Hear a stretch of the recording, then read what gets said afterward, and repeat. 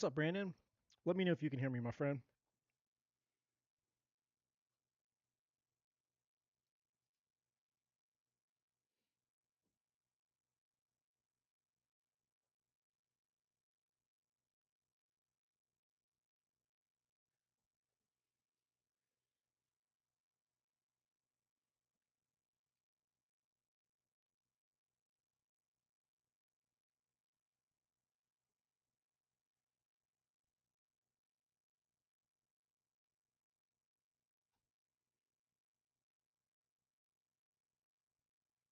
Let me know if my audio is working. Okay, thank you. Thank you, thank you, thank you. We'll get started in just a minute.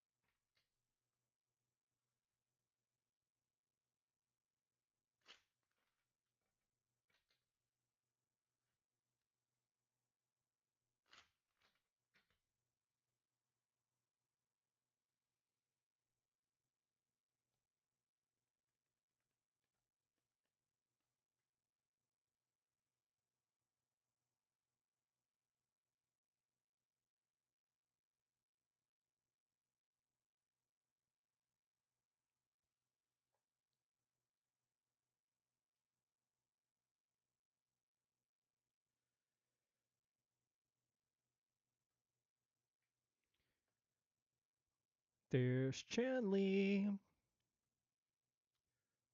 Absolutely.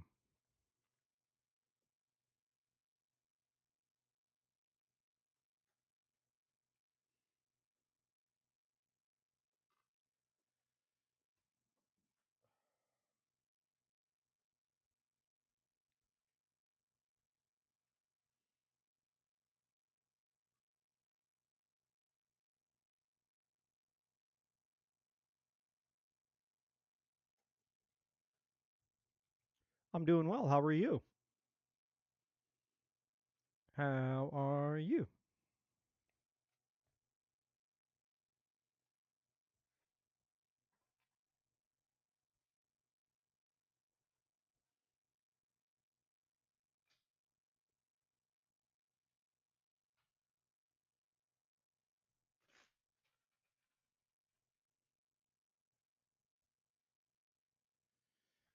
Oh, there's always interesting things happening in my life. Something or another. It's always happening.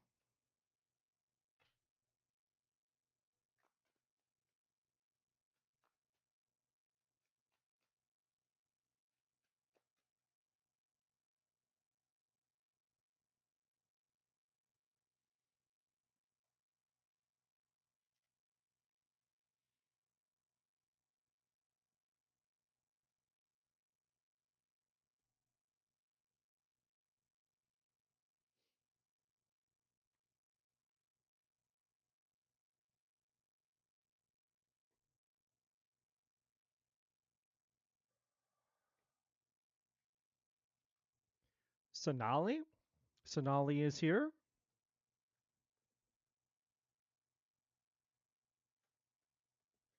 Hope you're doing well, Sonali.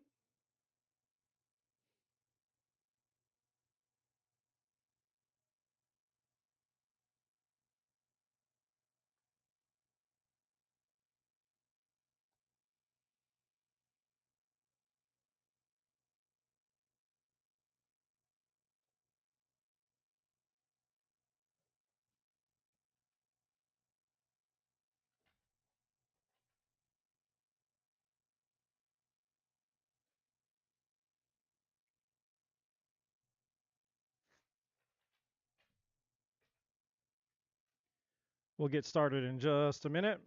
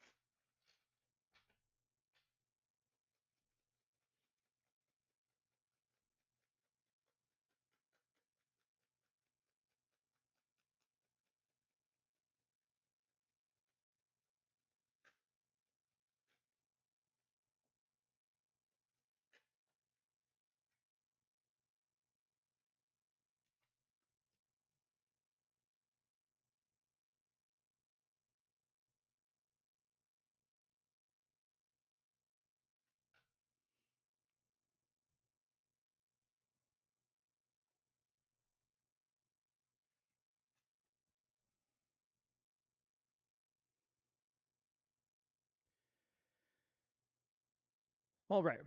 While we wait for people to jump on,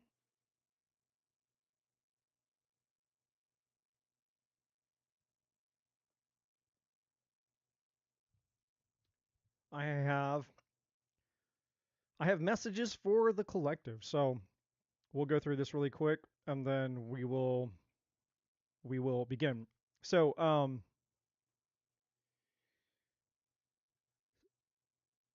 welcome everybody. Welcome to Human Innovation Tarot. My name is Eddie. For those of you, I don't know, maybe you're new to the channel. If you are, please like and subscribe. I'd appreciate that. Everything else you guys need to know is in the description box below, and all the things.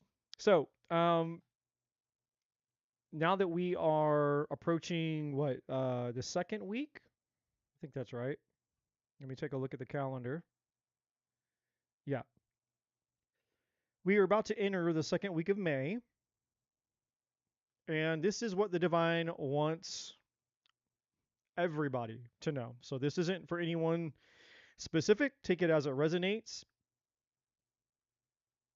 But there's two different messages here for two groups of people. Some of you guys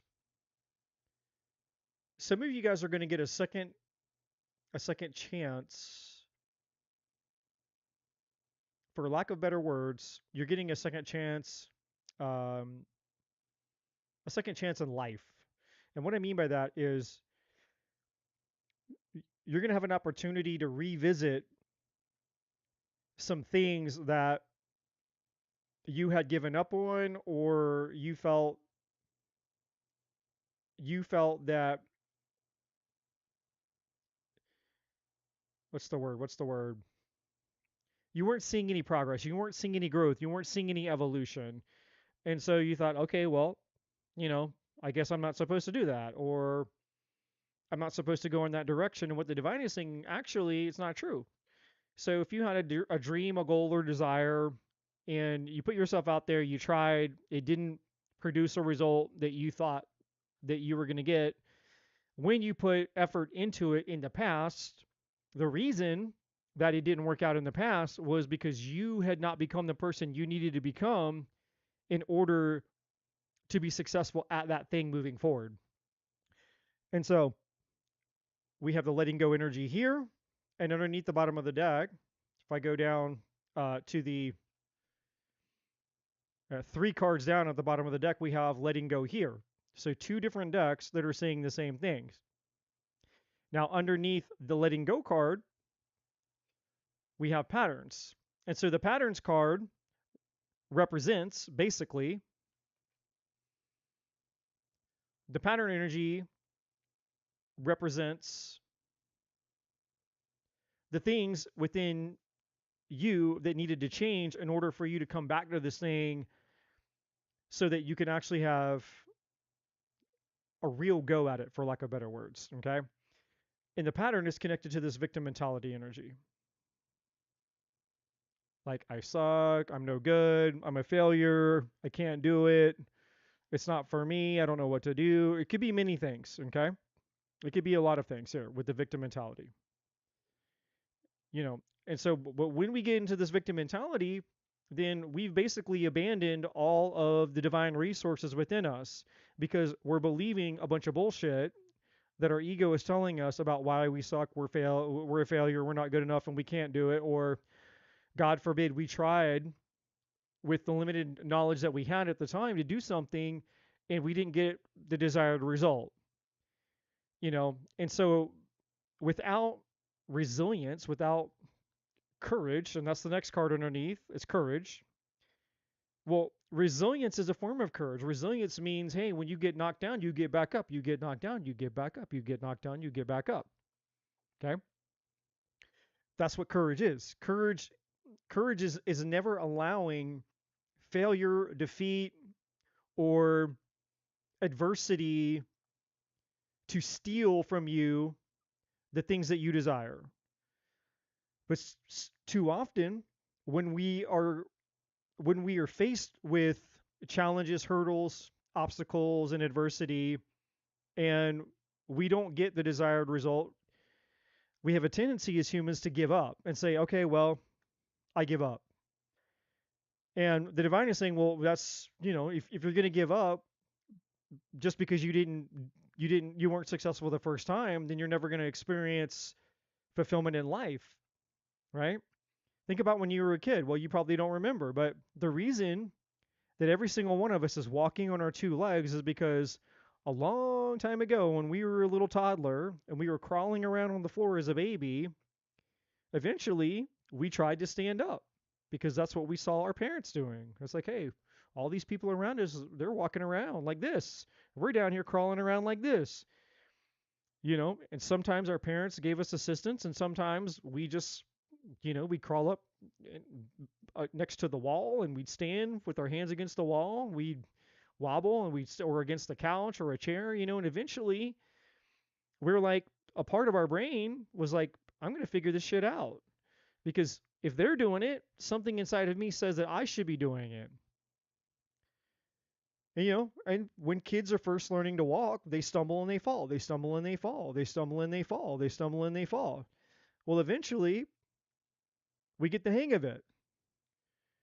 And the same could be said for swimming. How many times, like I remember way, way, way back when I was a young kid and I was learning to swim, you doggy paddled, you doggy paddled. I was like, I can't swim. I don't know how. So you're just doggy paddling. That's all I knew how to do. But eventually, after trying and trying and trying, you figure out, oh, okay, like I can float on my back, I can really swim. And then you learn, like, okay, I can go underneath the water when I want to and come out of the water when I want to. You learn how to operate and function in the environment that you're in, right? You don't give up just because, oh my God, I don't know I don't know what I'm doing. It's like, well, you figure it out. And so this victim mentality is the illusion that just because you're trying something, whether it's a relationship, your career, your job, whether it's changing a pattern within yourself, whether it's facing an addiction, whatever it is, this victim mentality is the bullshit belief that I can't do it. I can't figure it out. I suck. I'm a failure. And the divine is saying, well, you figured everything else out in life, didn't you? You figured out how to walk. You figured out how to swim. You figured out how to eat.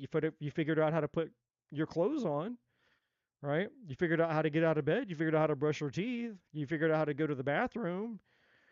It's no different. And the only reason that we think that is different is because of the story that we tell ourselves in our mind. In other words, we allow the ego to dictate what we believe about the thing that we're facing.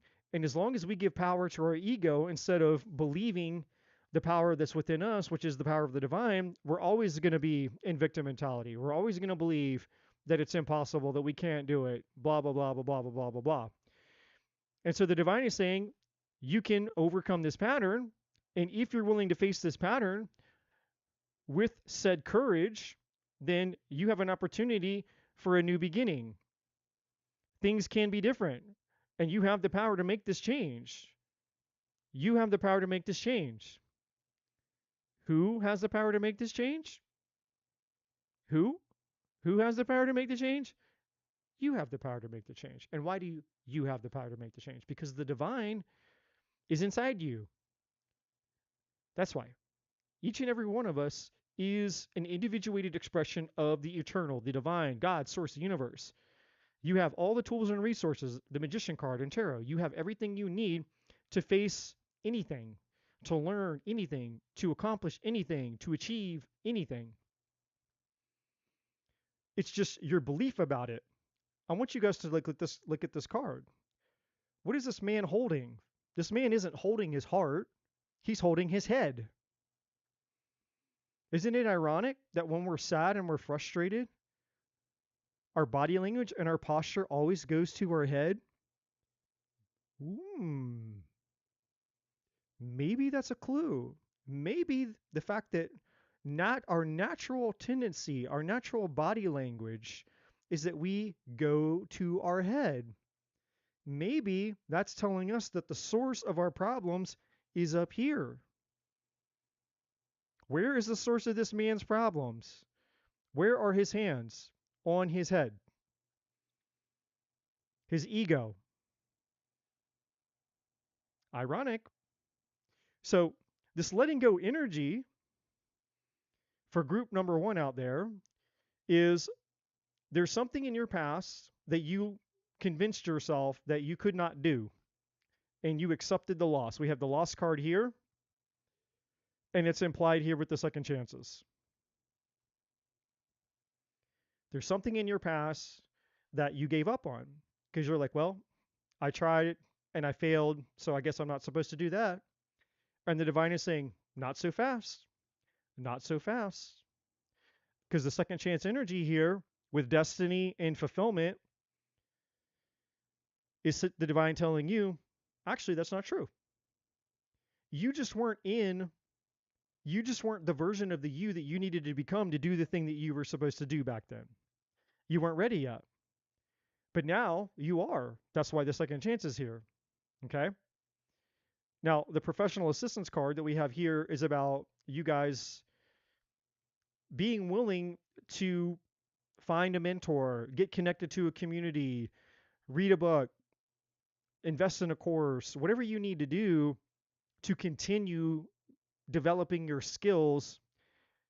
If you choose, because we all have free will, but if you choose to continue to pursue this thing that you're going to have a second chance to do, you don't have to assume that I have to do it all by myself. You don't have to reinvent the wheel and figure all this out by yourself.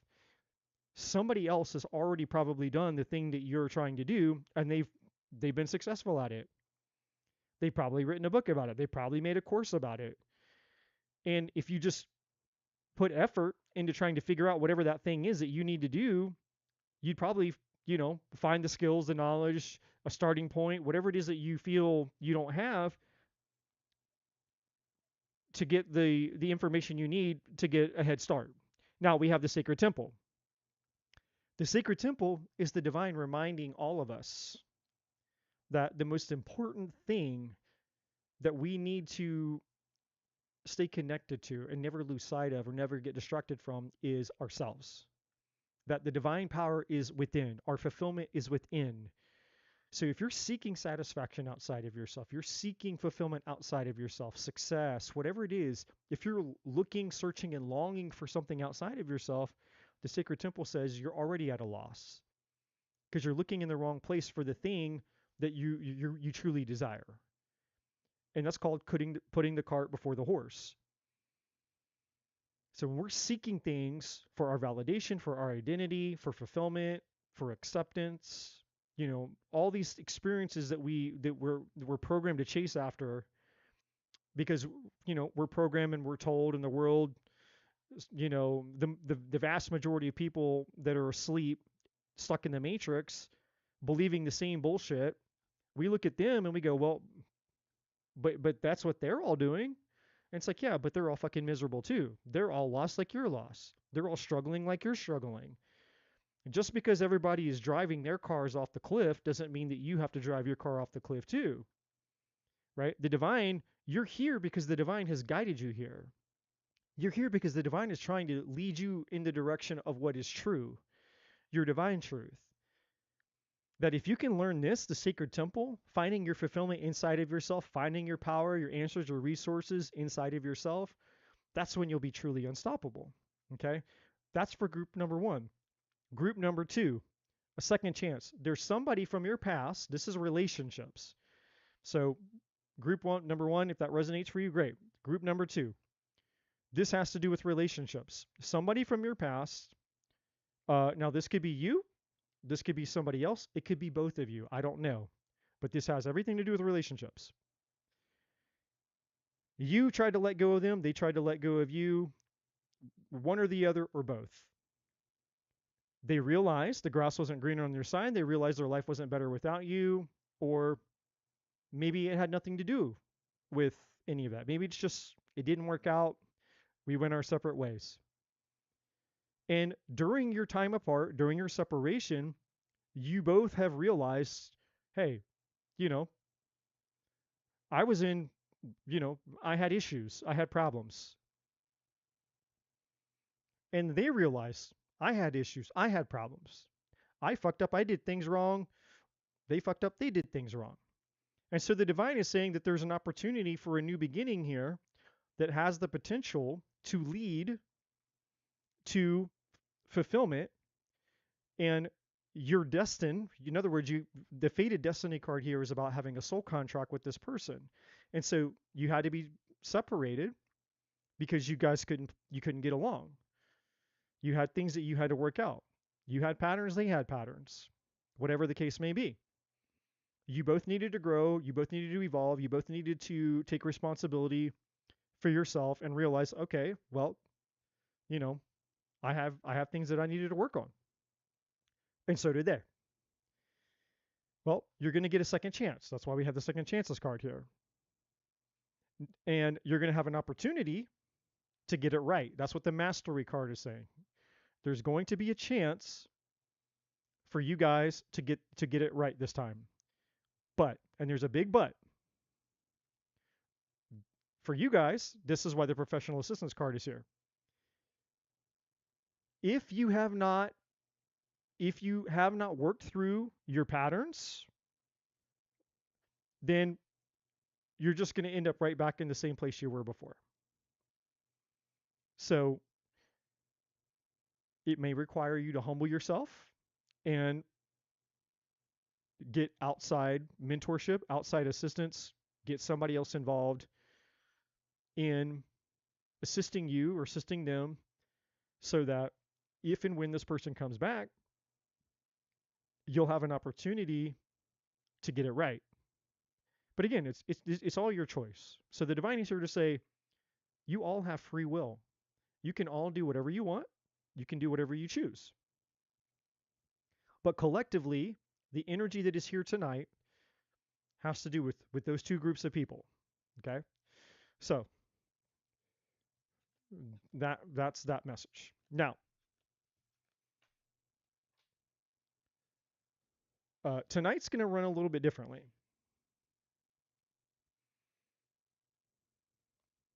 Tonight is going to be a little bit different than what I normally do. I didn't have time to upload the video that I recorded explaining some changes that I'm making to my channel. So you guys are going to be the first to hear it, and then I'll upload the video to the channel for everybody else who might find it and all that. So you guys are going to be the first to hear it.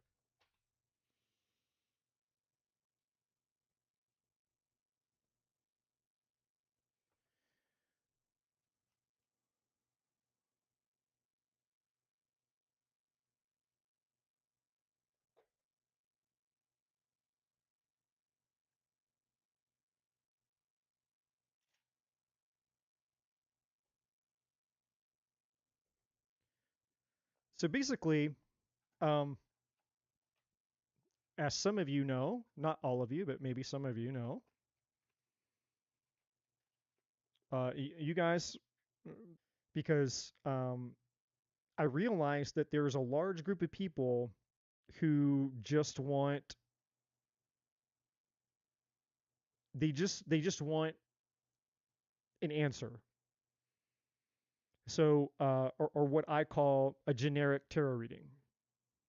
Now, I'm going to tell you guys that I am not a tarot reader. I use tarot cards, I do readings, but I'm not a tarot reader. And I know that you guys are probably going to think, okay, well, it sounds like you're splitting hairs. And it's like, well, maybe I am, maybe I'm not. But when I say I'm not a tarot reader, I'm not like what you guys are probably used to seeing or watching out on YouTube land. And I don't have, and I'm not bashing what those people do. There's a lot of tarot readers that are really gifted. They're accurate for what they do. But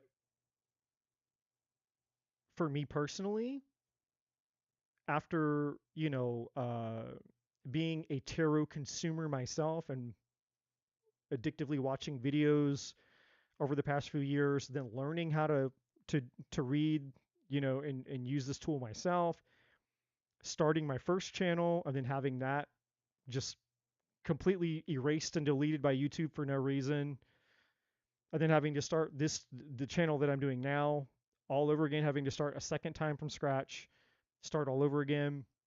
Um, what I've realized, and this is just my opinion, is that tarot is very addictive, but it's not very helpful. What tarot is really good at is getting people to hope for something that they wish they had. Because you'll go and you'll watch a reading, you'll see the title, and you'll click the video, and maybe the reader will tell you that, telling you things that you're wanting to hear. But if you go into the comments and you scroll down and you look at the comments and you pay attention to the comments, how many people do you see comment and say, "Hey, you know, it happened. Like I got the thing that I was wanting." I'm not saying that there aren't going to be people who say, "Oh, the reading resonates with me." Well, of course it resonates with you because you have a bunch of people that are hoping and praying and wanting for something. So I'll just give an example. Let's say you're wanting a relationship. And so the tarot reader is telling you all the things that sound like, "Hey, that sounds like me. I'm looking for a relationship. I haven't had much luck in relationships. I've been hurt in the past. I was betrayed in the past. I was screwed over in the past." And you're like, that resonates with me. Well, you and probably a bunch of other people too. But then days, weeks, months, maybe years go by, and you're still single. No one's come along. You haven't met anybody. Nothing's really changed. And day after day, week after week, month after month, you keep watching tarot readings, and it keeps, you keep getting your hopes up because they're like, well, you might meet somebody. You might meet somebody. You might meet somebody. You might meet somebody. But then you don't meet anybody, you know? And again, there's reasons for this. I explain it on one of the videos on my channel, so you can go watch that video. I think it's called Tarot Lies. You can go watch that video and I explain why that phenomenon happens. But that's that's kind of besides the point. The point that I'm making is once I realized that I was just contributing to being part of the problem, I realized this is not what I want to do. I'm not here to be part of the problem. And I'm not saying that what other readers are doing is intentionally wrong. They're just doing something they enjoy, something they're passionate about, something that they love. You know, but at the end of the day, and this is just the way that I work. So I'm just speaking for myself. And I'm not the end all be all. I'm not saying that everybody has to think the way that I think or feel the way that I feel or believe what I believe. I'm just speaking for myself. Everybody has the right to their own opinions, their own beliefs, their own desires, A, B, C, X, Y, Z. Okay, so I'm just speaking for myself when I say this. I realized that tarot was like a drug. Tarot gives you hope. It gives you a hit. It gives you something like, okay, well, you know, maybe I'll get the thing that I want. And so you listen to these readings, and it gives you a little bit of hope that maybe there's an opportunity for change. Maybe something will come along. Maybe my life won't always be this way. And so we're just sitting and waiting, listening, consuming, sitting, waiting, listening, consuming. But nothing ever changes. And of course it's not changing because we are the ones who are responsible for creating the change that's ultimately going to bring about the things that we desire. There's no tarot reader out on YouTube land. No one is ever going to be responsible for you getting the things that you want or not. And these cards are not magical. They're pieces of paper with pictures on them. There's nothing magical about these fucking cards. And anybody can go out and buy them. They come with books like this, you know. Look at this, another deck of cards with pictures on them. Comes in a little fancy box. Look, here's a book that it comes with. You look in the book and it tells you what the cards mean. Same thing with these. They come with the book. Tells you what they mean. Look, I got a whole bunch of books right over here, right off of camera. Here are all the books. All these books have cards that are off camera you can't see to tell you what the cards mean, like this one, you go in here like, oh, look, what does this card mean? Oh, there it is. Tells you what the card means. You can memorize this shit. You don't have to be, you don't have to be a psychic. You don't have to be anything. You could do your own readings. You could buy these cards yourself. You can ask a question, get your little book out and go, okay, well, somebody gonna, like if I was gonna, this is how I learned. I had my little book and I had a PDF that I downloaded and I was sitting in bed and I'd ask a question and I was like, all right, well, I've never done this before. I'm like, okay, what, King of Wands comes out, you know, all right, what else is going to come out? And this is before I memorized any of this stuff. So I didn't know what anything meant. I'm like, okay, so then this Page of Swords card come out. Okay, well, I don't know what that is because I'm brand new at this. I have no idea what any of these cards mean.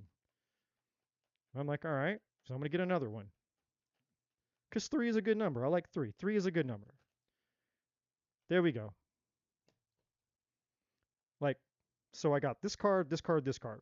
Then I had to get my book, and it took me probably 2 hours to do 3 cards. Because I'd go through the book and I'd read it, and I'd have to think about, okay, well, how does this pertain to me and the question that I'm asking? Right? That's how I started out. So my point is, anybody can learn to do that. You don't need to even come out on YouTube land to get that information. If but it's convenient because this shit takes time to learn. And I'm not going to lie to you, it took me obsessively using these cards every single day of my life for the last 4.5 years. These cards are in my hands every single day for the last 4.5 years. Every day.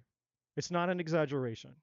Literally every single day, these cards, one of the decks of cards that I own, is in my hands, if not multiple decks. I have decks that are in my car. So when I go out, I'm driving somewhere, I have decks in my car. I'll shuffle cards in my car. So I have access to these cards everywhere, all the time. So once a day, without fail, I am connected to this tool. Just like somebody who learns to play guitar, they play guitar every single day. That's how they get good at playing guitar, right? Anybody that's really, really, really good at anything is because they they do it obsessively every day, all the time. That's how you get good at anything. Repetition is the mother of skill. And you're like, okay, Eddie, what's your point? Well, my point is this.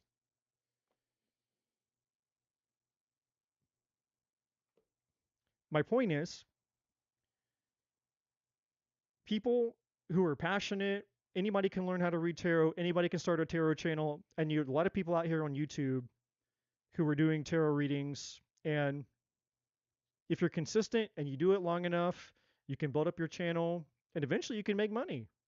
You could become, a full-time tarot reader. I don't know what the I haven't researched it, I haven't looked into it, but I imagine some of the people out there who have really big channels. You have Baba Jolie. She's got like 700,000 subscribers, something like that. Um, there's another channel, the Love Messages. It's like another 700, 800,000 subscribers. You got some channels out there that are approaching 1 million subscribers on YouTube. I mean, I don't know. I mean, I know that that's enough. I know that's enough subscribers to probably, be a monthly salary. It's like they're probably living off of that. I imagine. I don't know I haven't researched it. But my point is this: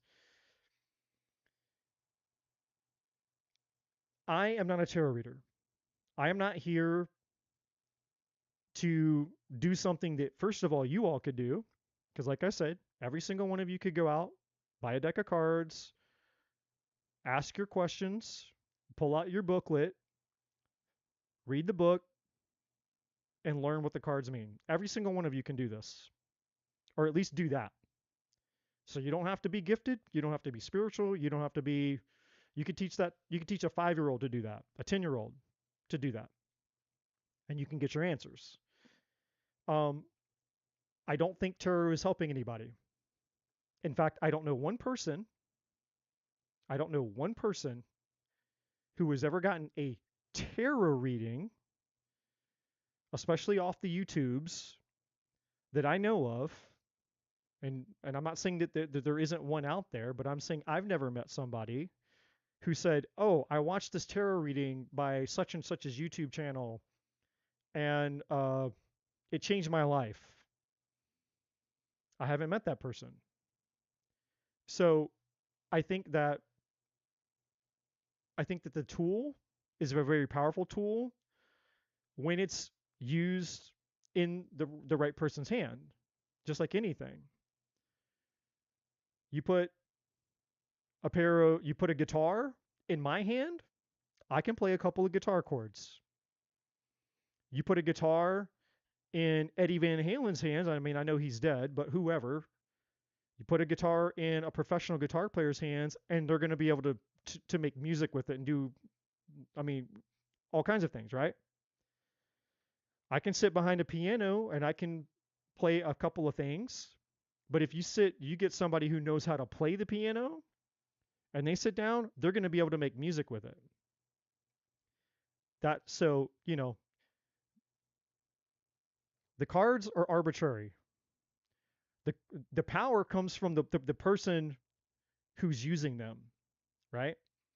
And so I decided for myself that, well, I'm not going to be a part of the problem, because it's very addictive and people get obsessed about it, and it keeps people stuck because they want to, you get a reading and then you come back, you want a reading. You get a reading, you would keep going back.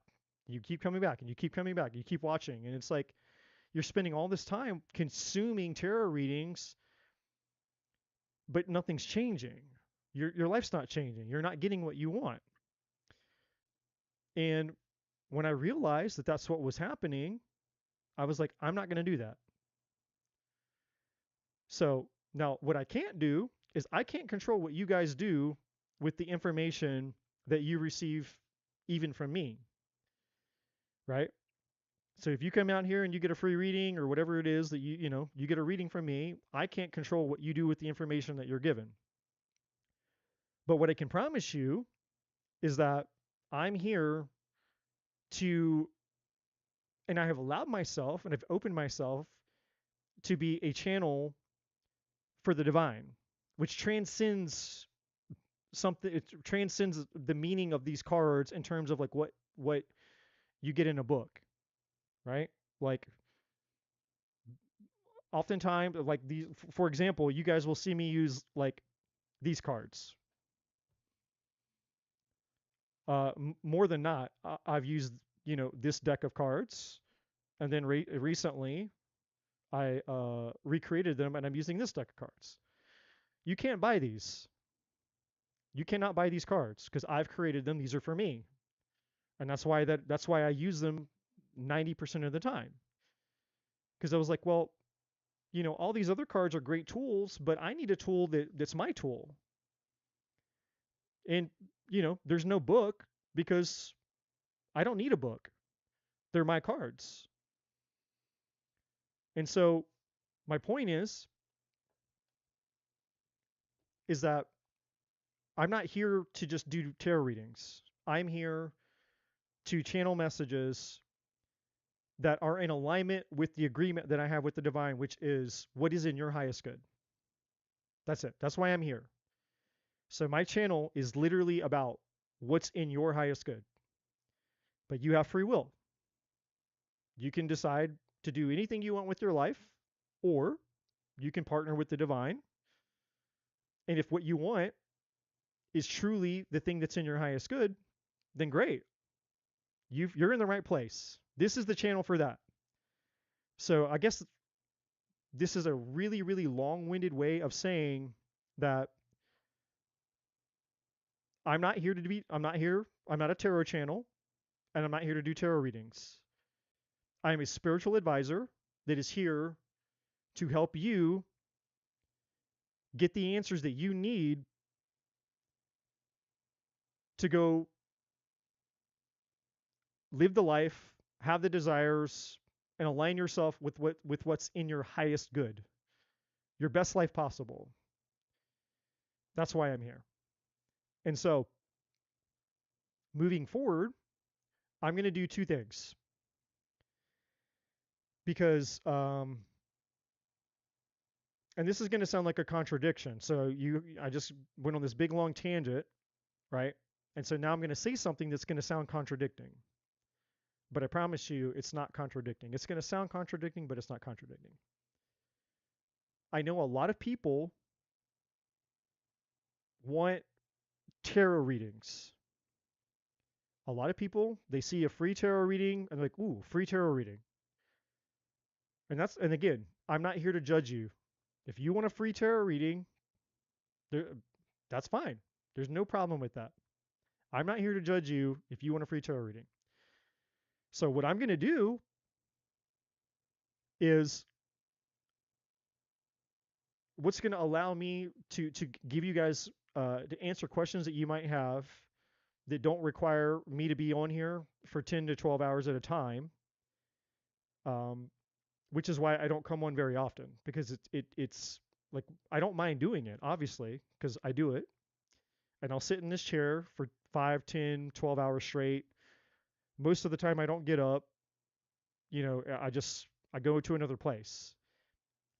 But it takes uh, you know, it takes a few days for me to recover from doing that. And I have to plan ahead for it because I know, like, okay, if I go live, I'm probably going to be there for like 5, 10 hours, and then the next day I'm going to be spent. So, you know, I can't do that very often because it's very taxing for me to do it, energetically speaking. But I also don't like not being here more often.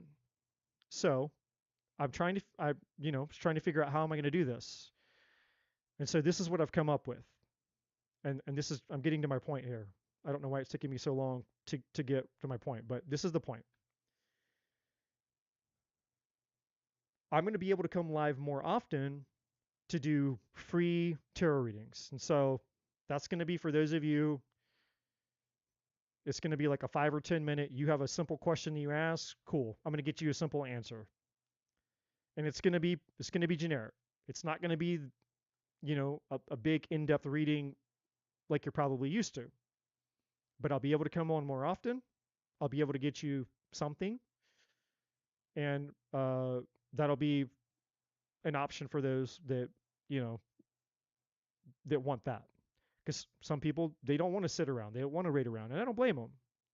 Like you know, sometimes you might wait a few hours for your turn if you come to me, because I don't know how long it's going to take me to do somebody's reading. I just don't. So um, moving forward, I will do uh, tarot readings, and those will be quick readings. So I'll probably come on for, an hour and a half, 2 hours tops. And so it'll be quick. I'll move through people very quickly, and, it is what it is. And then for those of you that actually appreciate the in depth readings, I will have channeled messages. So, and I will let you guys know, when I'm doing when. I'll let you know when I'm coming online to do tarot readings. I'll let you guys know when I'm coming on to do channeled readings. Now, if you want a in-depth reading and you want to hold your spot, in other words, you don't want to wait, then what I'm going to do is I will create a list, an offline list, and you can pay for your spot. Like, hey, the next time you come online, I don't want to have to sit around and wait like 4 or 5 hours, or however long it takes, because I don't know. Maybe you're the third person that shows up. And normally, what I do is whoever comes into the chat first, I make a list. And we just go down the list of whoever came in first. It's like first come, first serve. Well, you'll be able to hold a spot so you don't have to wait. And if you want to pay for a spot, you'll get priority before I even come live. So then that way, when I do come live, your spot is being held because you paid for it. And then you won't have to wait. So you will know, like, okay, I paid for my spot and I don't have to wait. So um so that will be an option for you guys. And then of course, if you don't care and you don't mind waiting, then cool. Everything will be as normal. You know, you come hang out, and when it's your turn, it's your turn. No problem. Okay. So so that's what I'm going to be doing moving forward. I'll be uploading a video that explains it. I've already recorded it. I just didn't have time to upload it because I wanted to get online. But I'm going to upload it, and I think I explained it better in the video than I did even now. But with that being said, what I'm here to do tonight is tarot readings. So I'm going to be here. Technically, it's about a quarter till 11 my time, Eastern time. So I'll be here till maybe 1 or 1:30 for tarot readings. With that being said, if you want to pay for an in-depth reading, I'm not going to say no. You can donate. The information is in the description box. My wonderful mod, she has posted that in the chat as well. It's $10. You can pay for an in-depth reading. It's $10. I will give you a full-blown channeled message in-depth reading. You don't have to, but you can. If you don't, you can still ask a question, obviously. That's why you're all here. But I'm just giving you guys a heads up that tonight is not in-depth reading night. So I'm going to be doing tarot readings. If you have a question, I would recommend you think about your most burning and pressing question. And when I say question, that is singular. You have a question, not a question that turned into 10 questions. So if you have a question, then I will give you, I will be answering your question. So that's what I'm here to do tonight. And then moving forward, I will be doing two different types of readings so that those of you, you can attend both, or if you like one or the other, you'll have options. Like, cool. I just, I like to get in, I like to get out. I have a question, he's going to answer my question. Cool. Off you go. Some people, that's all they want. So, I don't want to make people wait around hours and hours and hours um, when they just wanted a quick answer about something, because not everybody gives a shit about a full blown in depth reading, you know, not everybody does. So I'm just trying to find a way to kind of make everybody happy. I know it's impossible to make everybody happy, but I'm trying to make everybody happy because I'm a Virgo, and that's what Virgos do. So, anyways, I hope that somehow that makes sense to the best of my abilities of explaining it right now. Um, and I'm not going to lie, I'm enjoying my wine tonight. So maybe, you know, I'm a little wine happy. Maybe that's why I'm not explaining it very well, but it's fine.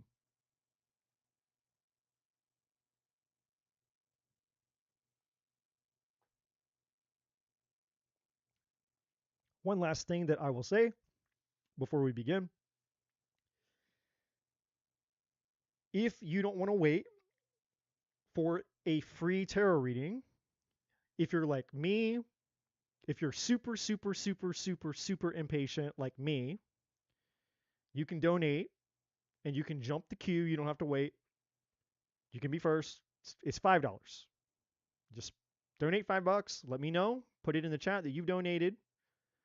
You'll skip the queue. If you want an in depth reading, a channeled message, $10. And donations take priority. I think most of you know this, but I'm just saying it for in case anybody doesn't know the drill. So,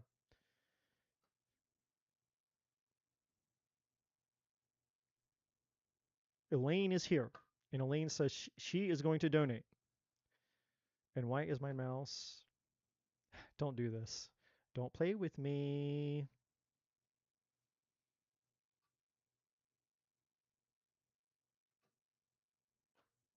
Are you playing with me? Yeah, it's playing with me. No matter what I do, I can't win with technology. And it's not even. Don't do it. Okay. So then this is not working.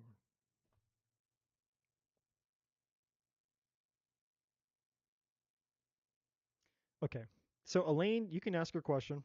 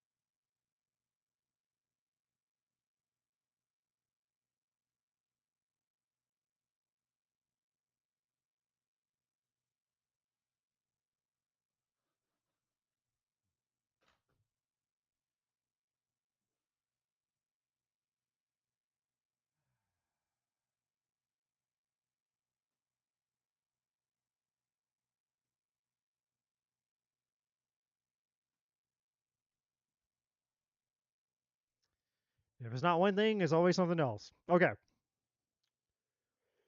Elaine's got to type out her message. She give her a second to type it out. Also, just want to say hello to everybody. Sorry if I didn't see you in the chat. I was busy talking into the little black hole. My screen is over here. My camera is over here. So let me scroll up and let's see who all is here. So Chanling is here, Brandon is here, Alicia is here, Ashu is here, Jean is here, Alicia number 2 is here.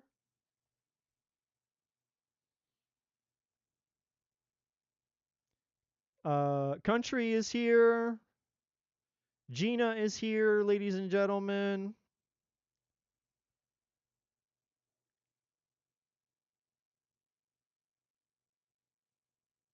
And who else? And who else? And who else? Oh, Satish is here. And Elaine is here. Tabs is here. We got a lot of people here tonight. All right. Elaine says, I want to know, what does Spirit want to know about my ex, Steven? Bumped into him after a very long time.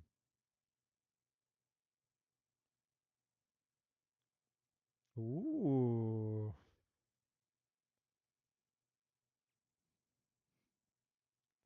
Elaine. Okay. Finding out about Steven.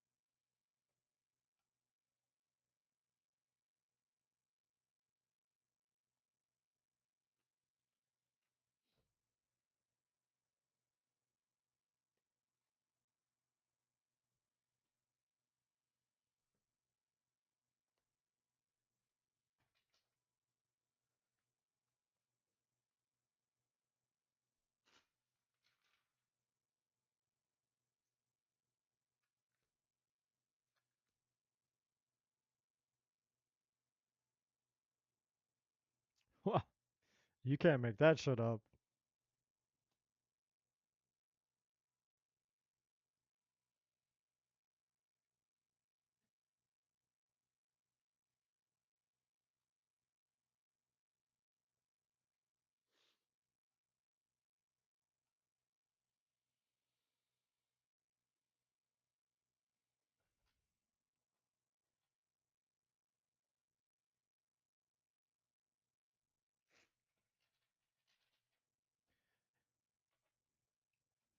There's a lot of history that you have, Elaine, with this with Steven.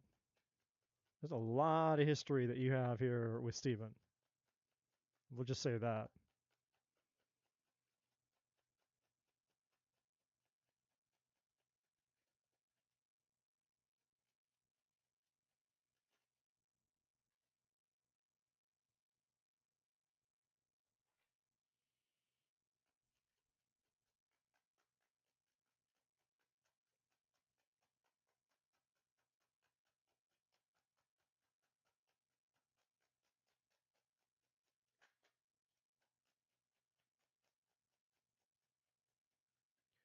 I don't know what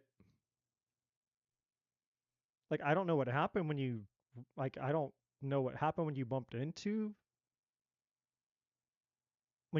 him.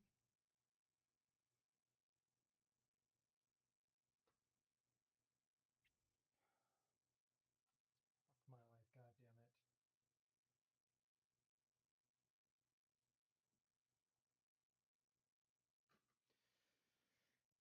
My technology is going to apparently be the end of me tonight.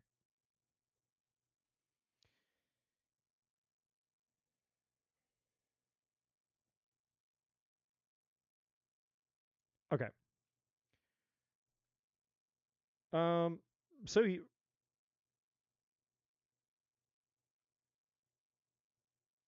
I mean I mean I don't know I don't know what the nature of your question is, my friend, but I'll just throw this out there. You and Mr. Steven, I mean, you have a soul contract with this guy. We have contract here, we have love, we have soul connection here, and we have romance there. Um, the decisions card that's on the table here, forget the word decision. Uh, right here, forget the word decision. This card just means free will. You have free will. You can do whatever you want. And you're like, yeah, no shit, I know that. And I know that you know that. But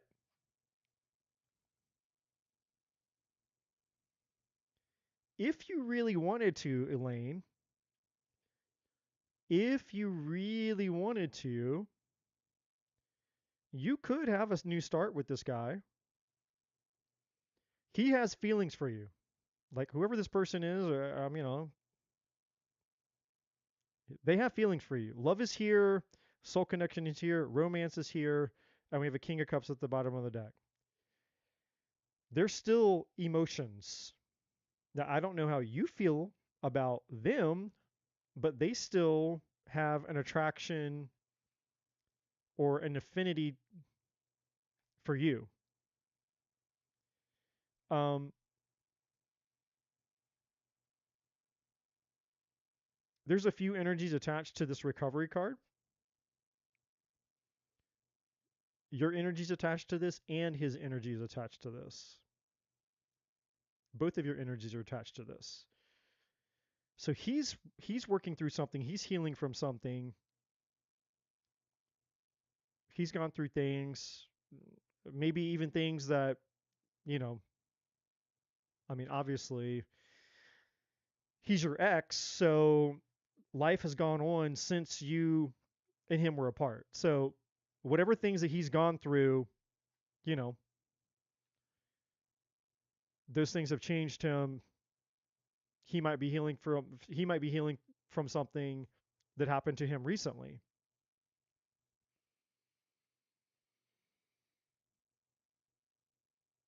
um, there's an opportunity for you guys to come together, and it'd be a lot of fun. There's a lot of chemistry here. There's a lot of chemistry here. It would feel like you're picking up where you left off, even though you're not the same people, if that makes sense. Like, it's not, so it's not like you're not picking up where you left off as the old versions of you that obviously led to a breakup because you're not together anymore. That's why, he's an ex for a reason. You're not together with this person anymore. Um, but because there is a sense of familiarity there, like he's a soulmate. Like you've had past lives with this guy. Let's just cut the bullshit. You've had past lives with this guy, and he feels familiar. He's a safe. He's fun. He's exciting. There's chemistry. There's sexual chemistry. Like there's romance. There's a soul connection.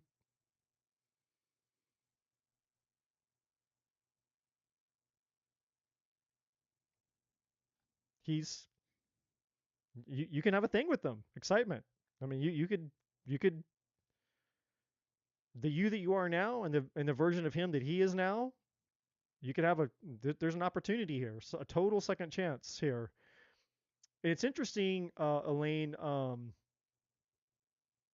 I don't know when you came into the live, but if you won't be able to do it yet because you'll have to wait. I think you have to wait. But if you go back to the beginning of the reading, there were two groups of people. I did a quick collective reading before I went on my big tangent. Um, I did a quick collective reading, and there was a second chance opportunity that was coming up, and one was for people who there was two groups of people. The first group of people were for those who had they tried something and they it failed, so they gave up on it. It's like, man, I tried, but it didn't work out. And the divine was like, okay, no, give it a second chance. And then the second group of people was relationships. Somebody that you know it didn't work out with, you're going to have a second chance with that person. So I feel like there could be a message there for you, an additional message there for you, Elaine. But this person, whoever this person is, they still have feelings for you. You have free will. Okay.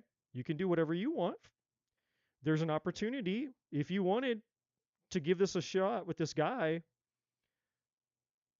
they're open for it because you have love here and you have love here, soul connection. You have it's a soulmate. So, but here's the catch. There's always a there's always a catch, right? Like, god damn it, there's always a catch. Here's the catch.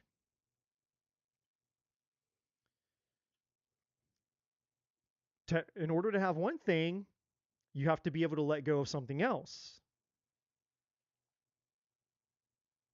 Letting go is here. So,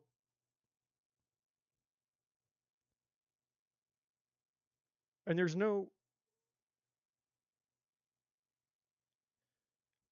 wrong.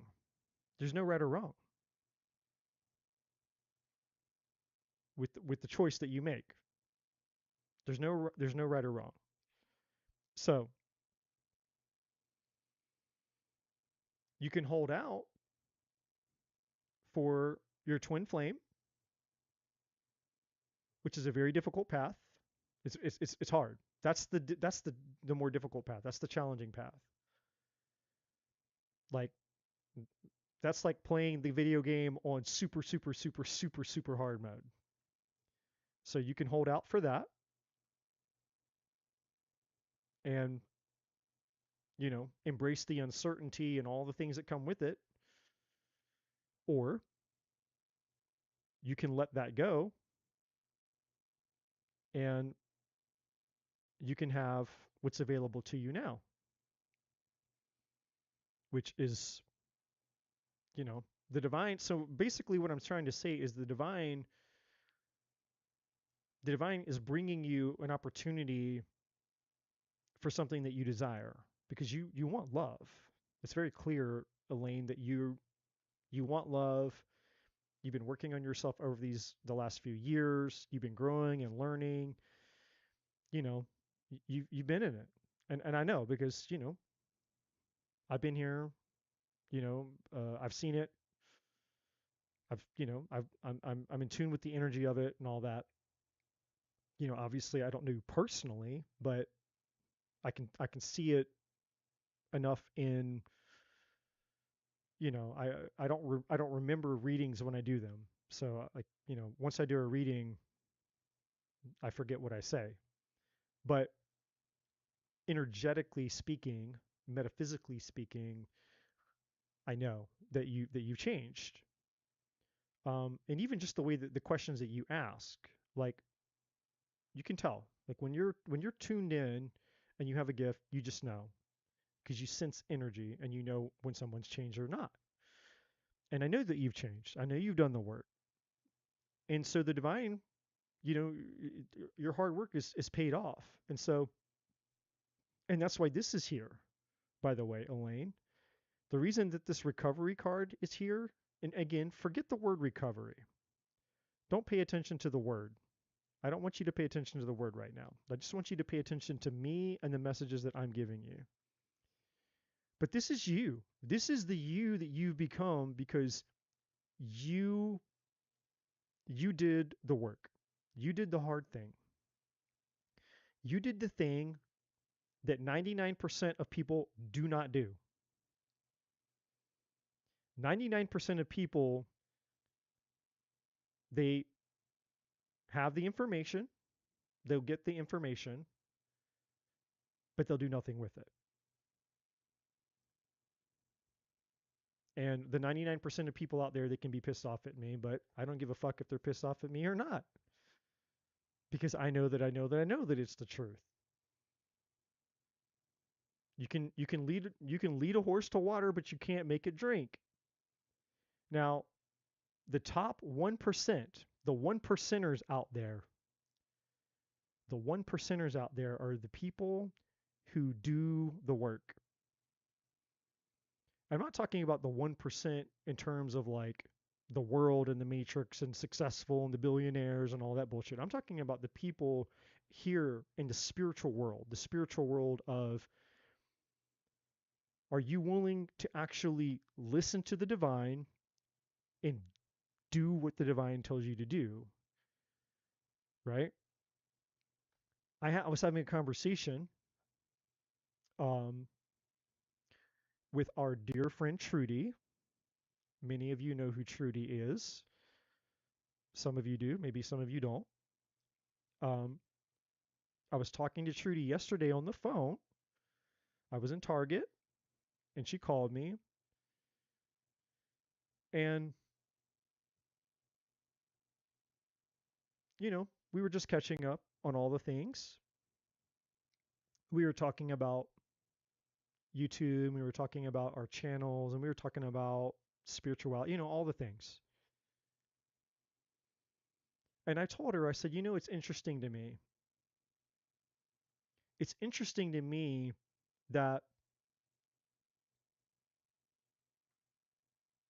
that sometimes it feels like we have to incentivize people to want or desire to care about receiving information from fucking God,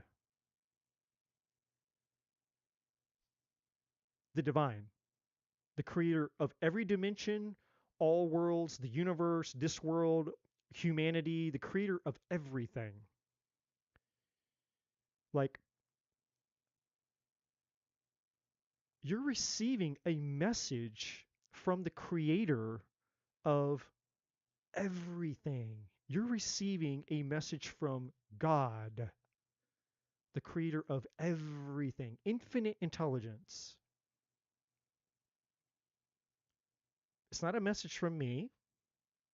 It's not a message from Trudy. It's not it's a message from the creator of everything. And even then, it's like you have to convince people to value the fact that the message that they just received came from the creator of everything.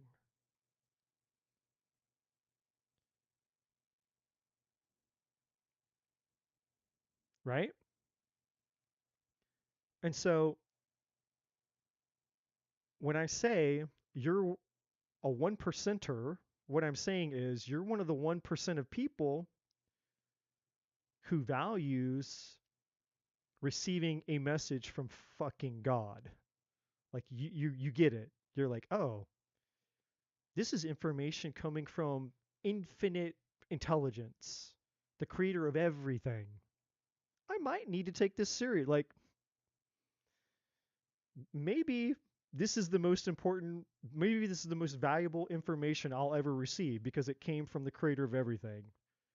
Maybe, just maybe. I don't know. You know,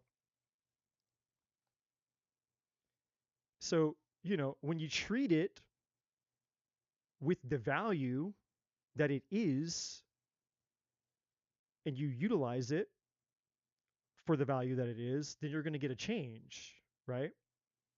And so the people who take this shit serious, and they'll get you will get a result. Your life will change. And it's not because of I said so. I'm just the messenger. Like gravity. I'm not here to debate with any one of you if gravity is real. You know gravity is real. Every single one of you knows gravity is real. I'm not here to debate with you about gravity. I'm not here to debate with you about breathing air. Every single one of us is breathing oxygen right here, right now. Because if we didn't have air, we would all die. Life would cease to exist without oxygen. Nobody's going to debate with me about oxygen being a requirement of human life, right? So I'm just the messenger. But if you come to value the information that the divine gives you and you apply it to your life, you're going to get a result. Again, not because I said so, because the divine said so. Like you're breathing air, like there's fucking gravity. It's called cause and effect. I'm not the one that makes the rules. I'm just the messenger telling you that if you do ABC, you're going to get XYZ. That's all I'm here. Literally. That's all I'm here to do for every single one of you, not just Elaine, but for all of you. I'm just a messenger. But you, Elaine, you have chosen to do something that most people refuse to do. And you have chosen to take this knowledge, this information that you've learned over the last few years, and you've chosen to take it serious, and you've allowed this information to transform who you are because you actually did something with it. And that's where most other people fuck up, is they hear it, but they don't do anything with it. They don't change. Information alone does not equal transformation. Faith without works is dead, right? You have to do something with the thing that you've been given. There's actually a parable in the Bible about it. It's called the shrewd, the three workers and the shrewd master or something. I forget what it's called.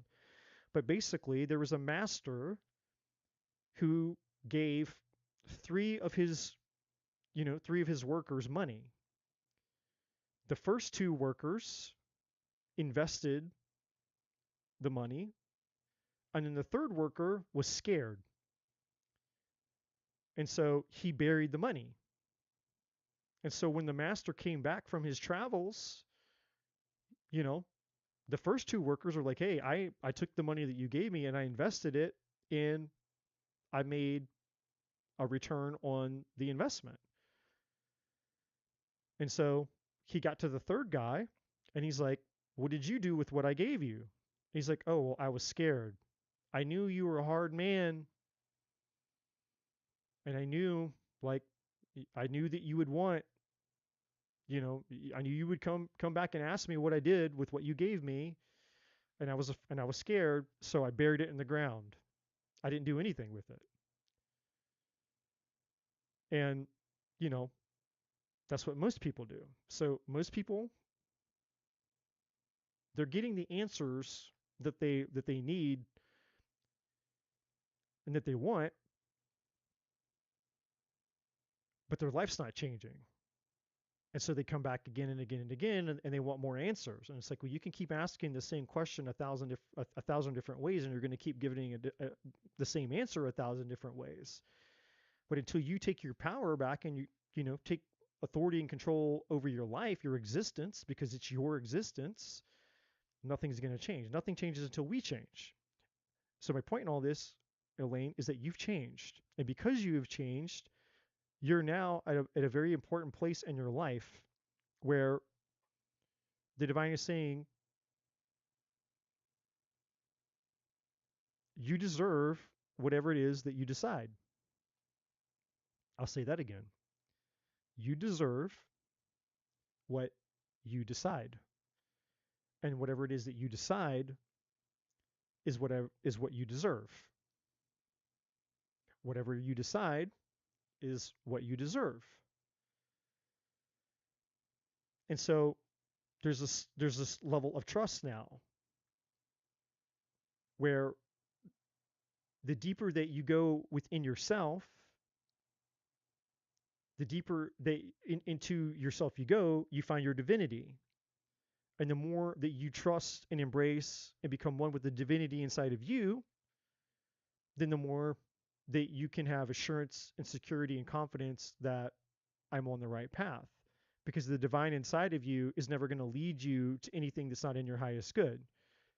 So you're at this point now in your journey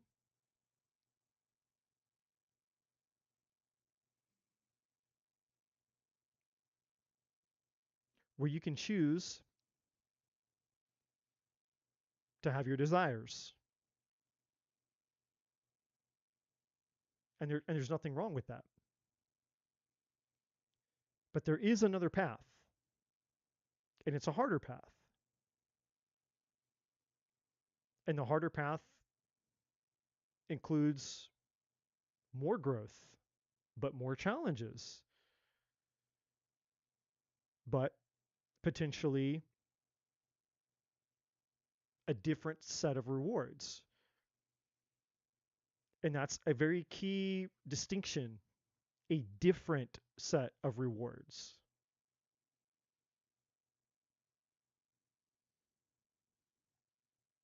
So, but what the divine wants you to do, Elaine,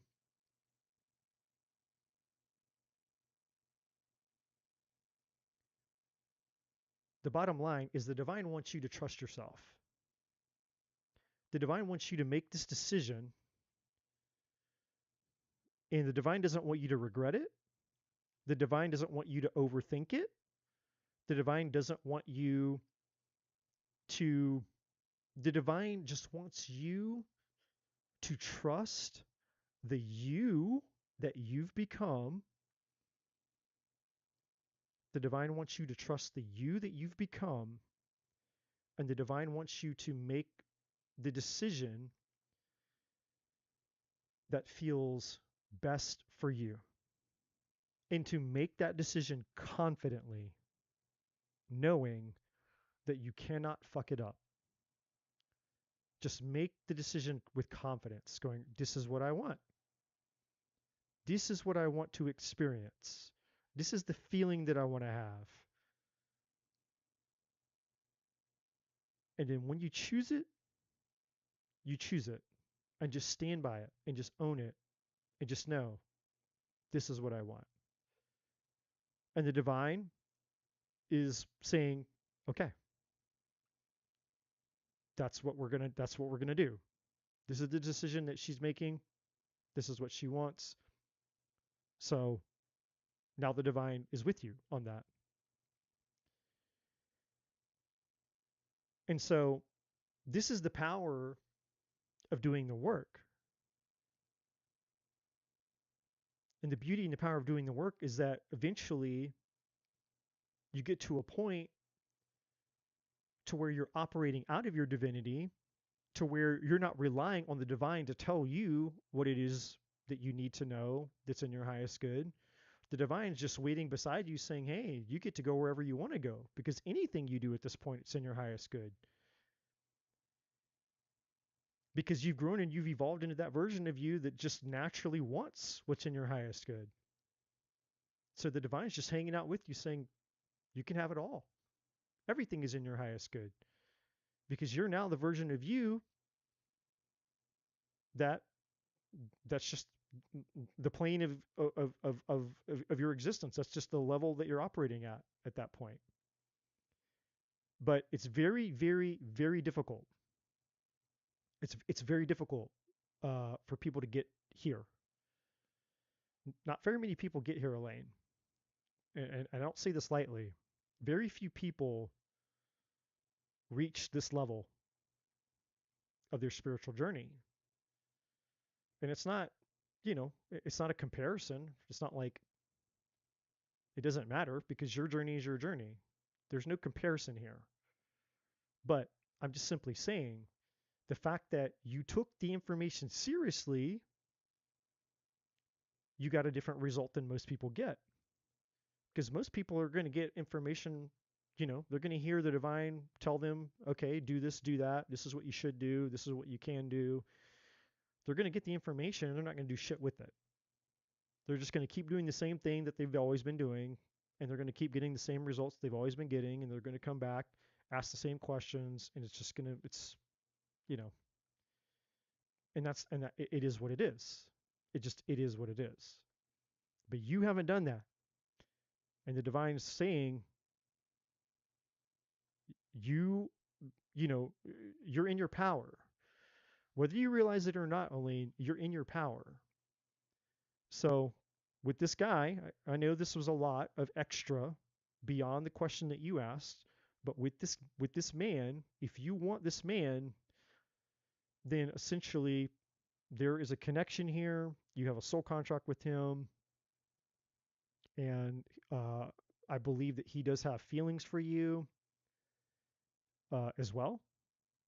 There would be a lot of excitement, a lot of love, a lot of passion, and you know, an opportunity to re-experience each other as the new versions of you that you've become.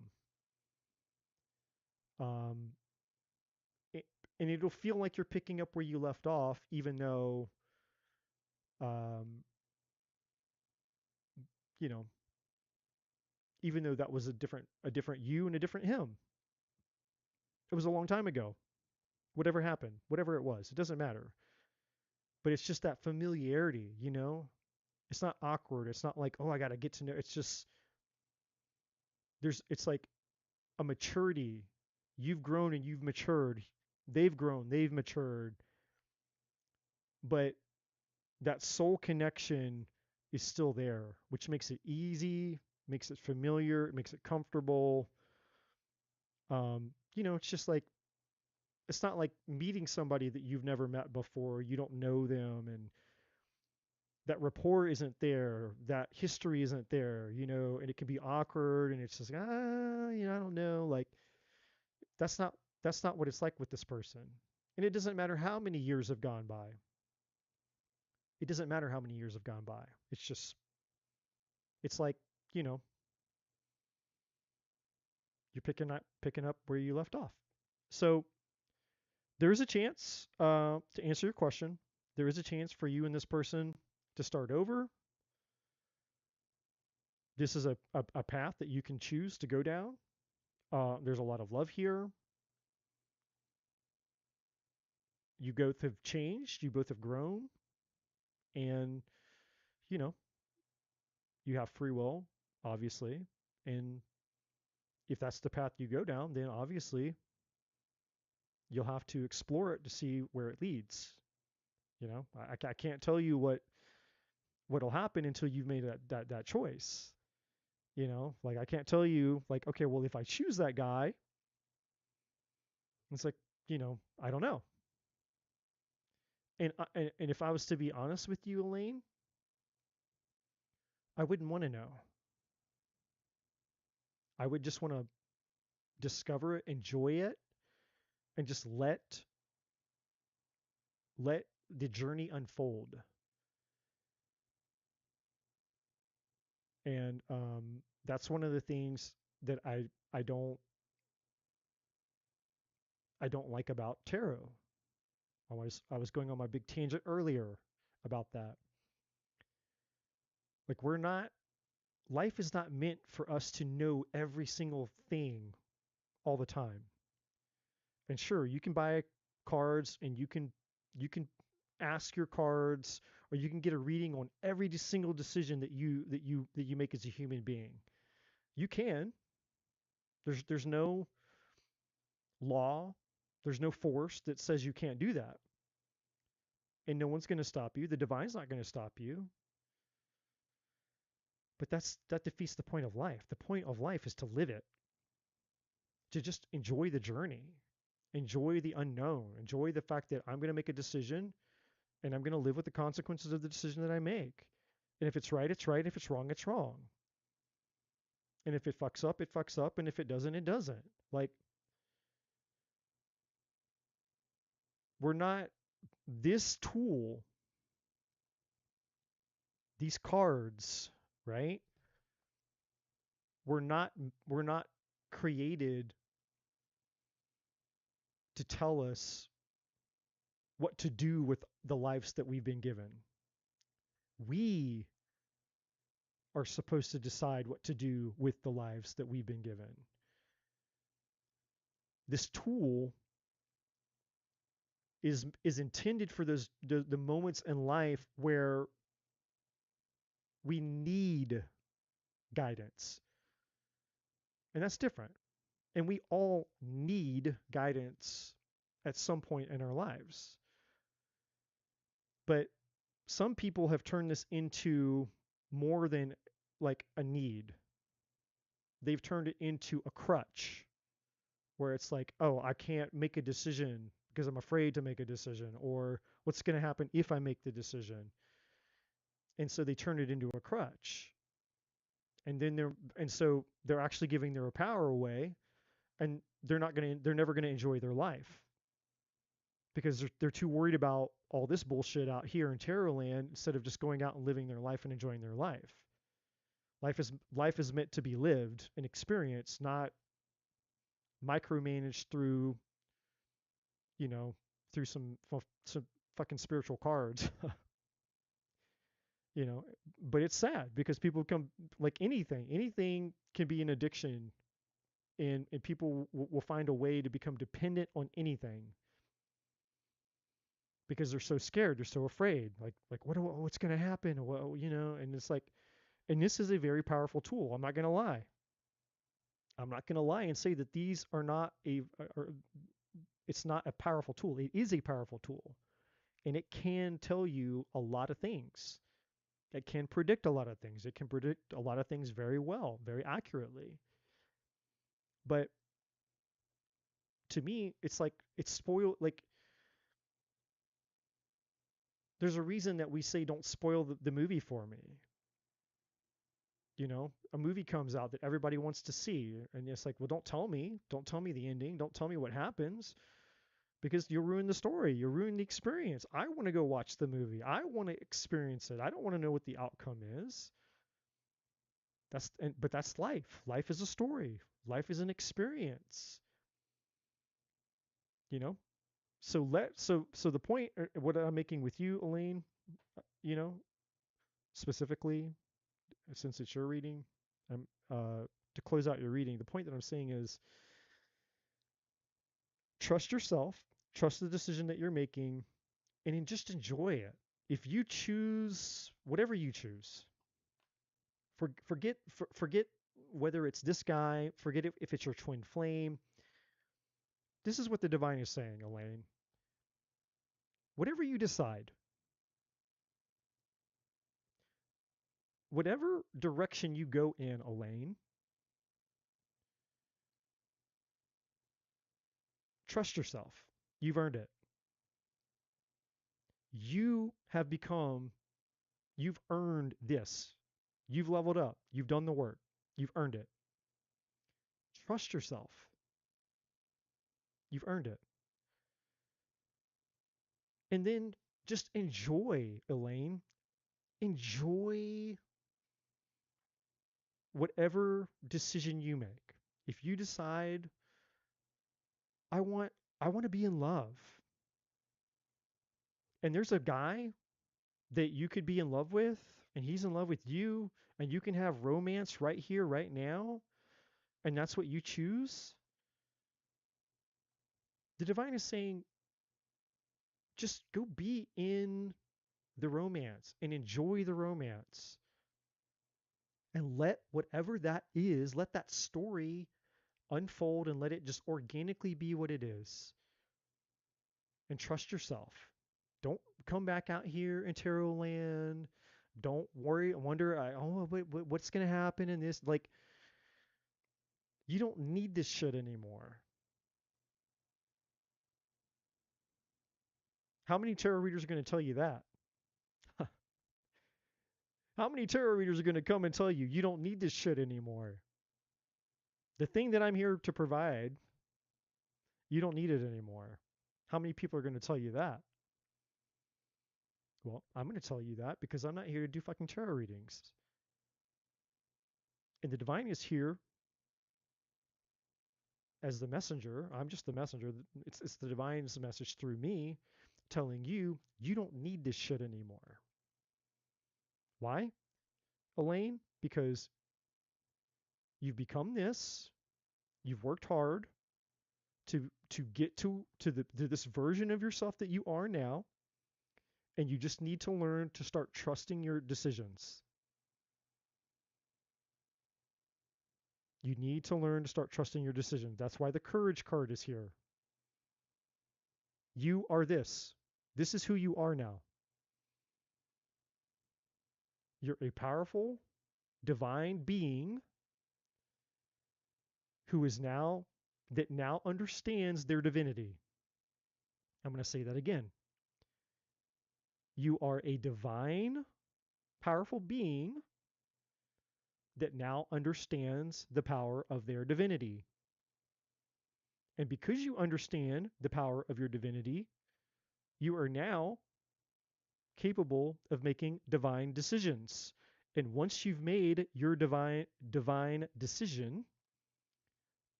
the divine is saying, just go fucking enjoy it. Go enjoy the thing that you want. It's here, it's yours, enjoy it, if that's what you choose. And then when you get it, don't leave this shit alone. Don't bring these cards, don't bring readings and tarot and readings into your story anymore. Leave it out. Even if it gets hard, even if you get scared, even if it's you encounter a struggle, it's, oh my God, but I don't know what's happening. Like, that's okay. It's okay to not know what's happening. Don't run back to the tarot cards. Don't run back to the reader. They're not talking to me. They didn't do this. They didn't do that. This thing happened. We got into a disagreement. Or, oh my God, this thing happened. The divine is saying, it's okay. That's okay. Let that be part of what's happening. You don't need this shit anymore. I'm going to say it one more time. You, Elaine, Elaine, Elaine, you don't need this shit anymore. You've done the work. You've leveled up. You've done the work. You're a divine being that's capable of making divine decisions. You're going to make a decision for the thing that you want. And when you've made that decision, you're going to get the thing that you desire. And then when you have the thing that you desire, enjoy it. Just enjoy it. It's not going to be perfect. It's going to be flawed because everything in the human existence has flaws. Nothing is perfect. But enjoy the imperfection of the desire for what it is. Just enjoy the experience. It's like, I got the fucking thing, like me right now with my glass of wine. Just enjoy it. It's not the best wine in the world. It's imperfect, but it's exactly what I want. It's exactly what I like. And I'm enjoying it. It's what I desire. It's what I crave. That's why I have it. That's why I'm drinking it tonight. I wanted this. I have it. So now that I have it, I'm going to enjoy it.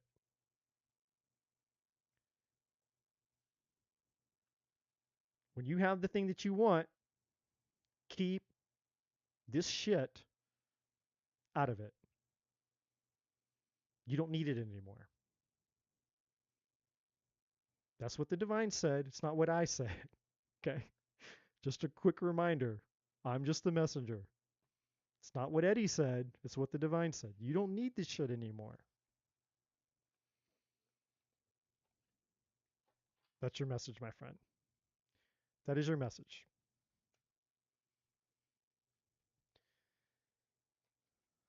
All right. So, now we are back to the free reads. For those of you, again, that are here, and I just want to continue to um, I knew that I'm probably going to have to say this, remind everybody often.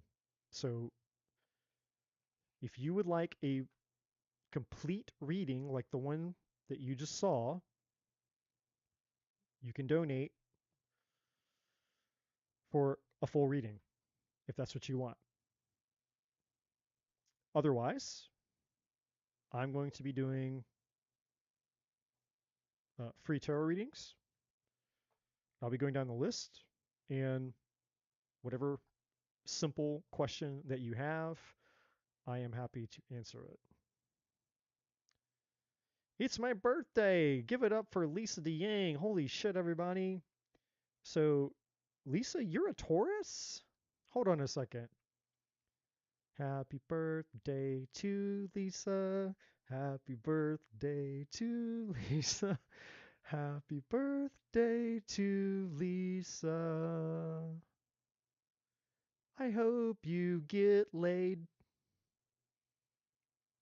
And that I do mean. That would be that's the best birthday present ever. Some good birthday sex, right? You deserve it, Lisa. I hope you're going to get laid tonight, today, tomorrow, this week, sometime in the near future. Some good old birthday, a good birthday banging. You deserve a good birthday bang. Mine was Wednesday. Oh my god, triple Taurus. How many Tauruses? Wait. How many Tauruses? Let's do a quick roll call here. How many Tauruses do we have in the chat? Put it in the chat. If you're a Taurus, I want to know who's a Taurus. Put it in the chat. Who is a Taurus?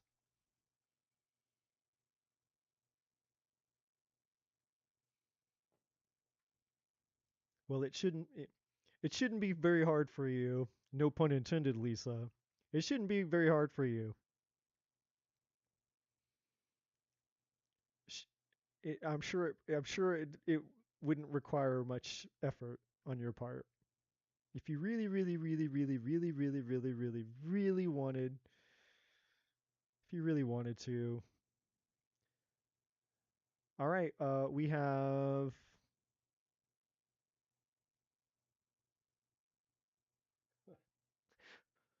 whatever whatever your YouTube name is. I forgot all about Gina. Gina's a Taurus. So we have Lisa's a Taurus. We have mystery whatever person's name is a Taurus. We have Gina's a Taurus. We got three Tauruses, and then Brandon said uh Brandon was Wednesday. We have four Tauruses. Andre. Andre, okay, Andre. There we go, Andre. Thank you, Andre. So we have four Tauruses. Andre is here. Got it, got it, got it. Now I got you, Andre. I got you. I see you now. So, holy shit. We got four. Four Tauruses so far. Is there anybody else out there that's a Taurus that I'm missing? That's impressive. No wonder why. So all this Earth energy. So while we're doing it, what's everybody's? Drop your sun sign in the chat. I'm curious now. Drop your sun sign in the chat. I want to know who you guys are. I'm Virgo. Yours truly is a virgin. I'm a virgin. September virgin. We know Gene is a Leo. So Brandon's Taurus, Lisa is Taurus, Andre is Taurus, Gina is Taurus, Gene is a Leo, Alicia is a Libra. Okay, that's my kind of vibe.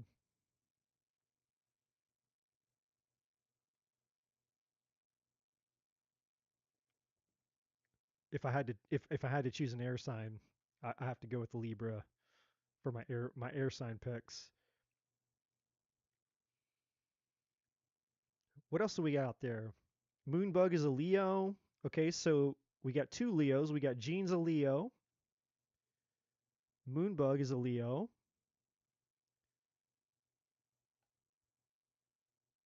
So what are you, Chanley?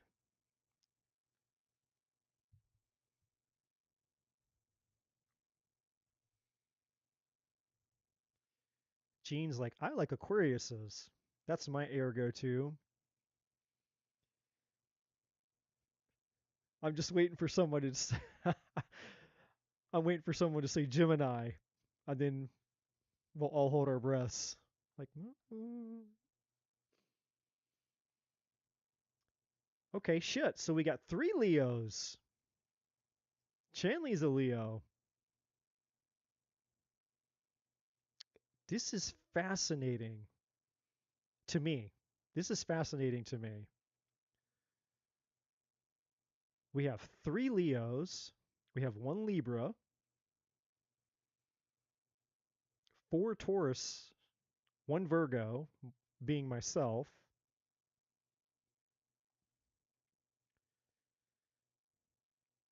Like, where's the water? We don't have one water sign in the chat. Is there literally not one water sign in the entire chat? So every element is here but water. We have fire, we have air, and we have earth, but we have no water in the chat.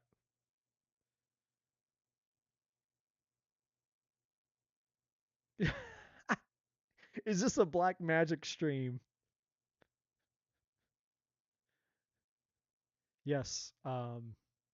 You have entered the seance ritual of Natas, and we are sacrificing our wine spirits to the god of Eddie. I am the god of Eddie, and you shall all bow down and worship me. Why? So we have a Capricorn. Okay. No more Earth. We have a Capricorn now. Oh, so you're a Gemini sun. Aquarius man. I just I created a shitstorm now. Now you guys are gonna get all into like you guys are gonna start bashing each other like, well, this kind of man and that kind of woman of this sign is bullshit, and I just created a shitstorm.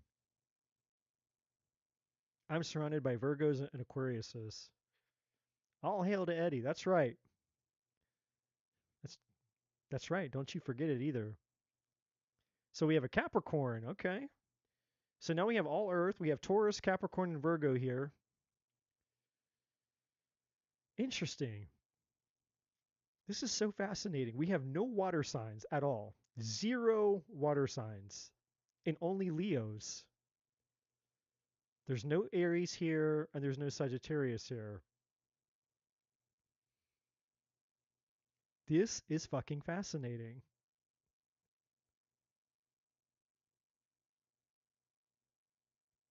I'm not making fun of water signs. I'm just saying, I'm just pointing out the fact that there's none here.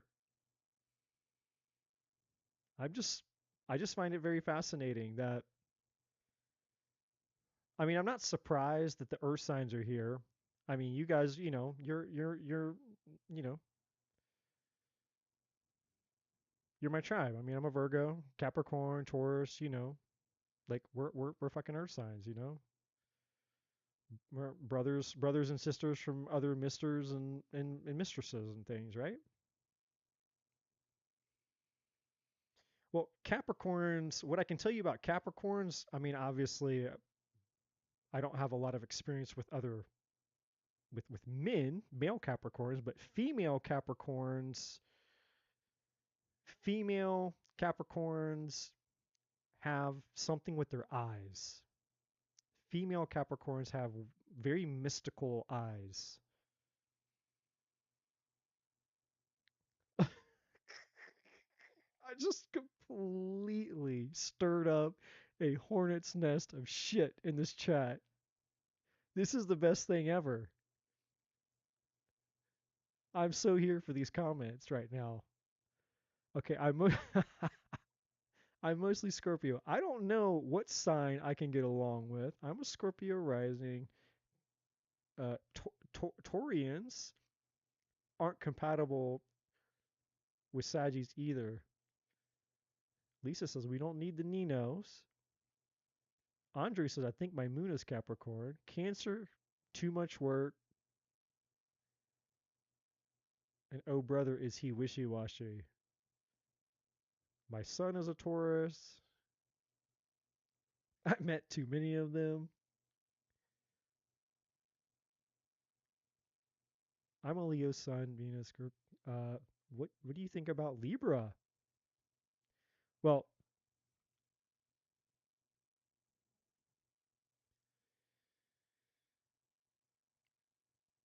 everybody's awake now. She's like, yeah, I was falling asleep. Well, thanks, Chanley. I'm so glad that I'm so exciting that I put you guys to sleep out there. Thanks, guys. Thanks. Well, I'm glad that I'm so exciting that I put you guys to sleep. Libras. Alicia wants to know about Libras. Well, I'll tell you about Libras. I was married to a Libra for 10 years. Libras Libras are I mean, I can't answer for everybody. I can't answer for everybody, but I don't have any complaints about my ex-wife. I got no complaints about my ex-wife. My father is also a Libra. and so is my sister-in-law. Now this is really trippy. So me and my brother, me and my brother are both Virgos. We were born 2 days apart, but we're 3 years apart in age. So my brother is 3 years older than me. He's my older brother, and that's it. Just the two of us, me and my brother. That's it. He's 3 years older than me. His birthday is September the 5th. I'm the younger. My birthday is September the 7th. So what does that tell you about my parents? Well, their wedding anniversary is in December. So apparently, you know, apparently my father my father was getting was getting anniversary sex apparently when he was knocking my mother up. And check this out, my my mom said I was an accident. No shit. My mom said that the reason that I'm here is because my father didn't pull out fast enough. So that's how badass I am. I was that persistent motherfucker. It's like, even though I was better than my father. I was faster than my father. It's like, I know he's going to try to pull out, and I snuck in. I was a sneaky little bastard, and I got in there. I got in under the radar. And my mom was like, I knew. She said, I knew that I knew. Like intuitively, she knew. She's like, yep, I got knocked up. But so anyways, me and my brother, 2 days apart in our birthdays, but 3 years apart in age. And this is it's interesting. My my father's birthday is September the 30th, but then my sister-in-law, my brother's wife, my sister-in-law, her birthday is September the 30th. So how weird is that? So my brother married a woman who has the same birthday as our father, right? I don't it's some wild shit over here, man. It's some wild shit. At least you know you were conceived while they were having fun. Yeah, I mean, I'm just like, hey, look, apparently my point of that story is that I wanted to be here. Apparently, I wanted to be here real bad. I was like sneaky little ninja. Got in there. I got in there and I got the job done. I was the out of all the millions and billions of other sperms, the millions and billions of other sperms that didn't make it, I fucking made it. And here I am.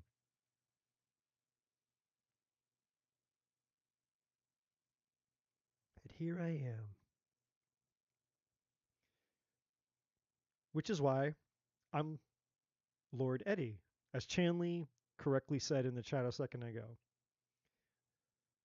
I am your new cult leader.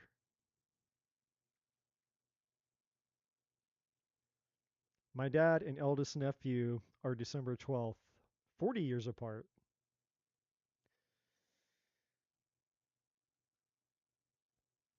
Well, I'm going to tell you this, Lisa. I'd have to pull card on you. If I saw you, I'd have to ask you for your card because you look like jailbait to me. I ain't going to prison because I'm talking to you. If I see you walking down the street, I'll be like, girl, I'm going to need to see me some ID. I'm going to need to see me some ID. I ain't getting in trouble for some of that jailbait.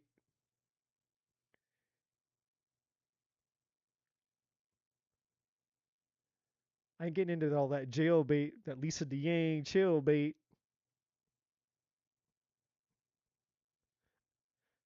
Yeah, so I knew you. So that's exactly. That's what I was waiting for in the chat.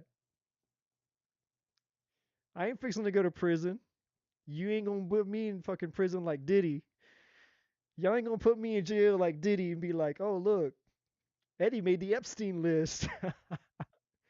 Eddie done made the Epstein list. Like, oh hell no. You ain't gonna put me on the fucking Diddy list. You ain't gonna put me on the Diddy list with that Lisa Dieng jailbait. Mm-hmm.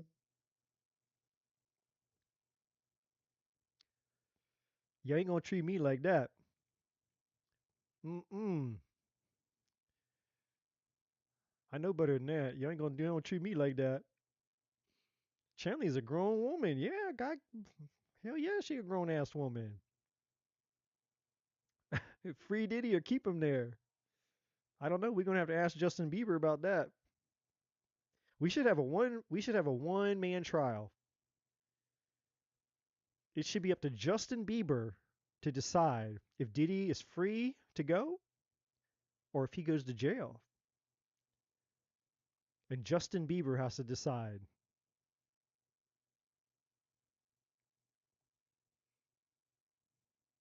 Diddy is a diddler. He's guilty of everything.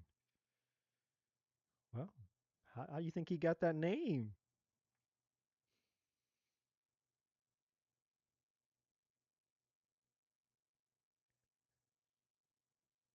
I just I love the fact that I've got you guys all riled up in the chat.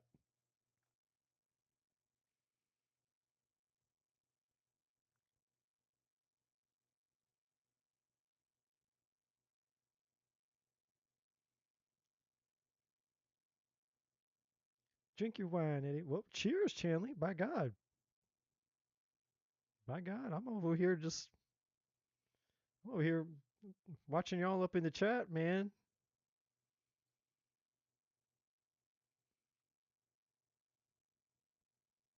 You need more. She's like, you need more sips. By God, I got a whole half a bottle over there. I got to get through before the night's over.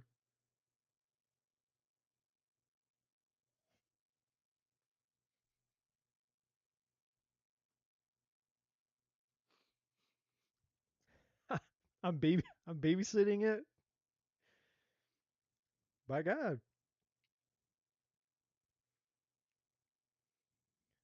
this is my magic potion right here. This is where I get all my power.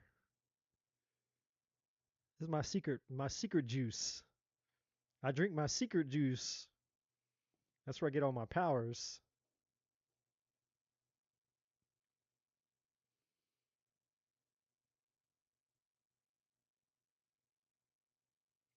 Oh, Gina's all telling on all of her exes. She's like, I had Aquariuses and they're pieces of shit.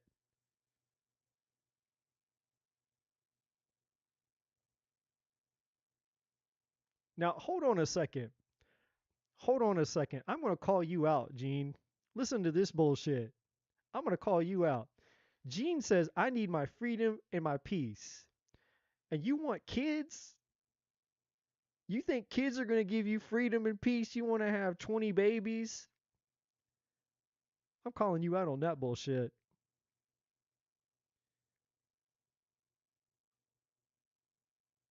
Anybody got scary ghost stories?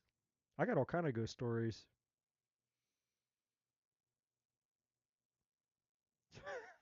Gene's like, I love kids. I don't give a fuck. I'll give up my freedom and my peace for them kids. Well, I've been trying to tell you, Gene, 100 times. You just make a trip on down to Georgia. You just go and make a trip down to Georgia. We fit,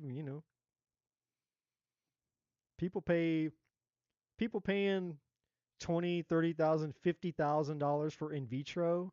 I'm like sitting over there like, man, you guys are crazy. You're paying 50, 20, 50,000, like all this crazy money for in vitro. I'm like, dude, pay me $50,000. I'll bend your ass over right now. We'll get that shit done. We get it done in one try.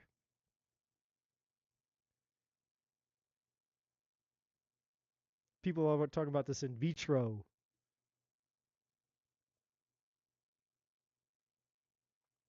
Like, we gonna get this shit done in one go.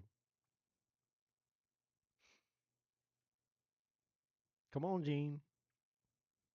You don't need that IFB.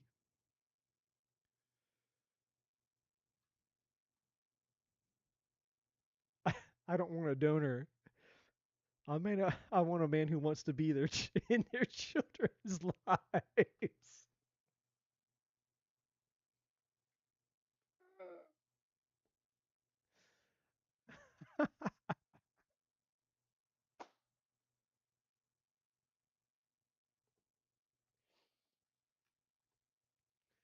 Oh my god.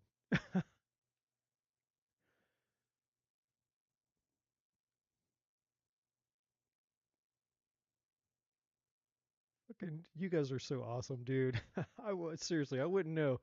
I don't know what I wouldn't. I don't think I could come out here and do this shit if you guys weren't here. Crack me up, man. I'm gonna mess up my child's psychological development. You ain't gotta mess up your child's psychological development to let me mess up your insides. Goddamn, girl. Shit. What do I got to do with your child's development? I ain't got nothing to do with it. Look, this is how it works, Gene. We get it done. You get them kids, and you raise them kids, and you raise them however you want to raise them. I'm cool with it. I'm on board with it. And then they'll be like, "Who's my daddy?" And be like, "Well, that guy over there on the YouTubes, he's your daddy." Like, what? Like, yeah. So, it's not like they don't have a daddy. It's not like I'm not ever going to be in their lives. I'm just in their lives at a distance. You know what I mean? That's all it is.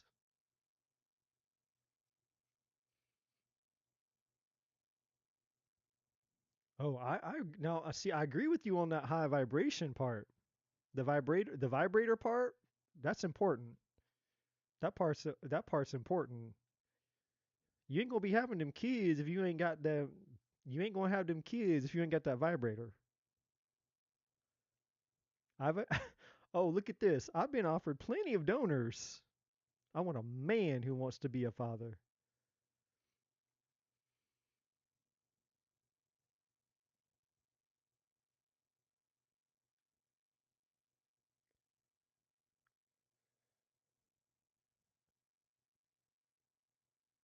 I'm a little offended by that, Gene. I make a great father. Me and you, that Virgo Leo, the Virgo Leo child, you know, there's actually some theories that the mother that Joseph and Mary were Virgo and Leos. That that Mary, the mother of Jesus, was the virgin, obviously. She was the Virgo, and then there was the Leo father. So I'm not trying to say that you and I like wouldn't be the second coming of Christ, no pun intended, but I'm just saying that maybe we would be the second coming of Christ. Just something to think about. It's just something to think about, Gene.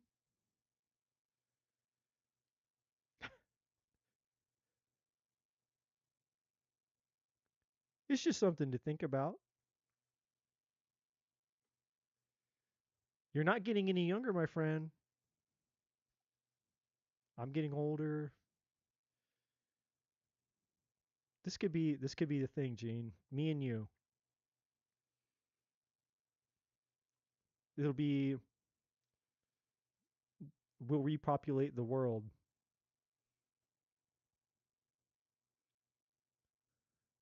with our Christ child.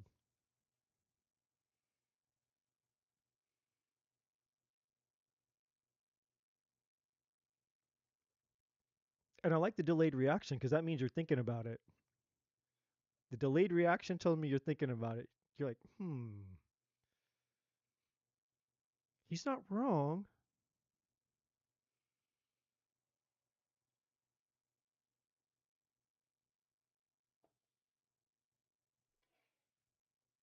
Man who used drugs. Girl, the only drug I got is a drug of love, the love drug. Look, let's let the cards. Chill, chill. Eddie, you on drugs? Do I look like I'm on drugs? We gonna let the cards tell. We gonna let the cards tell the truth now.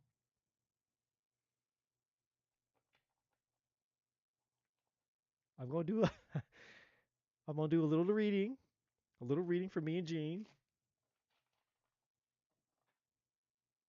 and our romance babies.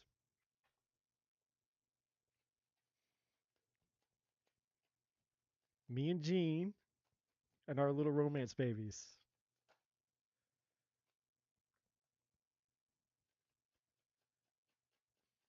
Well, well, the first card out that we have is the Tower. So sudden, shocking, unexpected surprise.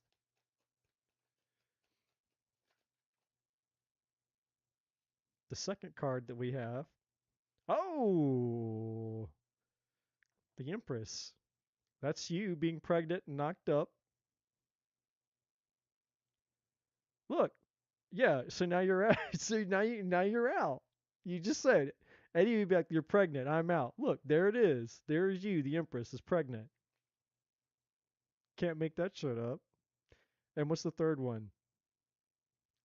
We're gonna have three. Not a threesome. That's what you were thinking. Not a threesome, Gene, because I don't share. I don't share. But we gonna have that's three kids right there. See, I want four. Well, apparently three is the magic number, not four.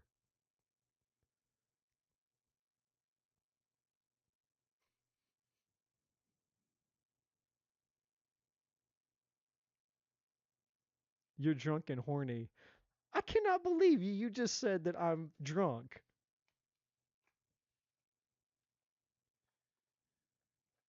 I'm horny. I'm horny all the time. That's like breathing air. I'm a man. I'm a 43-year-old celibate man. She's like, you're drunk and horny. Like, yeah, I'm breathing air. Of course I'm horny.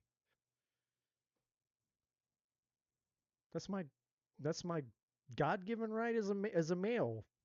I have testicles. Chanley's like, I don't think he's there yet. I can't believe I'm being judged right now. You see me drinking wine, and then immediately I'm a drunk.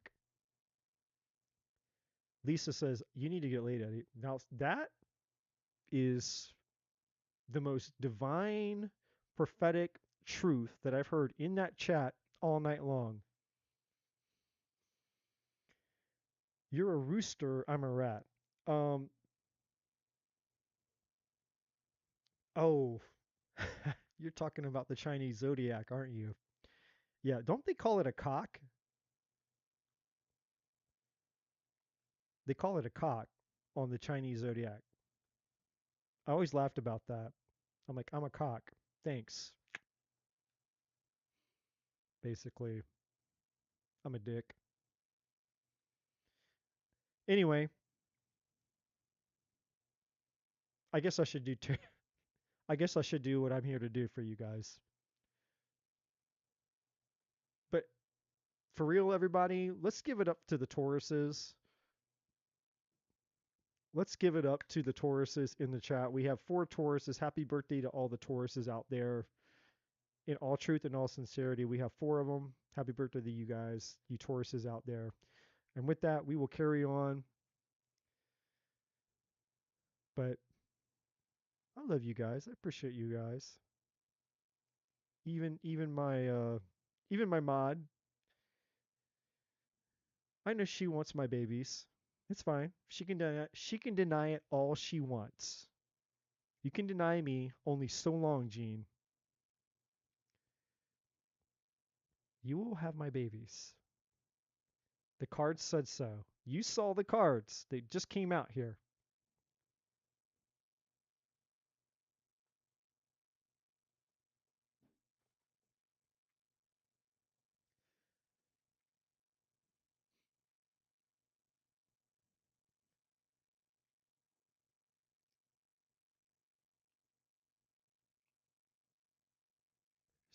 the rooster the rooster thinks the rat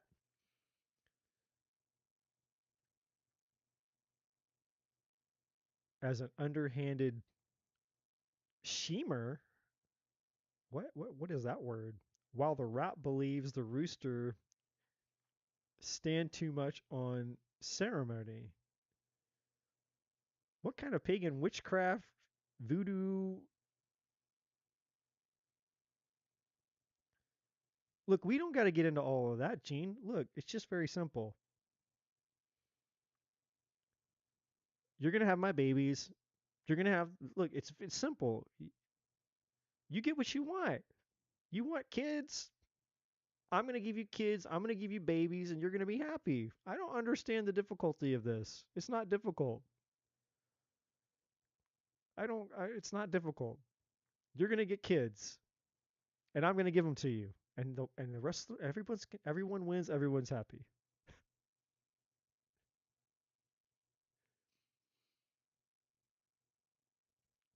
Lisa's like, "Holy shit." Um I got to scroll way up. I don't know what the list is.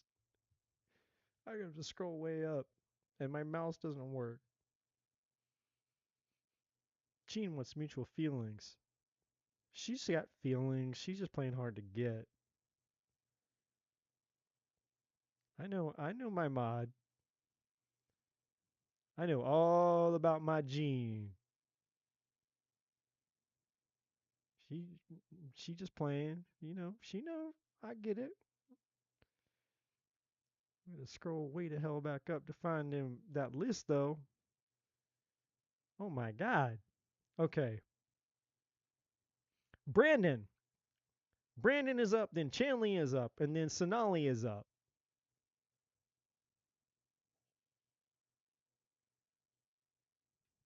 Brandon, it is your turn, my friend. And then Gene's like, why do you have to scroll up? I'll just post it. I'm like, oh, okay. Sexually, the rooster and the rat are a bit perverse. Well, yeah, that's what I'm saying. You look, Gene, you're not going to get four kids out of vanilla sex. Come on. You know that. You're not going to get four kids out of just vanilla missionary Christian sex. Of course, it's perverted. What's ahead that I don't see coming and should be prepared for? Thanks in advance. You're welcome, Brandon. You're welcome, Brandon. All right, I got to get me some music going on here. I can't believe you called me a drunk. I've been called a lot of things in my life, but y'all came at me tonight because I'm over here a completely, perfectly fine 43-year-old human being enjoying a glass of wine, and now I'm a fucking meth addict. I can't believe y'all came at me telling me I'm a drug addict. Like, dude, he's on meth. Oh wait, what did you say? Are you insecure and possessive about my baby mama? I see you keep distracting me. See, Gene, you keep distracting me. I gotta get some music here. Hold on.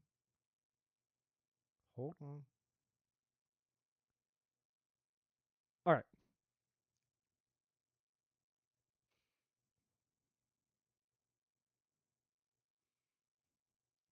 Guess called me a drug addict. Called me a fucking drug addict.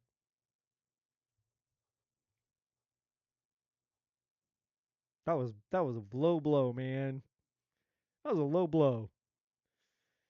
All right.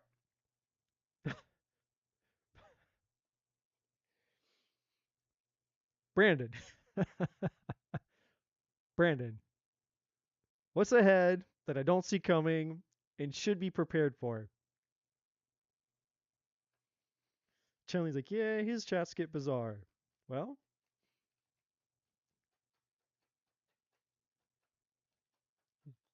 you go. You guys can all thank me later.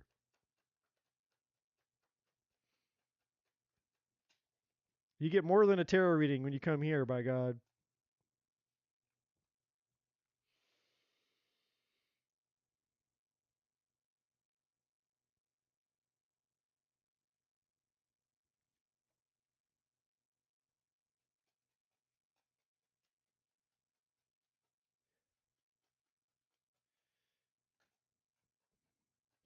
I'll tell you one thing though. When you guys come at me and you start telling me I put you to sleep, that's kind of fucked up, man. Like, I fell asleep. Like, well, dirty.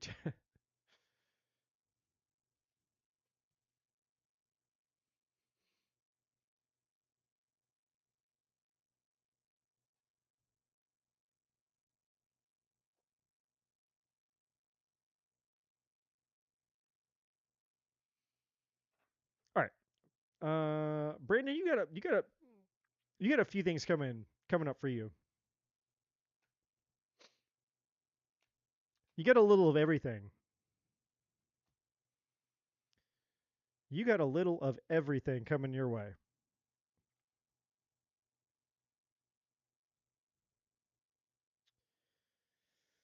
But you also have some things that you're gonna have to pay close attention to.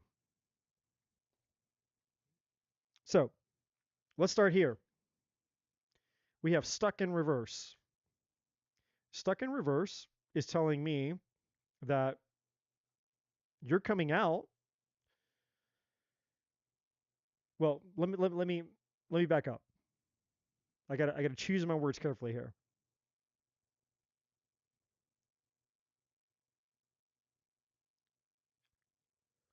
You have the potential to come out of a season in your life where you have not seen the level of progress that you've desired with the stuck energy. So this card in reverse is a good thing because it means that you're getting unstuck. But it's not,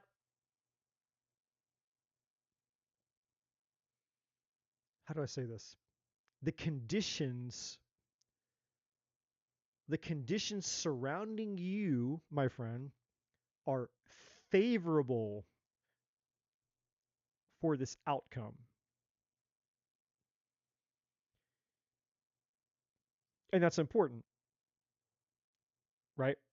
So it's a lot like I don't know.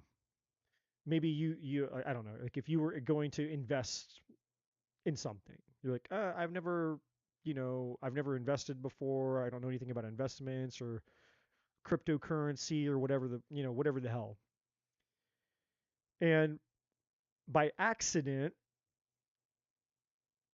you're like, I've never invested in before, but everybody keeps talking about crypto this, crypto that, and then you just decide to download some type of app or something. You create an account, and you're like, oh, I don't know, I don't know what the hell I'm doing. And just by chance, out of you know your ignorance of not even knowing any better, you invest some amount of money into crypto. Let's say you put like $20 into cryptocurrency because you're like, it's only $20. whatever.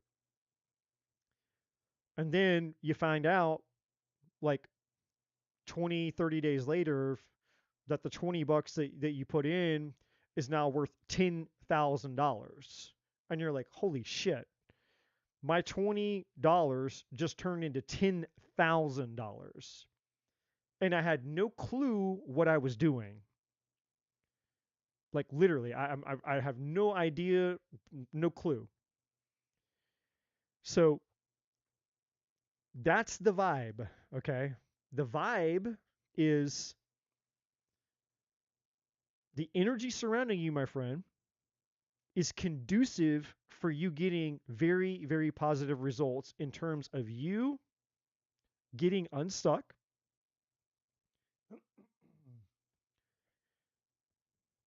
and you getting the things that you're willing to put your effort, your two most valuable resources into. And the two most valuable resources that we have are time and energy because we can't reproduce them.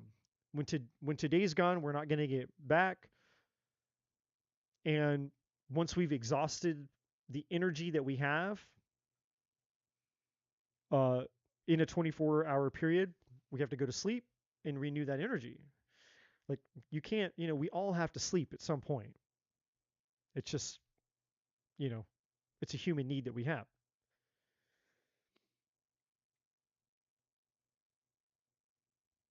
So the challenge is here.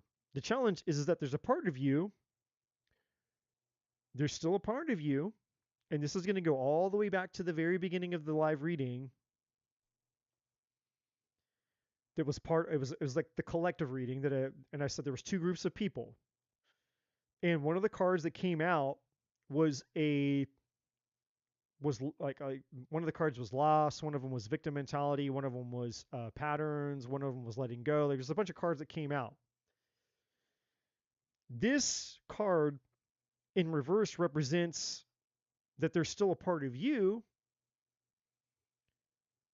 that doesn't believe or feel like you have what it takes to actually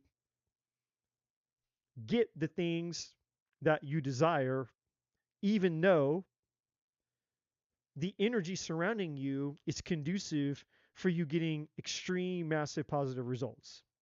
So basically, my friend, if you stay in this energy of I don't think I'm good enough, I can't, I won't, maybe I suck or whatever, your own limiting beliefs.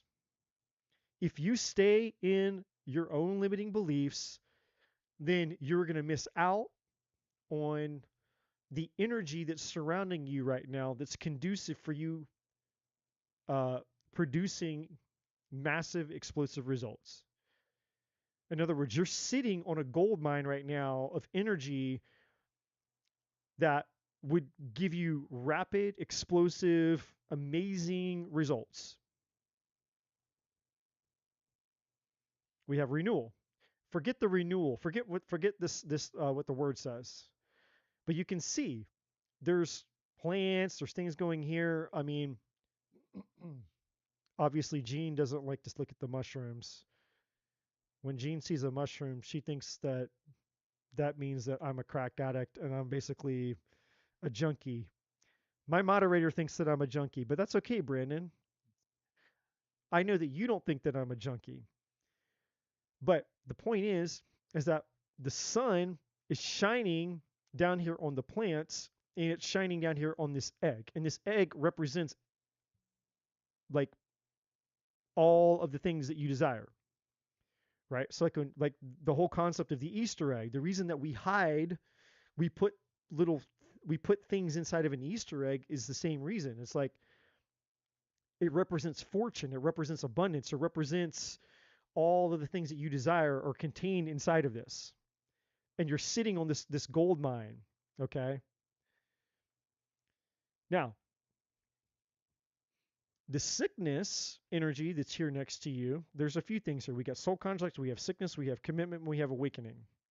So there's a few other things that are happening here. Now, what I can tell you with all of this, Brandon, is that The sickness has everything to do with the fact that you feel that you're incapable of creating or manifesting whatever the desires is that you desire here. And there's a famous saying by Henry Ford, I think. What's the famous thing? It's like, if a man thinks that he can, and there's a man who thinks that he can't, and both are right. Both are right. So if you think you can, you can. If you think you can't, then you won't. That's kind of the idea there. And so the divine is wanting you to understand the actual power that you have. So what are you partnering with the power that you have? If you're going to partner with, well, I can't and I won't, and it's never going to happen, the divine is saying, so be it. Okay, you're right. You're right. It will be done. It will be done for you as you believe. If you believe that you can't, you believe that you won't, you believe that you won't have it, the divine is saying you're right. You won't have it. It won't be done. It can't be done. But if you decide, well, that's bullshit. I'm going to have it. I will have it. And it will be mine. The divine's saying, then you're right there as well. Then it will be yours. You will have it and you will obtain it. It's just a matter of, where are you going to partner with? Are you going to partner with your power, or are you going to partner with your powerlessness? It's just two paths. I'm going to partner with my power, or I'm going to partner with my powerlessness. That's what's being asked of you here. The big picture, because again, this renewal energy and this creation energy is just representative of this atmosphere that's surrounding you, where essentially, you could get insane, massive, crazy results, like my investment analogy a second ago. You don't know what you're doing, and that's the beauty of it. You don't even have to know what you're doing. It's like, oh, I don't know what I'm doing. I've never invested before. I'm going to put $20 into cryptocurrency, and then boom, 2 weeks later you get $10,000. You're like, holy shit, I had no clue what I was doing. You didn't have to know. All that mattered was that you showed up, you invested something, and the divine took care of the rest. That's what this is. But the question is, because the captain energy is in reverse, this is saying, hey, there's a part of you that you're not tapped into. So there's a part of you that essentially you're operating out of powerlessness right now. Whereas if this was upright, that'd be a different story. This is what we want the card to be. We want this card to be upright because we want to see Brandon in his power. We want to see you in your power of, okay, I'm going to do this. Now, this is and I know what the ego is going to convince you, my friend. Your ego is going to go, but I don't know how. And that's what cock blocks everybody. We think that we have to understand how to do the things in order to get the things. And so then we either don't try, or we try, but we try out of the wrong energy. We're trying out of like, oh, I'm powerless and I don't know what I'm doing. And so it's not even a real try. It's like a half-ass try. Sometimes it's not even a half-ass try. Sometimes it's like 1/100th of a half-ass try. Because we're so convinced that if we don't know how to do it, that doing anything at all is useless, pointless, or it's not worth doing at all. And the divine is saying that's not faith. The divine is saying, you're not when you're doing something, you're not doing something to get a result. You need to do something to prove to you that you're the one that's in charge of your life. You need to prove to you that you're the one that's running the show. Where is your power? That's what you're proving to you. Who's running your life? Are you in charge of your existence, or is something else in charge of your existence? And if you're not in charge of your existence, then the divine is asking you, then who is in charge of your existence? Who's breathing the oxygen, and who's forcing the oxygen to come into your lungs and out of your lungs? Who or what is forcing your heart to pump and beat inside of you? Who or what is forcing that makes you get up every day roll out of bed every day and go to work every day and do whatever it is that you want to do, you need to do every day. If it's not you, then who is it? If it's not you, then who is it? Who is in power? Who has the power and control of your destiny if it's not you? So it's not about you doing things necessarily to get something. The bigger, the more important issue, the big picture is you doing something to prove that you are actually the one that's in charge of your destiny. And when you get the big idea and you go, oh shit, I'm the one that's in charge of my destiny.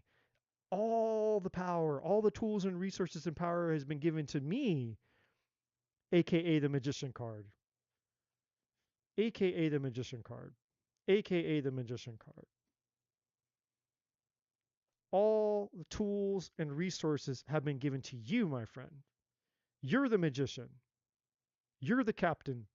The captain is the person who's in charge of what? The captain flies the plane. The captain is the one on the boat or the cruise or the ship that's in charge of getting the ship from point A to point B. The captain in the plane is responsible for getting the plane to point A to point B.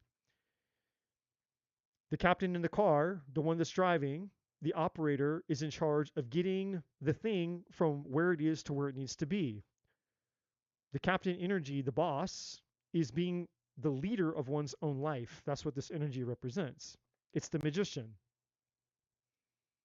And so the divine is wanting you to understand and know that everything that you're doing right now,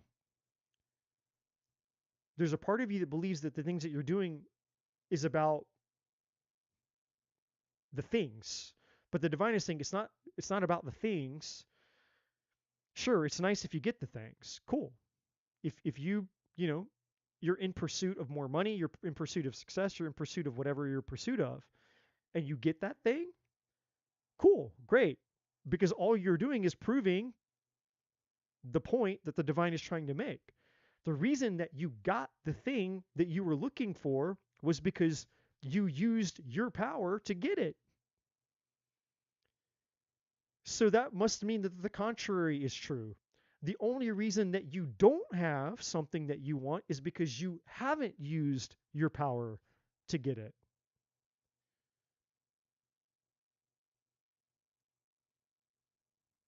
Hmm. Now there's something to think about. The only reason that you don't have the things that you desire is because you haven't used your power to get them. And the reason that you have the things that you do desire is because you used your power to get them. So when you break free of the illusion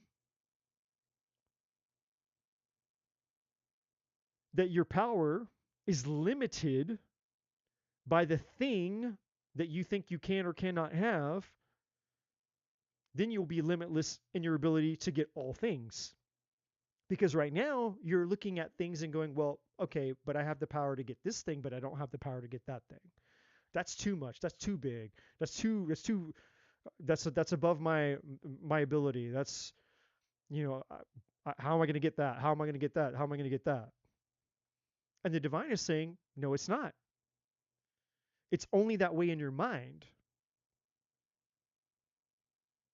It's only that way in your mind. There's no difference in $1 and $1,000,000. Only in your mind. $1 and $1,000,000. The only difference is in your mind.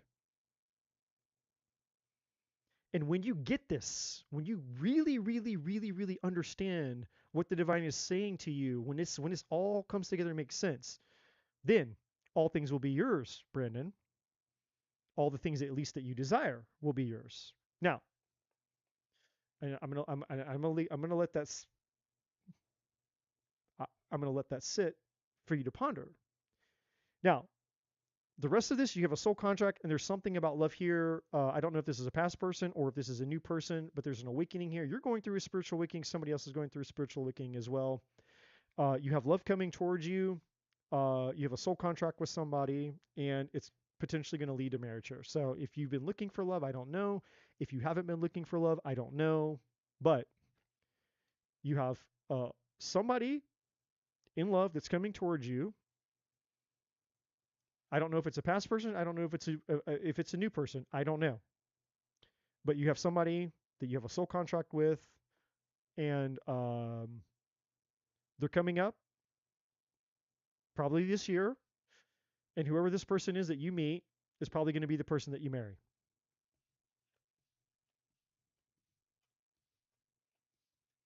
And and and whether you know it or not, Brandon, whether you know it or not, the reason that this is happening is because of your power.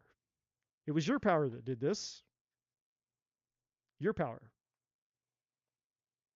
The divine is trying to show you how powerful you are, Brandon. You're way more powerful than you think you are. All right, who's next? Shanley.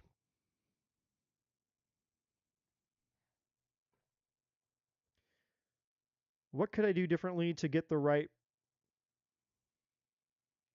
partner and guidance? Okay, what could I do differently to get the right partner? Okay, so Chanley, are you asking about love? Are you asking like what can you do to like attract a better partner? Is that kind of what you mean? I don't want to put words in your mouth, but I also want to be sure that I understand what you mean. Okay, yeah,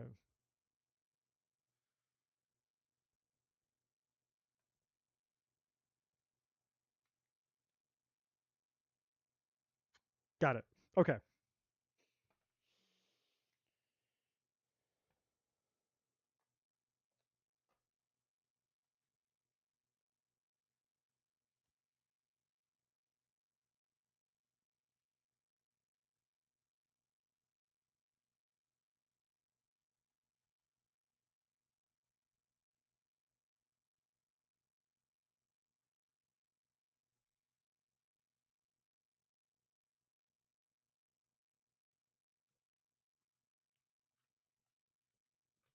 all right.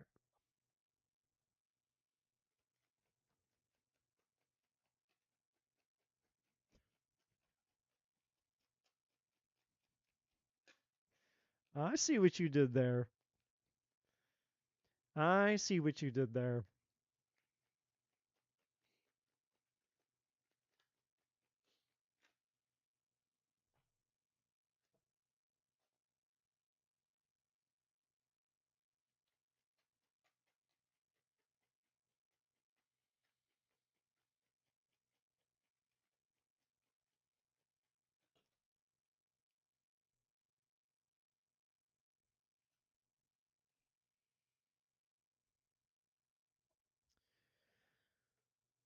Well, Chanley, this might be the first time ever,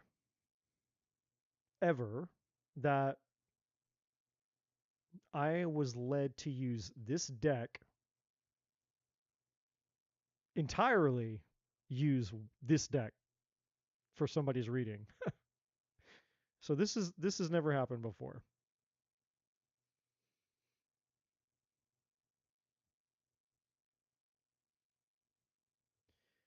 So before I even look at the cards, okay, like I've glanced at them, but I have not looked at them.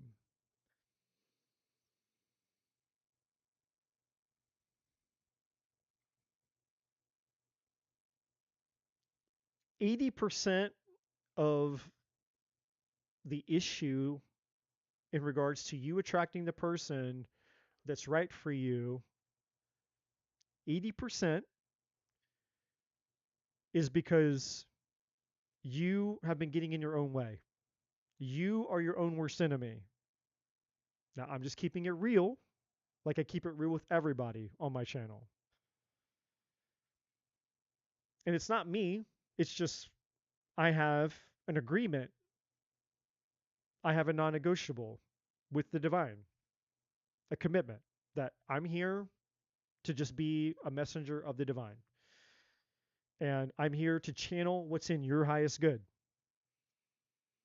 And what the divine is telling me is that she's just her own worst enemy.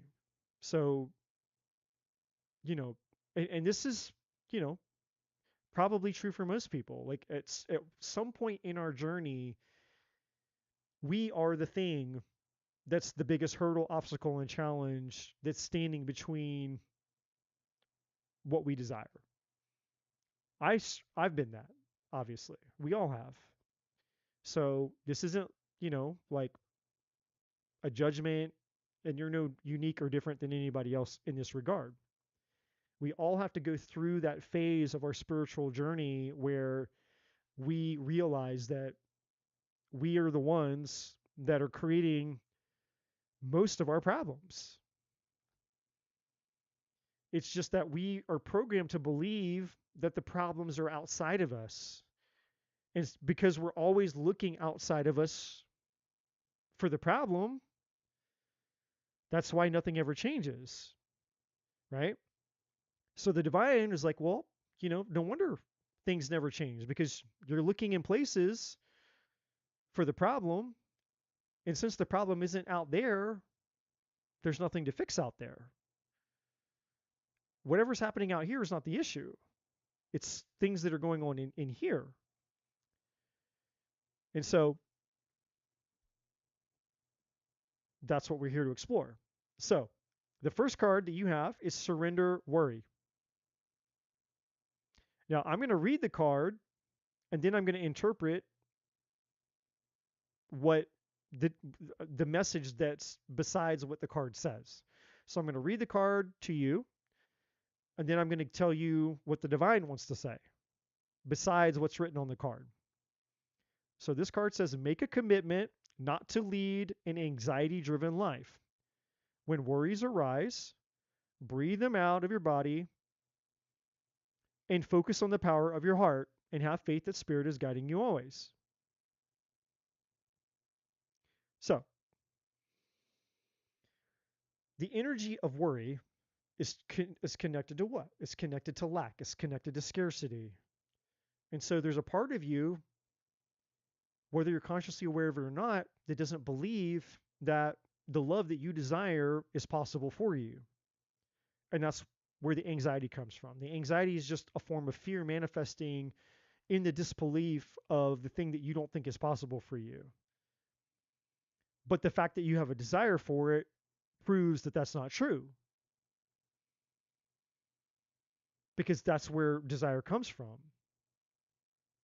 Like, we don't have desires arbitrarily.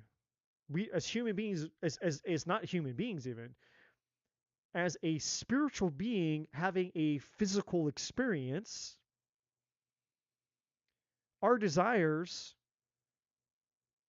are not part of just being a human. Our desires come from a spiritual place because they're tied to an experience. It's something we crave to experience. That's what a desire is. A desire is just an experience that we want to have.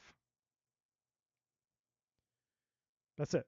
We come into this world with nothing, we leave this world with nothing.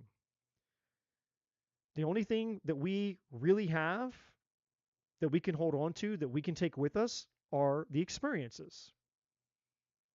That's all it is. An impulse, a desire, a craving, all of that is just an experience that we truly want to have. And so when you accept the reality that a desire is a spiritual it's a spiritual promise. When you have a desire, the desire is there to prove to you that, hey, I came into this life to experience this thing that I desire. That's why you have the desire. whatever the desire is. If you're you know if your top three desires or whatever, I'm just giving you an example, are like, hey, well, I came in here to experience love. You know, another desire I have is to travel the world, freedom, adventure, seeing things, experiencing lots of different things, colors, people, atmospheres, environments, you know, travel. And then you have a third major, which is like maybe like Jean. She says, I want to have children. I love kids.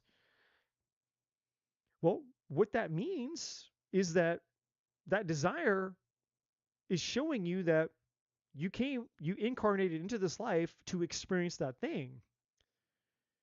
And so it means that you will experience that thing if you just get out of your own way. And so the reason that most people aren't experiencing the desires that they've come here to experience isn't because it's not possible for them to experience them. It's just that we overcomplicate our ability to experience them. Because we don't understand the metaphysical principles of the law of attraction, and we attract who we are, not what we want. We attract, like attracts like. So the more that I worry about things, the more that I believe that maybe I can't have it, the more that I fuel my anxiety and my fears and that, then the more that I attract more reasons to continue to have that experience. And once we get roped into that pattern, and we fuel our reality with those experiences because we've manifested those experiences. So it's like, well, I don't have anything else to, I have no other reason to believe that my life would be different. That's what your ego says, because your ego is looking for the evidence. Your ego is constantly scanning for the evidence of like, okay, well, I'm looking that what is true. Show me the evidence. Show me the proof. That's what the ego does. And because you don't have the evidence of the thing that you desire, you worry that you'll ever get it. That's where you have to call upon your spirit, the divinity inside of you, to override your ego and say, okay, I may not have the proof right now. I may not have the tangible, experience to go, okay, here's the evidence that this is real. Here's the evidence that I'm going to get what I want. You may not have that evidence yet. But if you leave it to your ego, you're fucked. Because your ego is going to go, well, I want evidence, and you don't have any evidence to give me. And because you don't have any evidence to give me, then we're just going to believe that there is none. We're going to believe that we'll never have love. We're going to believe that we'll never meet somebody. We'll never be in love. We'll never find a good person. There is nobody for me. That's what we're going to believe because that's all the evidence that I have. The ego is not here to prove your divinity. The ego is never going to prove your power. The ego is not here to make you happy. The ego is here to keep you safe. And you can be safe and be miserable. You can be safe and you can be powerless. You can be safe and never see your dreams or your wishes or the life that you desire come true. That's how this works. You have to take your divinity. There's a verse in the Bible that says, the violent take the kingdom of heaven by force. And it's a metaphor saying that your power, your divinity, your truth isn't just going to be handed to you because we have free will. Just like I was saying to Brandon a second ago, you can partner with your power or you can partner with your powerlessness. You can partner with the divine and walk in your divinity and get everything you want, or you can walk in your ego and you can live wishing that you could have had it. You can just live wishing and wanting and hoping. but you'll never have it because your ego is certainly not going to get anything for you. Because if your ego was capable of getting you the thing that you wanted, you would already have it. All of us would, by the way, not just you. All of us would have it. If our ego was capable of getting us the desires of our life, the desires of our soul, we would all have our desires. And just that principle alone should be enough for us to sit back and go, oh, well, maybe we've been using the wrong tool for the job. We've all been relying upon our ego to give us and get us the things that we desire, but yet most people don't have those things. So that should have been the clear indicator that we're using the wrong thing to go about getting the things that we desire. Our ego is not going to get us there, but our spirit absolutely will. Because the reason that we even have the desire to begin with isn't because of what's in our ego, it's because of what came with us when we incarnated to begin with. Your desires were preloaded, meaning the minute that you came out of your mother's womb, every desire that you have right here, right now, 40 years later, however old you are, those desires were with you the moment that you came out of your mother's womb. Every single one of your desires was there from the very beginning. You came here. You came into this existence with those desires. So the surrender to worry is really more about you realizing the truth of your divinity, which means realizing the truth of your power. It's the same thing that I just literally said to Brandon. If you want the thing, your ego's not going to get you there. If you want the thing, you have to realize that it's the power inside of you. It's the divine is what the divine part of you is what's going to get you there. So the longer that you partner with fear, scarcity, and lack, because you're basing your current reality on the evidence of everything of your whole life lived up till now, and that seems logical. It's like, well, of course I'm going to base my reality upon the experiences that I've had. What else would I base my reality upon? I haven't had any other experiences besides the experiences that I've had. So the most logical thing for me to do is to base my reality upon the only experiences that I've had. And if the only experiences that I've had are, well, where's the love? Where's my person? They're not here. Then why should I believe that they would be? It seems logical. This is where the logical is, the ego. The divine is asking you to do something that isn't logical. The divine isn't asking you to assess or to base your reality upon the experiences that you've had because you were living using the wrong tool. Of course you weren't going to get the result using the wrong tool. The job called for a screwdriver and you were trying to use a hammer. I was using a hammer. Why won't it work? I'm using a hammer. It's like trying to use a hairbrush to start your car.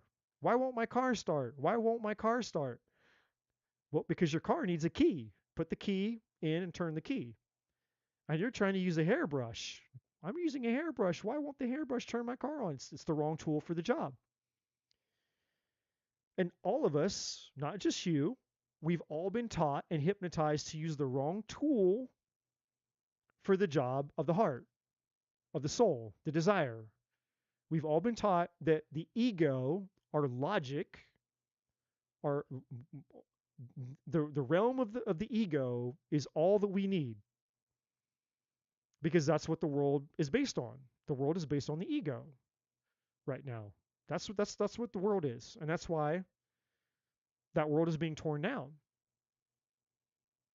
That's the level of consciousness that we're operating out of collectively, not just you, everybody. Everybody's been operating out of the ego. And so the collective consciousness of ego is what's being torn down in 2025 so that the new level of consciousness can emerge because it's not cutting it anymore. We've outgrown the ego and dependency upon the ego.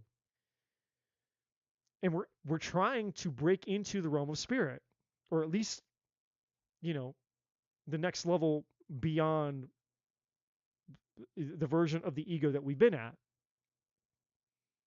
which is why AI is just a metaphor, artificial intelligence, right?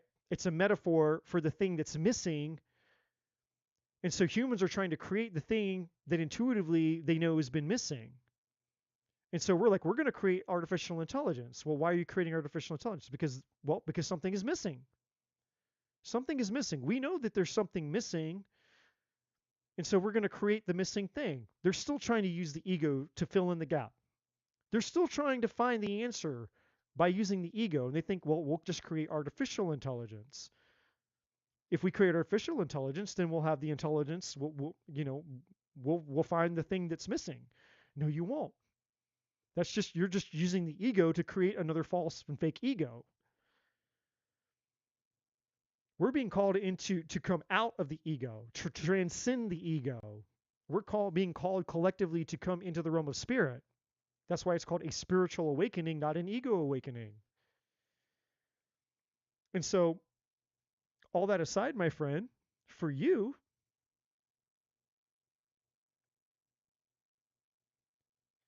you have a desire for love.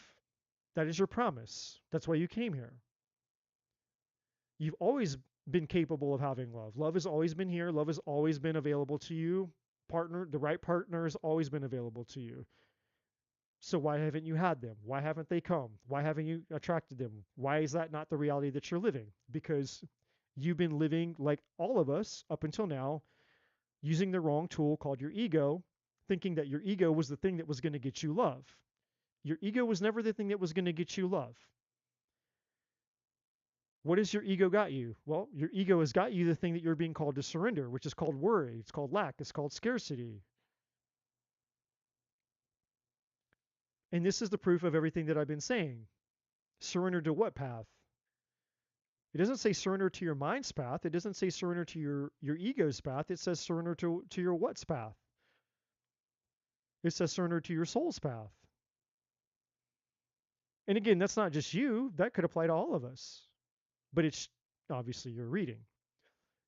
Let's keep going. Surrender stress. Well, what is stress? Where does stress come from? Stress doesn't come from your soul. It comes from your ego. Well, what are you stressed about? Well, stress comes from the fact that, well, I don't think I'm going to have it. I'm not going to get it. It's too much or it's too little. Because whenever you have the thing that you're desiring, are you stressed? Like, for example, if money is what you're stressed about, well, if all of a sudden you had $1 million in your bank account, would you be stressed about money anymore? No. Of course you wouldn't. If, you know, if it was health, it's like, well, I don't feel well. It's like, okay, well, if you took something and all of a sudden all of your pain, all of your symptoms went away, would you be stressed about your health anymore? Of course not. It's like, well, if it's love, it's like, well, I'm stressed because I don't have love. Okay, well, if you had love in your life, would you still be stressed about it? Probably not. And then some would argue, like, some Virgo or somebody out there would be like, yeah, but they would get stressed because then they would have problem. But no, I'm not talking about that. I'm just saying on the big picture level. Stress doesn't come from us having fulfilled desires. Stress is a result of fear. That's where stress comes from. Not our desires being fulfilled, not living in our divine truth. Stress comes from the ego. What is the answer? The answer is surrender to miracles. Surrender to negative thinking. Well, the worry and the stress, well, we know that these three cards can be partnered, can be clumped together. The worry, the stress, and the negative thinking is all the realm of the what? The ego. So here you go. There's your ego. And then over here, we have your soul. Surrender to your soul. And when you surrender to your divinity by surrendering to your power and choosing your power, deciding that, hey, I'm going to start to live by what my spirit desires and not what my ego desires, then all of a sudden the miracles start to happen. Your whole life miraculously transforms. And it happens literally that fast. And then you have surrender to intimacy. And part of the reason that you have, because you're human just like the rest of us are humans, some of the reason that you have these fears is because you're afraid of being hurt, because you've been hurt in the past. And because you've been hurt in the past, you don't want to be hurt in the future. And that hurt has left a stain or a blemish or an imprint on what love and intimacy means to you.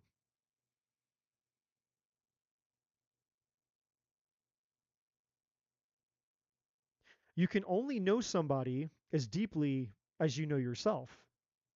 You can only love somebody as deeply as you love yourself.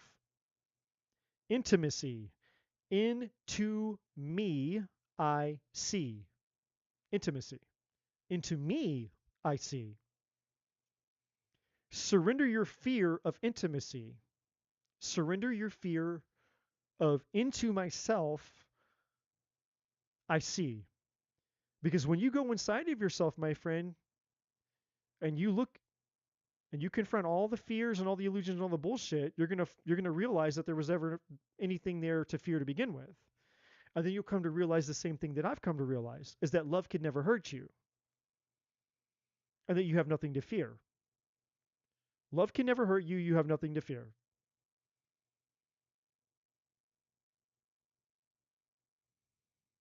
It can never hurt you. And when you overcome the fear that you can be hurt by love, that's when you'll truly be empowered to have it. That's the ultimate. That's passing the highest test. When you pass that test, there's no other test that you can pass. You passed all the tests. When you finally realize that love can never hurt me, when you truly, truly, truly, truly go within yourself and you come to realize that love can never hurt me, that's when you're really free. You've passed all the tests. That's when you're ready for all the love in the world. I'm not saying that you can't manifest a partner in the meantime. It just means that there will be more lessons to learn. Because ultimately, the path that you're on is that path. The path that you're on is to ultimately come to the place of realizing within yourself that what I'm here to do, what I came here for, is to learn that love can never hurt me.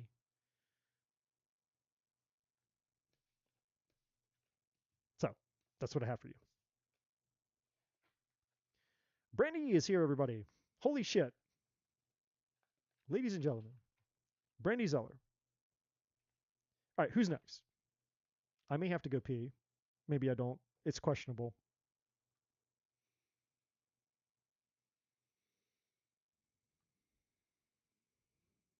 Um, who is after that? Gotta scroll up.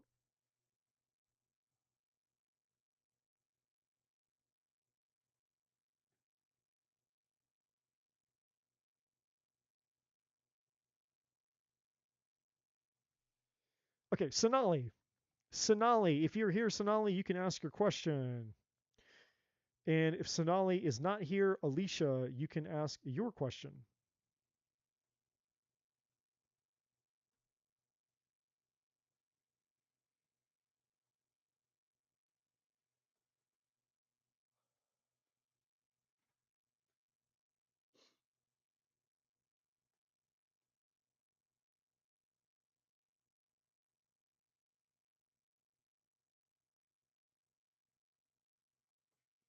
I want guidance for my career, whatever the divine wants career, and how I can improve self and career.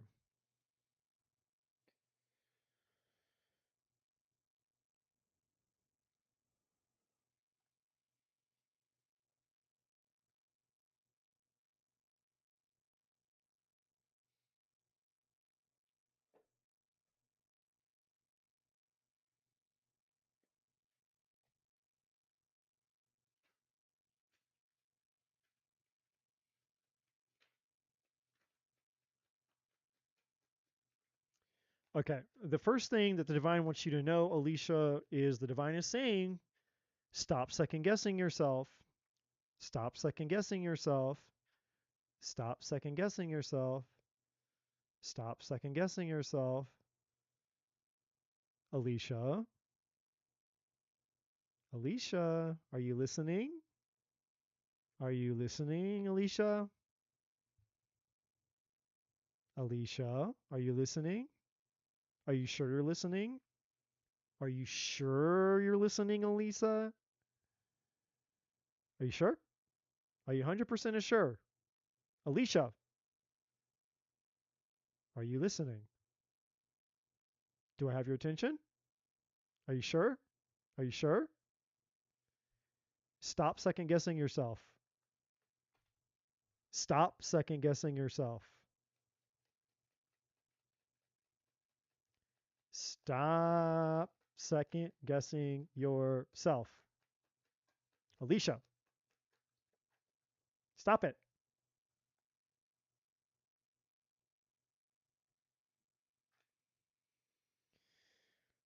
Mm-hmm. And this is why. This is why. This is why.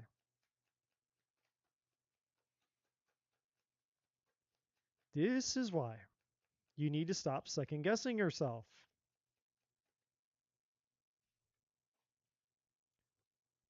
The same thing that I just got done telling Brandon and Chanley.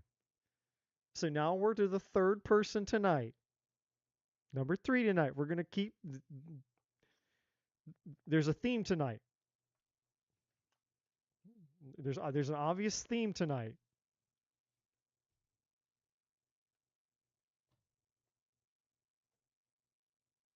I guess I'm going to have to leave this card out on the table. I'm going to have to leave it out because I'm going to be referring to it the rest of the night, apparently.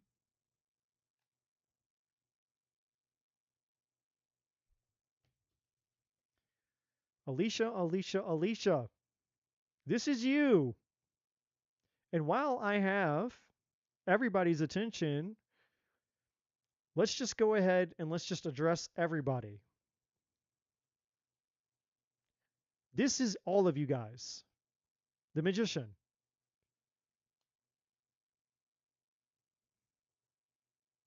Let's talk about really quick, let's talk about the infinity symbol over the magician's head. Where does the magician get the power? How is this person, this magician person, where do they get the power to create whatever the fuck they want? Where does that power come from? Well, the answer's right in the card. They're pointing up with this hand, and their finger is pointing down with that hand. And there's a reason that they have a wand in this hand that's pointed at the sky, and they don't have anything in the hand that's pointing to the ground. There's a reason for that. Because the wand is a metaphor. The wand is a metaphor for what for power. The magic wand. It's a tangible metaphor for something invisible that we can't see. Power. How do you describe power? Just like the internet or the air or anything invisible that we can't see, but it's here right now in this room. It exists. We can't see it, but it exists. Power. How do you describe power? Well, we can't describe power. So we'll use, we'll use a metaphor like my magic wand. Here it is, my magic wand. Where's the power? Well, it's not in the magic wand. The power is above the magician's head. What is above? This is the crown chakra. The seventh chakra is the top of the head. It's your divinity. It's saying you are the magician. You are the infinite. All the power. That's why the generic the generic book definition that you hear out in tarot land, people will tell you when this card comes out, they'll say, "Oh yeah, it's the magician. You have all the tools and resources that you need." And it's not that that's wrong. It's just, in my opinion, it's just a poor representation or a poor description of what's really going on, because people hear that and it doesn't tell the whole story. You are the power. You are the power. The power isn't outside of you. It's not in somebody else. It's not in something else. You are the divine. What did Jesus Christ say? The kingdom of heaven is where? The kingdom of heaven is within. The power is here. You are the power. You are the power. You have not because you've asked not. You have not because you've believed not. You have not because you've not exercised your power to have the thing that you want. And the reason that we don't get the things that we want is because we use, again, the wrong tool for the job. Just like I said to Chanley, the ego. We think that we can think our way through life and get what we want because that's all the ego can do. The ego tries to logic and reason our way through life. You can think about things till you're dead. You can think about things till you're blue in the face. You can try to logic and reason your way through the rest of your life and you'll never get anything you want. Because logic, reason, and thinking isn't what gets you what you want.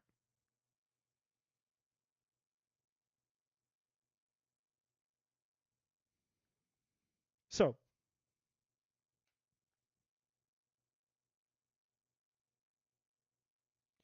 Alicia, are you listening? Are you paying attention, Alicia? Because you're second guessing. You're second guessing yourself. What are you second guessing, by the way? This is what you're second guessing, Alicia. You're second guessing your power. The divine keeps showing you that you have your power.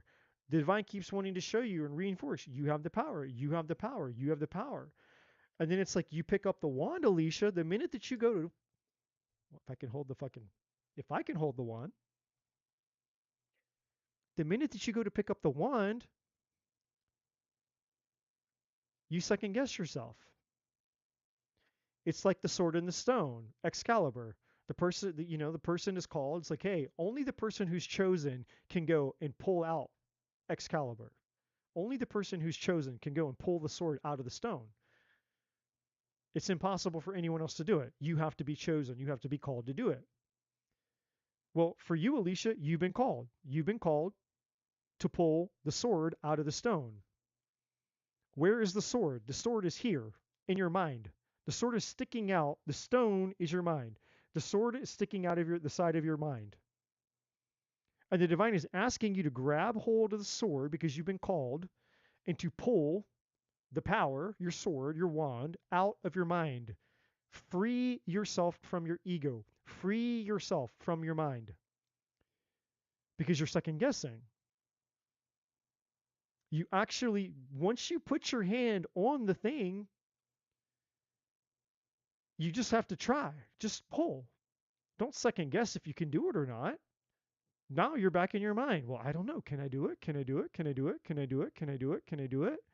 The divine is saying, stop wondering if you can do it and just do it. Stop thinking about if you can do it and just pull. Don't wonder if you can do if you can pull. Just pull. Just do it. Just try it. Instead of hyper analyzing and hyper focusing on if you can do it or not. Well, what are you hyper focused on? You're hyper focused on loss. You're so consumed. You're so consumed by things that haven't even happened yet. You have a narrative in your mind that you believe is the only reality that can possibly exist. And that reality is this: I'm fucked, I'm screwed, it's done, it can't work, and I failed. You have doomed yourself to failure that hasn't even happened yet. You have given yourself a death sentence that hasn't happened yet. You have convicted yourself of crimes that you have not committed yet. There's nobody else here that's convicting you. There's nobody else here that's judging you. There's nobody else that's written this terrible sentence, life, this shit life story. Nobody else has done it. It's all a narrative of your mind. Because, again, you can partner with your power or you can partner with your powerlessness. And not just you, that's all of us. I said that to Brandon and I said that to Chanley. And so now I'm saying it to you. You can partner with your power. You can be the magician. You can pull the sword out of your head, which is your power, freeing it from your ego, metaphorically speaking, or you can partner with your powerlessness. Because right now your brain has convinced you that you're doomed to this: loss, failure, and that's it. You're a piece of shit. You're a fuck up. You're a failure. You're no good. You're nobody. So why try? Why put any effort forward? Why try to go live a life? Why try to succeed? Why try to do anything? You're just a fuck up and a failure and dumb and stupid and all the things. That's what your brain, your ego has told you. And you've agreed to it. You've made that agreement. Because in order for you to believe it, you would have had to agreed with it. That's what power is. Power is an agreement to something. Because power, in order for power to exist, it has to go somewhere. It has to be capable of doing something. Power doing nothing is no power at all. Power doing nothing is no power at all. It has no purpose. Power doing nothing has no purpose. You have used your power to come into agreement with things that are disempowering. And because you're choosing to use your power for disempowering things, that's why you're experiencing what you're experiencing. Now, here's the beautiful thing. You can use the same power. You're the magician. You can use the same power to do other things. You don't have to agree to that bullshit anymore. You can agree to your desires. You can use your power to, like, well, I'm going to be a badass. I'm going to be successful. I'm going to build wealth. I'm going to have a family. I'm going to find love. I'm going to help people. You can use your power and you can agree to that. You can divorce this story.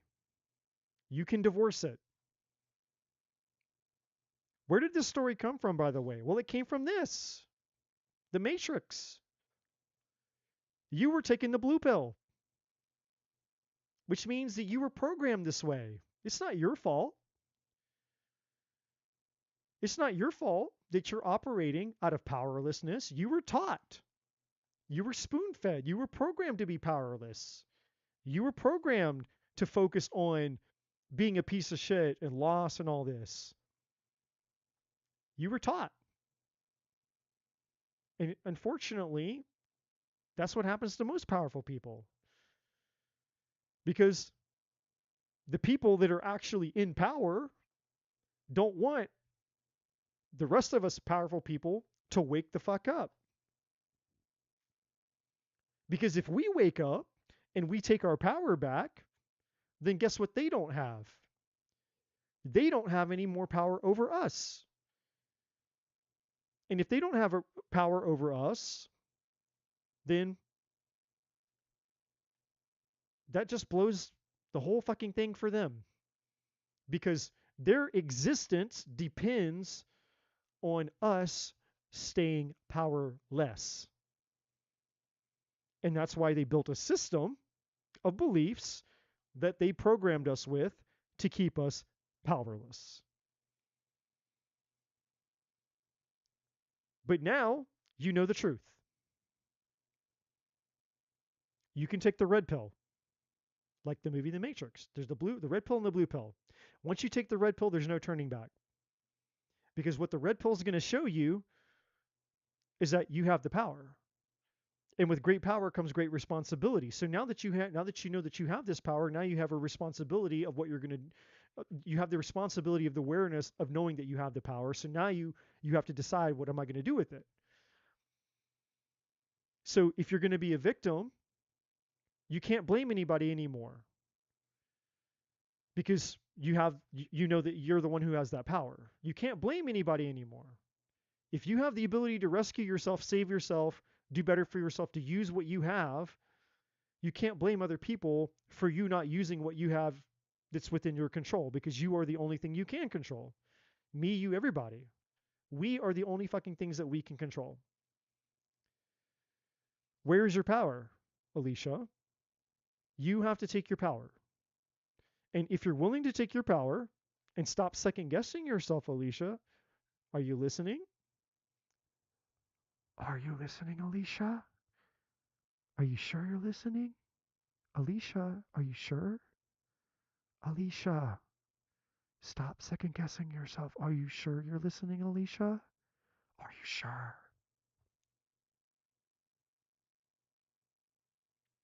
When you take your power and the responsibility for the power that you have, and you decide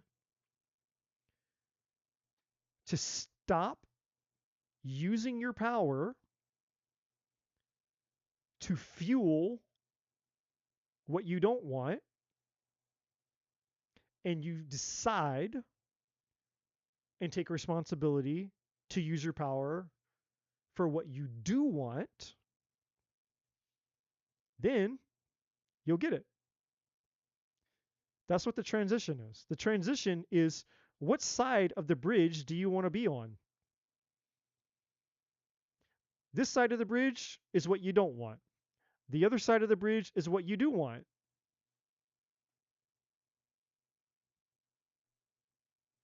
Now, I know what you're going to the rebuttal is this. This is the rebuttal. But Eddie, but Eddie, I don't feel powerful. I don't feel powerful. I don't give a fuck how you feel. That's your ego tricking you again into believing that you need evidence for proof that you have this power.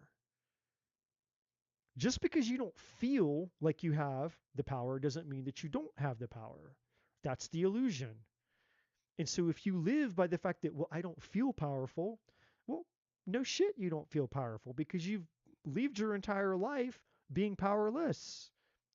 And because you've lived your whole life being powerless, right here in the present moment, you feel powerless. Of course. Of course you feel powerless. You've never practiced being powerful. You've spent your whole life believing the opposite. So you can't trust and rely upon your feelings as evidence and proof that you are powerful. If you're going to wait, if you're waiting for you to feel powerful after living a whole lifetime of not feeling powerful, then you're fucked. You're screwed. If you're going to rely upon feelings as proof and evidence or validation for the power that is here now, this is the facts. Just like gravity and the air that you're breathing. Those are facts. No one can argue gravity, and no one can argue that in order for human beings to exist on this planet, we need air. Because without oxygen, we'd all die. Without oxygen, there would be no life. We need air. Human beings require oxygen to live.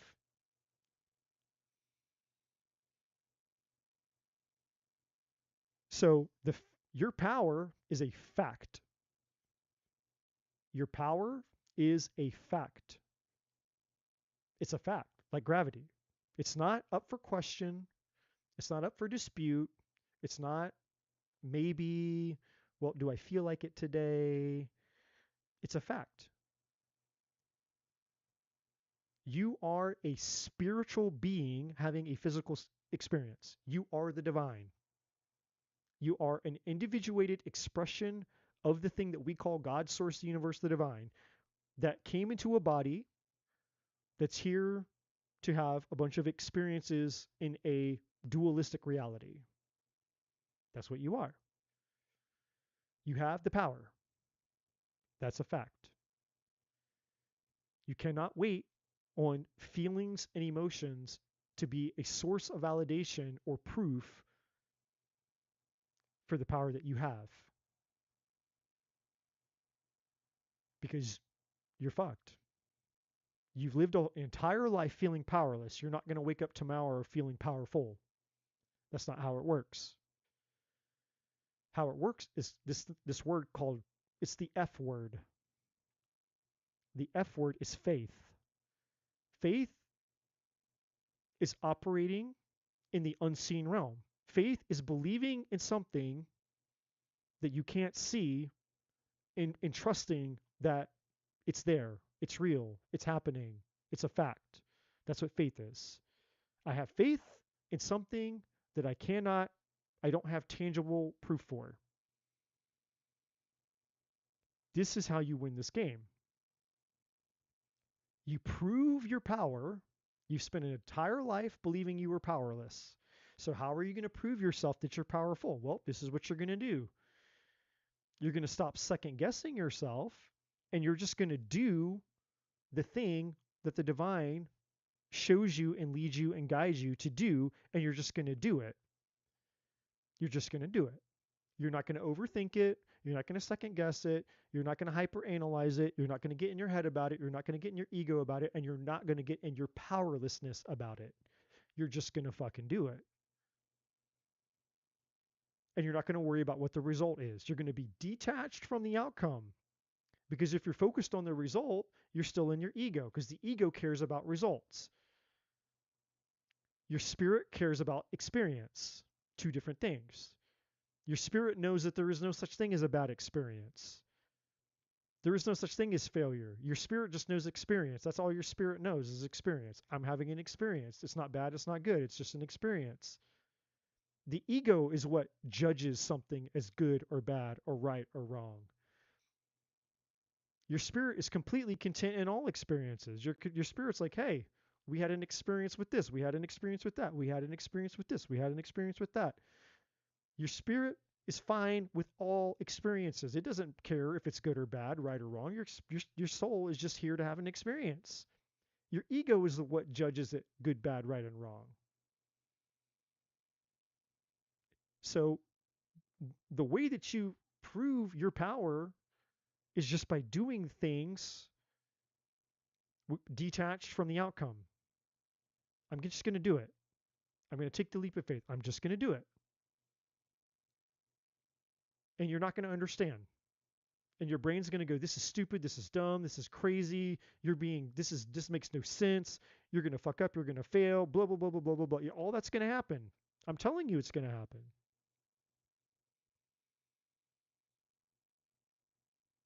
You've lived a lifetime feeding the monster called your mind. This thing isn't going to die overnight, but I can tell you the way to kill it. And the way that you kill it is you starve it. And starving something doesn't happen overnight. It's a slow death. You starve it. You stop feeding it. And when you stop feeding it, guess what? It starves. It dies. Eventually, when you know, if you've not fed it any energy, eventually it dies. That's it. You starved it. You starved it to death. That's how you win this thing up here. So this isn't going to go away overnight. You're not going to wake up tomorrow. Oh my God, I had airy fairy happy unicorn tarot reading last night. Oh my God, I'm going to wait. You're not going to wake up tomorrow and this thing is going to be like, okay, yeah, I'm powerful. The guy on YouTube said it. I'm powerful, and I agree it, and I claim it. I'm powerful. No, you're going to wake up tomorrow and be like, I feel powerless. I still feel the same. Everything is still the same. That's what's going to happen tomorrow when you wake up. You're going to wake up to the same you. You're going to wake up in the same reality. You're going to wake up to the same thoughts. You're going to wake up to the same beliefs. Everything's going to be the same tomorrow when you wake up. That's what's going to happen when you wake up tomorrow. But here's the difference. The difference is, despite the fact that all those things may be true, the power inside of you, your divine choice, your free will is, I'm going to choose to begin to exercise my power to get out of where I've been, where I've been, and where I've been to go over to the other side of this bridge to somewhere new. Well, what does that mean, Eddie? Well, it means that you're not going to get there overnight. Your powerlessness wasn't handed to you overnight. Your power is not going to be realized overnight. But it doesn't mean it's going to take you a lifetime for you to get your power, but it does mean that you are going to have to fight for it. And what do I mean by fight for it? I mean, the battle that you have, Alicia, is right here in your mind. It's the battlefield of the mind. This is what you're up against right here. This is your mortal enemy. It's not outside of you. It's not a job. It's not a lover. It's not parents. It's not family. It's not a career. It's not anything outside of you. Is not the problem. The problem is right here. You are your own worst enemy. This is what you're up against. You're up against a lifetime of bad programming. You've been programmed by the fucking Matrix. And so now you're going to have to deprogram yourself. But your mind is not just going to let you go easy. Your brain's not going to let you walk out of the prison scot-free. Your brain is ready to put up a fight because it's got you. You're the prisoner. And prisoners don't just walk out of the prison scot-free. That's not how it works. So the battle, that the way that you win this battle is by using your divinity. You can't use logic with logic. You can't think your way. You can't have a mental battle with yourself. Using the ego to try to win a battle with the ego is not going to win any battles. That's not what's going to happen. The way that you win this battle, Alicia, is through your divine power. That is how you win this battle.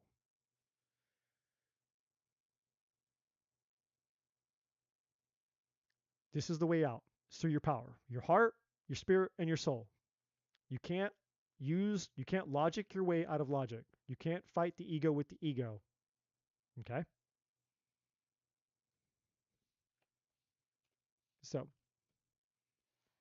and when you get that, everything else in your life is going to be piece of cake. Because once you unravel this little mystery that's not such a mystery, all of a sudden you're going to be like, holy shit. The things that I want come really very easily. Holy shit.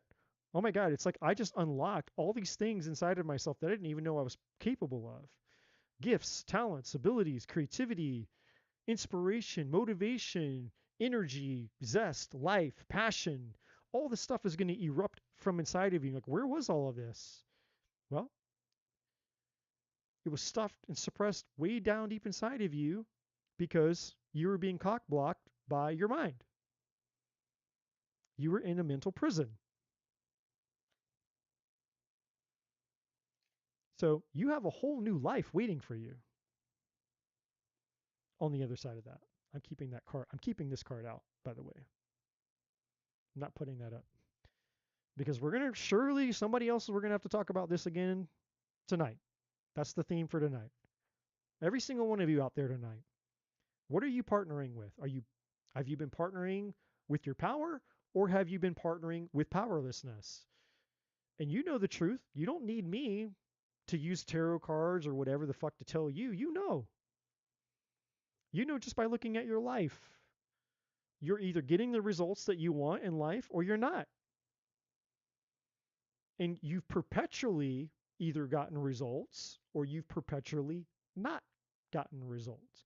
You've either perpetually spent most of your time feeling the emotions that are pleasurable to you: positivity, abundance, happiness, joy, laughter, passion, creativity, inspiration. You've been spending 90% of your time in positive feelings and emotions, or you've been spending 90% of your time in low vibrational shitty energy. So the clues are there. Have you been partnering with power, or you've been partnering with powerlessness? Your power comes from the divine, the source, your spirit inside of you. Powerlessness comes from your ego, self-preservation, the devil, the serpent, the reptile brain.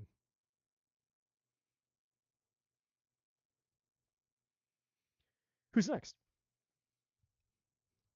What a wonderful message, Eddie. Thank you. You're welcome. You're welcome.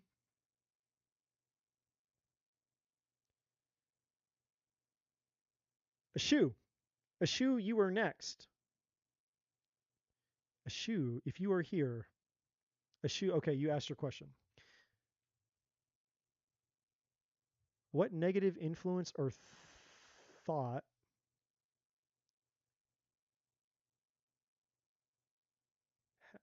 hold on.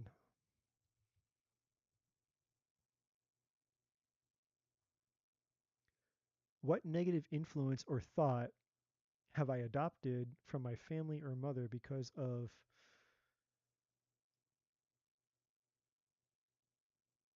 I'm not attaching to the right guys or people in my love life?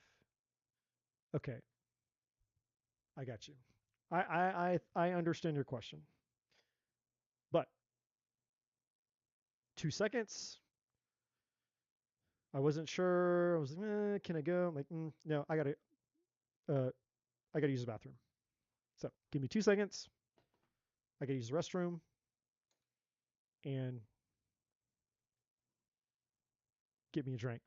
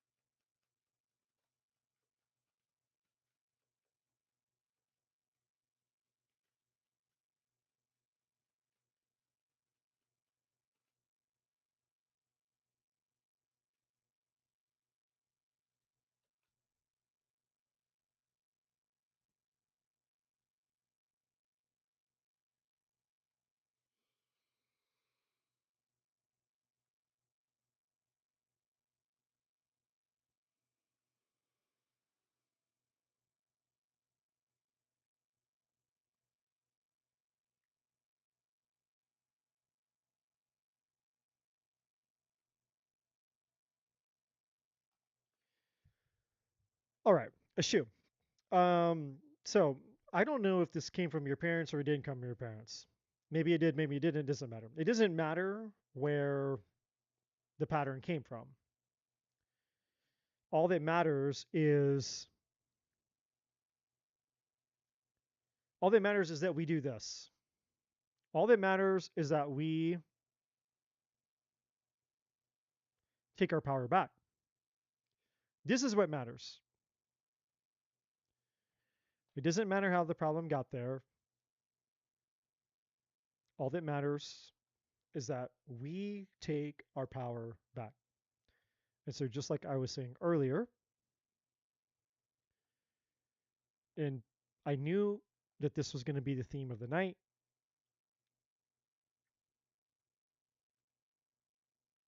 we can partner with our powerlessness or we can partner with our power. Our free will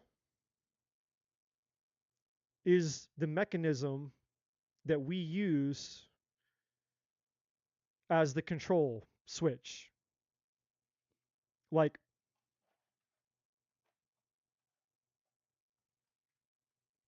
can you have a control? It's like, well, I can use the control. I can press this button and I'll get a certain outcome. I can press this button, the minus, and I get a different outcome. And so if the positive, the plus sign equals our power, and the minus sign equals powerlessness, our free will is what gives us the option to decide what we want to do. Now, that might sound like common sense. Sure, Eddie, Captain Obvious. Okay, I get it. Well, if we got it, then we would be doing something different than what we've been doing. Because our brain has this weird thing that we do where if something is too complicated, too complex, then we'll deny it. It was too hard. I can't follow it. So we reject it. We reject complexity for things that are too difficult. Well, on the other extreme, we reject simplicity. If something seems too easy, then we think it's beneath us. So then we're like, oh, that's too easy. I already know it. That's too easy. But yet, we're still in the same place as we were before. And so the divine tries to speak to us in ways that we can understand. But if you try to use the ego, which is already powerlessness, to decipher divine truth, then you're screwed. Because your ego will never be able to understand the power of divine truth. Because the packaging usually doesn't show up in a way that the divine or that the ego prefers. It's not the preferred packaging. The divine speaks to us in ways that is not the preferred packaging of the ego. The ego's like, I don't like that. It's either too complicated or it's too simple. And so it rejects it. And so earlier, or a second ago, when I was talking to Alicia, and I kept asking Alicia, are you sure you're listening? Are you sure you're listening? I'm going to say the same thing to you. Are you sure you're listening? Or as Jesus said, he or she who has ears to hear, let them hear. Are you listening? Are you sure you're listening? How do you know you're listening? Are you sure that you're sure that you're sure that you're sure that you're sure that you're listening? Because if you're not listening with your spirit, then the things that I'm about to say to you are going to be deleted, distorted, or generalized as they pass through your ego, because that's all that the ego knows what to do. It deletes, distorts, and generalizes. That's what the ego does. It deletes, distorts, and generalizes. So, I can't control what you do with your power. You're the magician. You see this up here? What's in his hand is this, the remote control. And it's up to you to decide. Well, I can press the plus sign. I can press the minus sign. It's up to you. I can't. I'm just the messenger. I can't make you do anything. So why have you attracted the types of partners that you've attracted? Why have you not been successful in love? Well, the first reason is because of your low self-esteem. You don't love yourself. You don't believe in yourself. You have low insecurity, low confidence. You have low self-image. Somehow you were infected with the I'm not good enough virus. Somehow you got infected with the I'm unlovable virus. Somehow you got infected with the, well, love is not something that exists within me. Love is something that I have to earn. I have to achieve it. I have to get it. It's something that exists outside of me. And we all are infected with that virus, by the way. Not just you. We're all infected with it. But just because you're infected with a lie doesn't mean that the lie is true. In fact, that's what a lie is. A lie is literally something that's not true. That's why it's called a lie. So your entire self-image, your entire identity has been predicated on the lie that you are not the very thing that you are. You've been told that you're not the magician. You've been told you don't have power. You've been told that you can't. You're not divine love that, you know, incarnated into your human body that's out here having this human experience. You've been taught something else. And so this card here that's saying surrender to low self-esteem is what it's really saying is you're going to have to be willing to give up the lie to create space for something that you don't know what that feels like. And the only reason that we hold on to something, even when it's not good for us, is because we don't like the discomfort of just leaving an empty space. We don't like empty space. So it's like having my hand out here. My hand is empty. There's nothing in my hand. Most people would rather have a scorpion, a hot coal, you know, a pile of ants, maybe a bunch of really angry, pissed off, hornets, maybe, you know, a painful chemical or something that could give you a chemical burn. Like most people would rather have something to hold on to, even if it was painful and harmful, than to have an open hand that is empty. People hate having to deal with empty space because it represents something that that their brain, their ego can't attach a meaning to. The ego can't go, well, what do I do with empty? What do I do with that? I can't I can't define something that isn't tangible for me, something that I can't control, I can't predict, I can't assume. Our ego hates uncertainty. Our ego hates this. But what is the beauty of this? Well, if I'm holding this drink in my hand is occupied. I have one of two choices. I have one hand and there's two things that I want. I can have the drink or I can hold this. I have to make a choice. Well, if I want to pick this up, I got to put that down. I got one hand. All right? I can hold this in the hand, but if I'm going to hold this, I have to be willing to give up that. But if I want this, I have to be willing to give up that.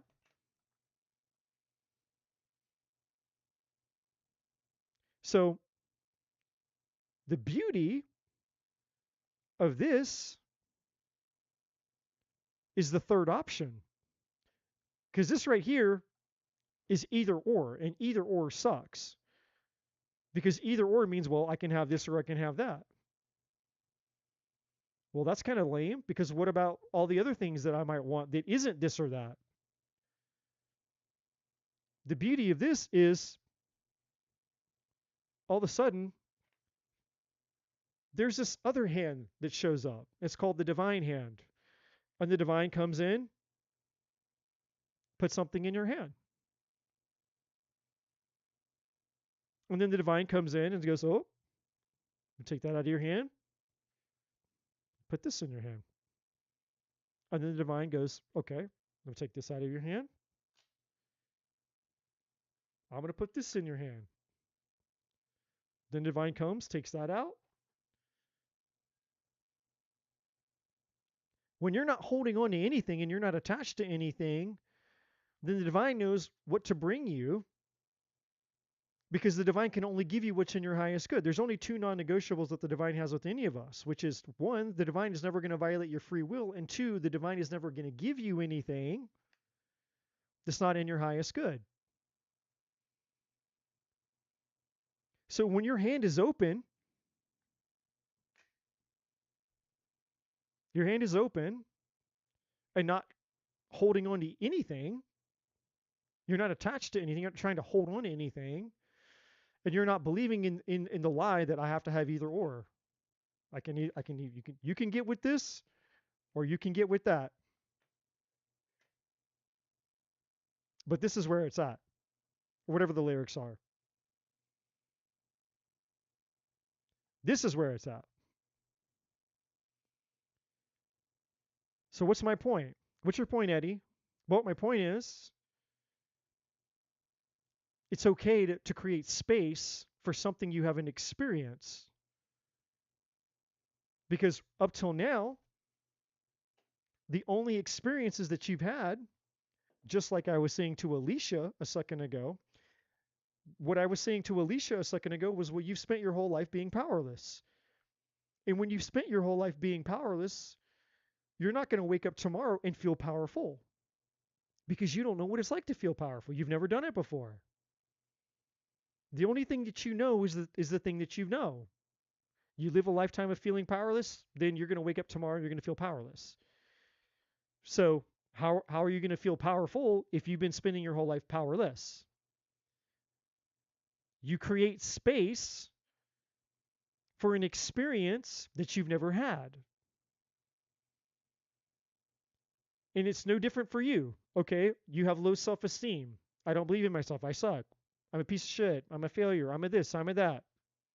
I'm powerless. I can't do it. Whatever the belief is. That's all you know.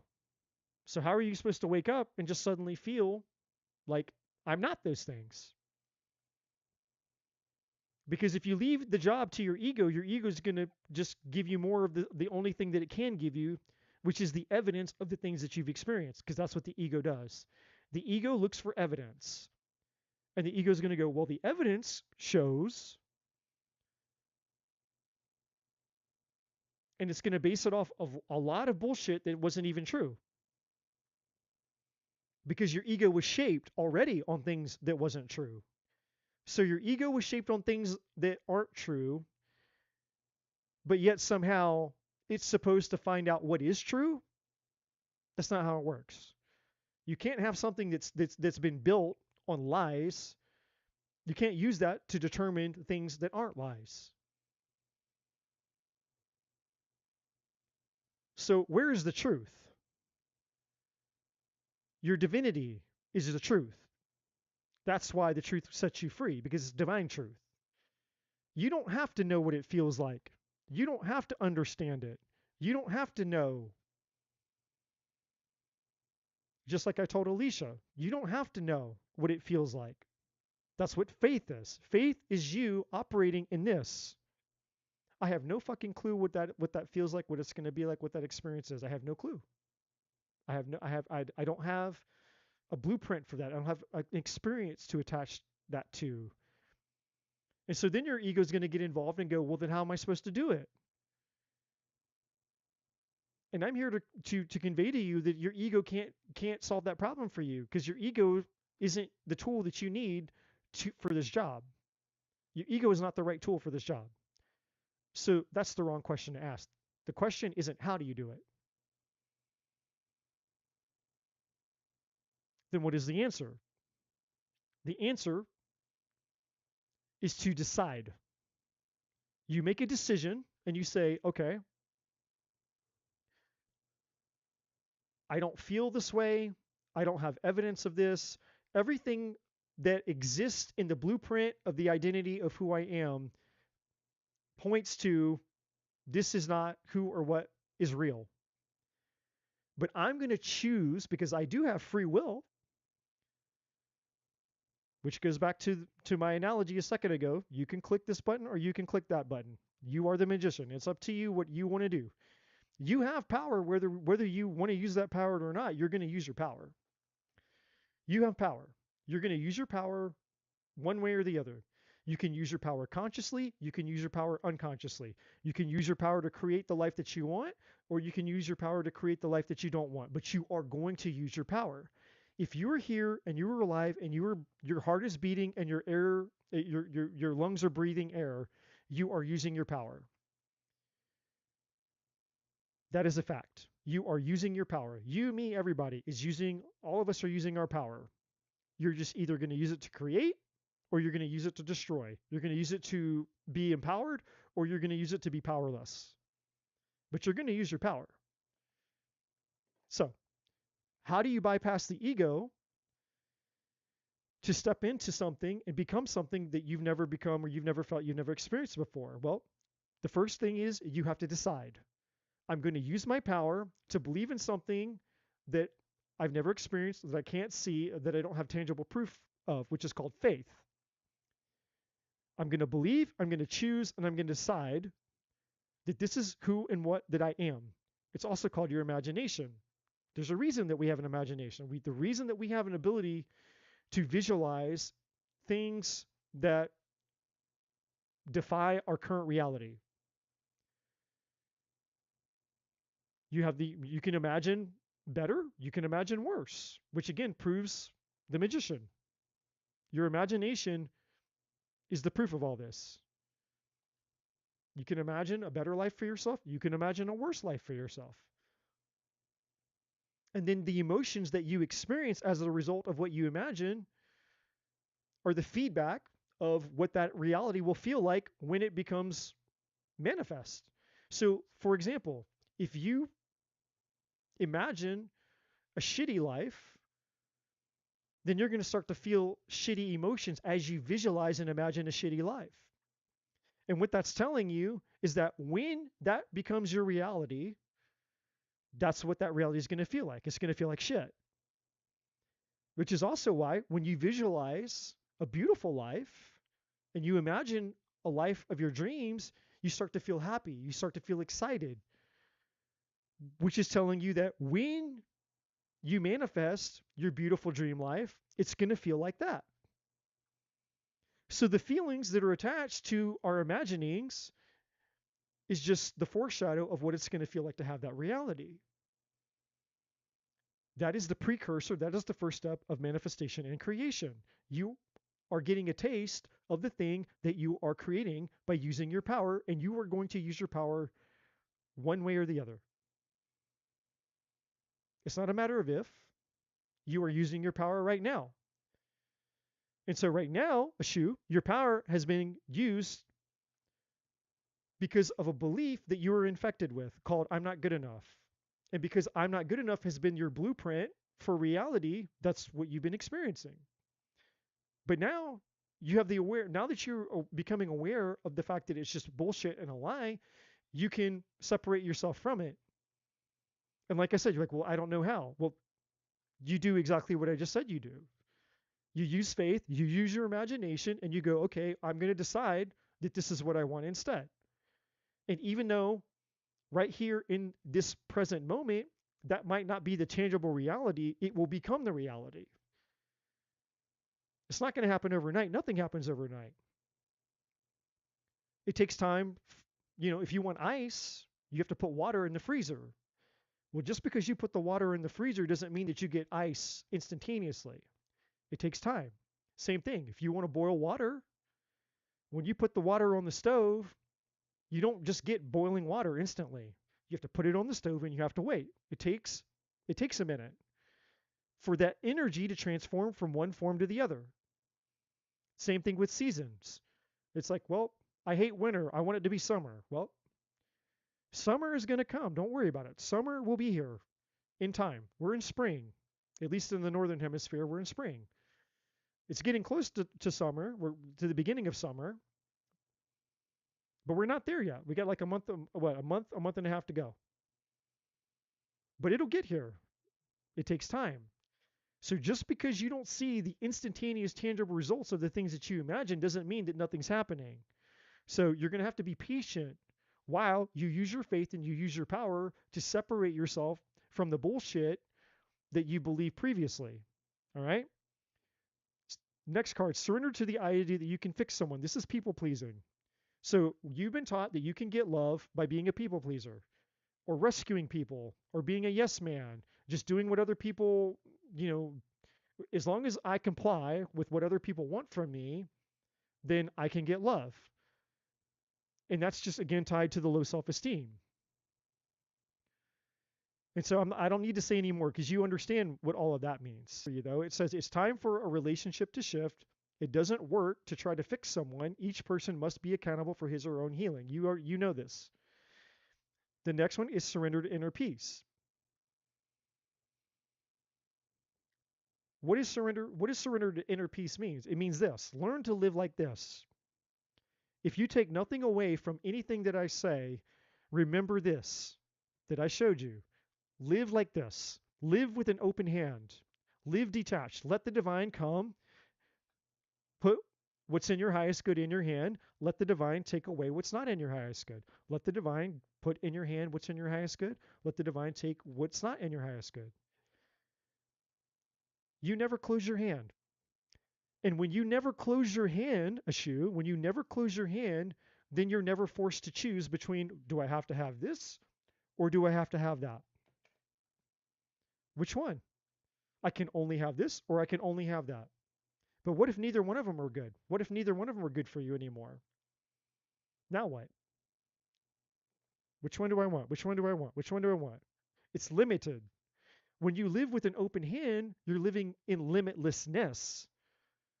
You're limitless because you're letting the divine put anything in your hand.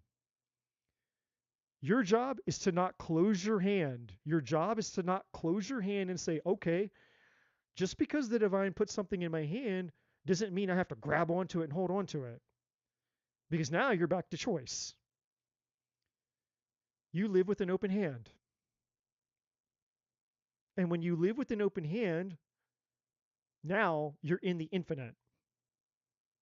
That's what the inner peace is. Inner peace is you learning to live with the open hand.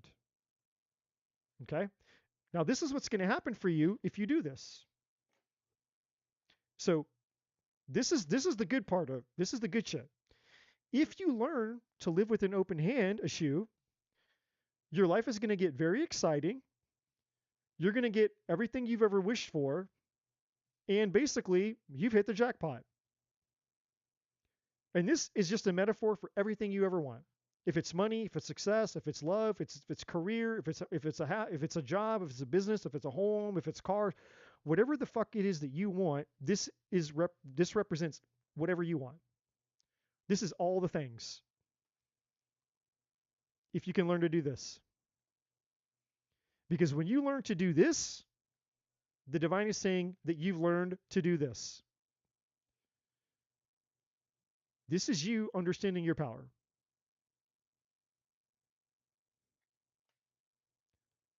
Live with an open hand.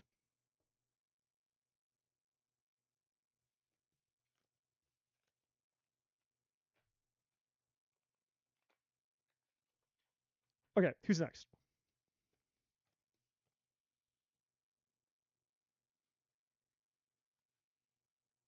Gene. Gene's next. I think, right? Teresa is here, everybody. Did Brandy update her profile picture on there? Is that what I'm seeing? We got Mero. Maramero's here. We got some we got some late night rock stars popping in.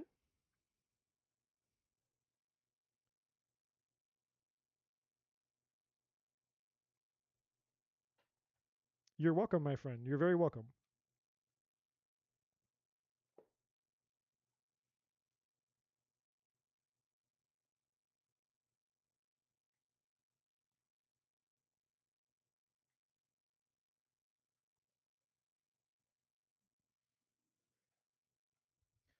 I'm just gonna I'm just gonna forget that Gene called me a drug addict tonight. That's what I'm gonna do. That's what I'm gonna do. I'm just gonna forget that Gene called me a drug addict, accused me of being a drug addict tonight. Yes, a picture of me. Is that a picture of Brandy? Hold on.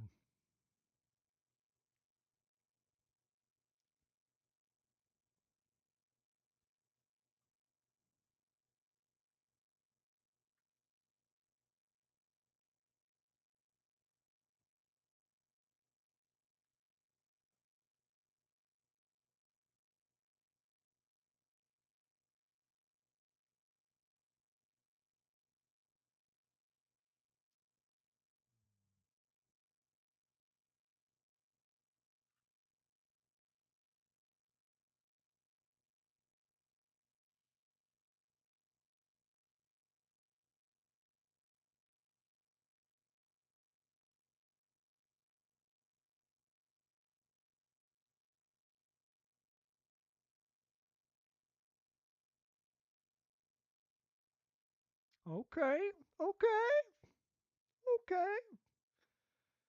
I see what Brandy's doing.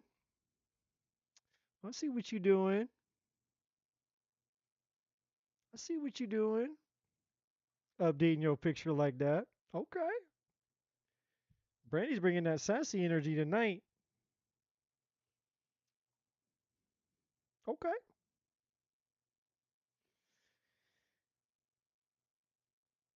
Did Gene just tell me not to be sensitive? You called me you called me a drug addict, and then you tell me not to be sensitive. May I have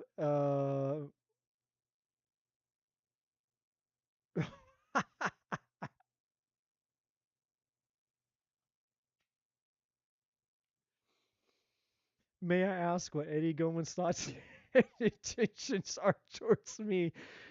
Well, Gene, if I had it my way, I'd be getting you so high, girl. Ooh, I get you high. Me and you, girl. We take a shroom journey to the 10th dimension, have a bunch of babies.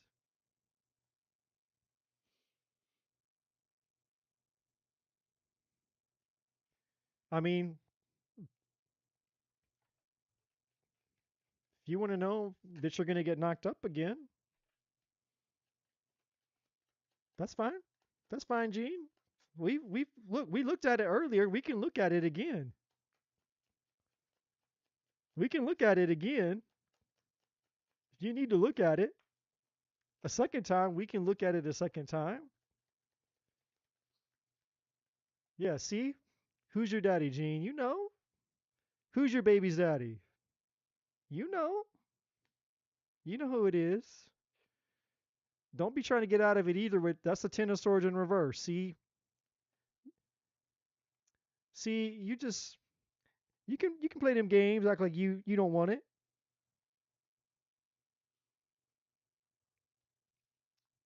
You over here holding on tight with them four coins. You holding on tight. You see you over there trying.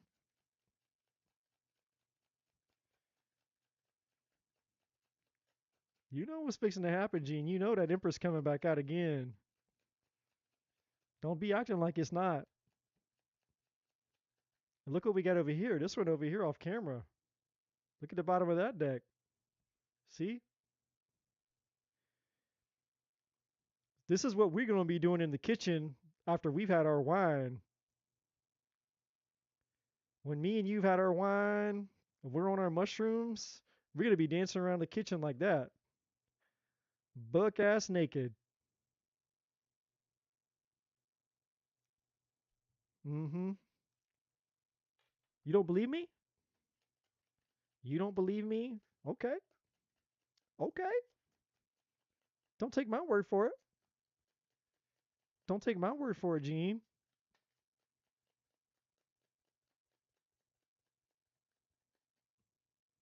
Yeah, see, you're resisting. You're resisting change with the Wheel of Fortune in reverse.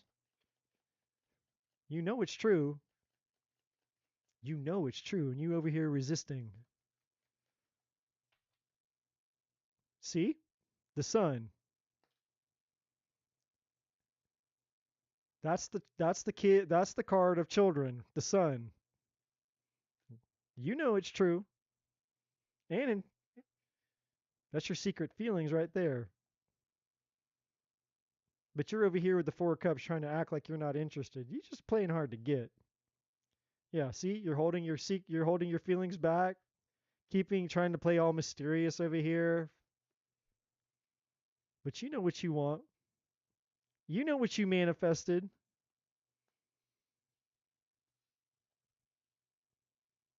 I know that's you. That's you knocked up too.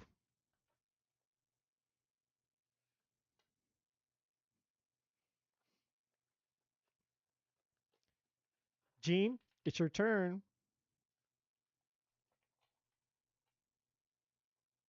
It is your turn.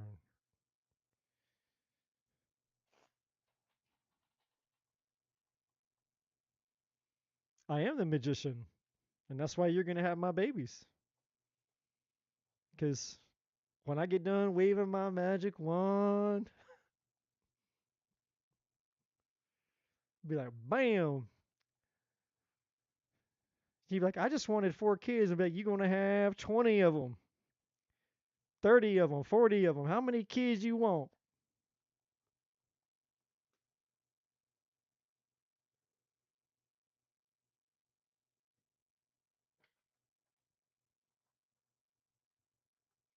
Ooh, what love looks like for you this summer? Well, it looks like you getting knocked up in Leo season on your birthday. See, your birthday is your birth date. The date that you're gonna, you know, you know what I'm saying. I don't have to explain it to you. What do I want to listen to?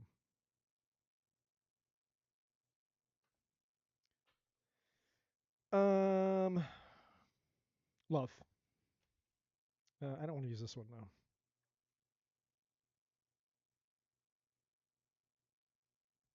Mm, yeah, I don't want to use this one.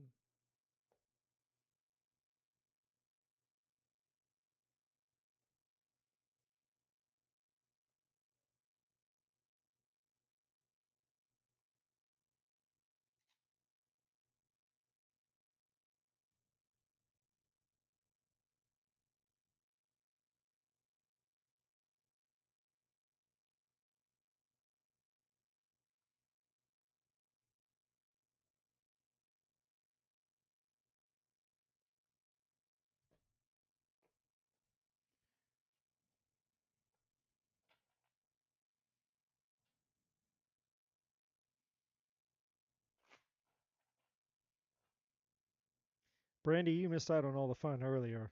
I'm just gonna tell you that. You missed out on all the fun earlier up in the chat. But that's okay. It's never too late to get it cranked up again.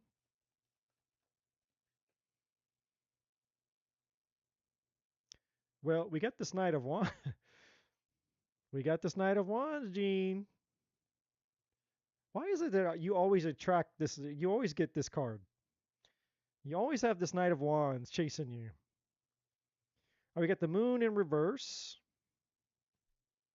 Ooh, Queen of Pentacles. The Star. and the Fool.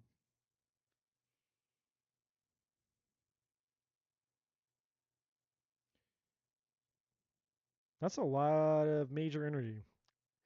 Major, major, major. Okay. Knight of Wands, Five of Wands, and then the Page of Wands underneath that. So yeah, you got you got a lot of options, is what you got. You got a lot of fucking options, is what you got. Um, why didn't it tell me?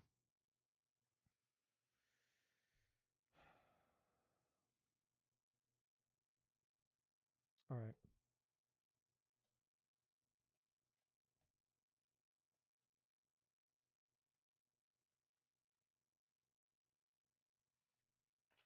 all right. Let's see. Let's see.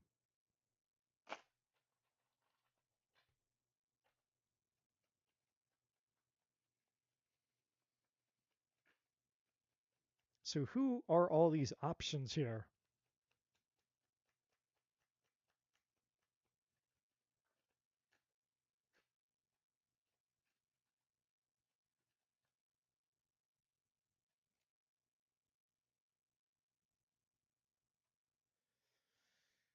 All right, we have the Ten of Swords sideways. Interesting.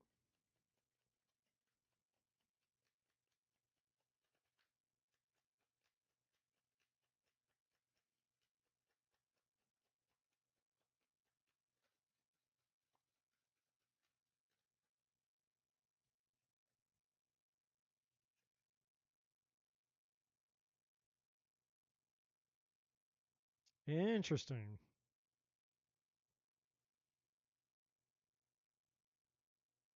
So you have the Star twice.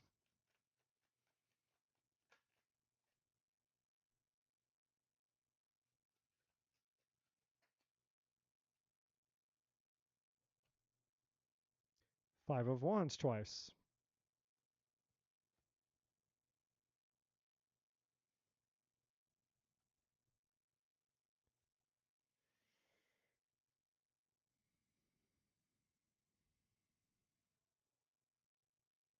Mm, mm, Six of Wands.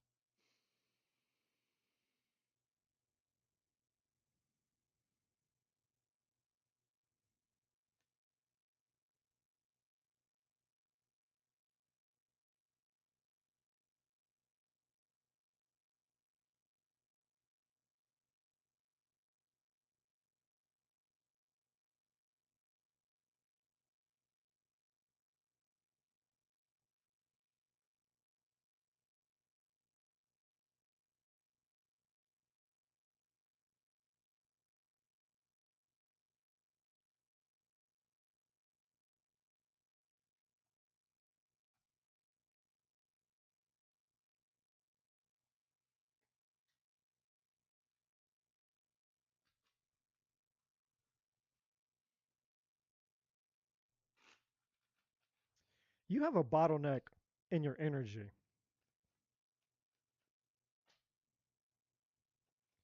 You have a bottleneck in your energy.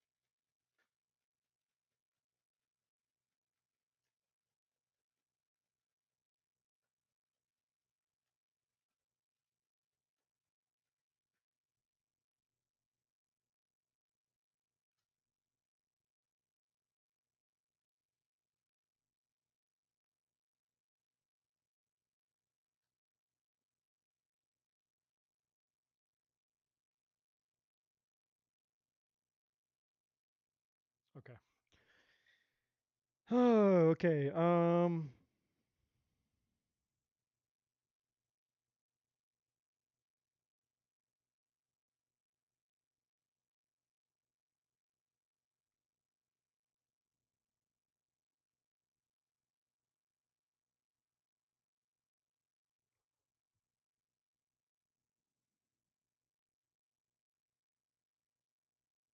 Hmm.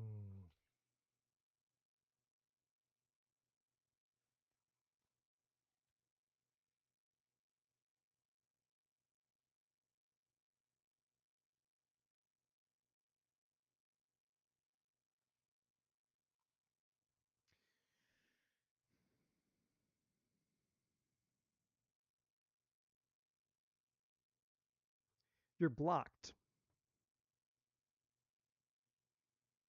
You're blocked, but I can't see where the bottleneck is.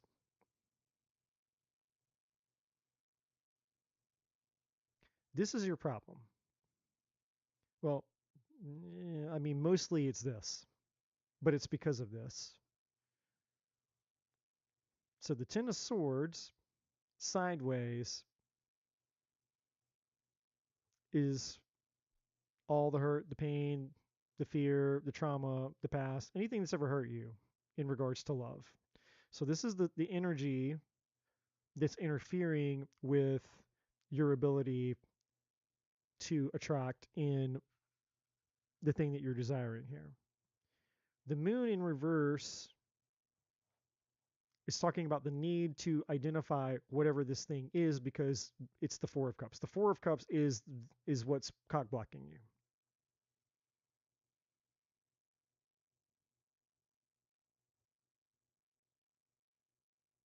And then we have the fulfillment sideways here, which is again is saying that like I can see we got the star, that's the star twice.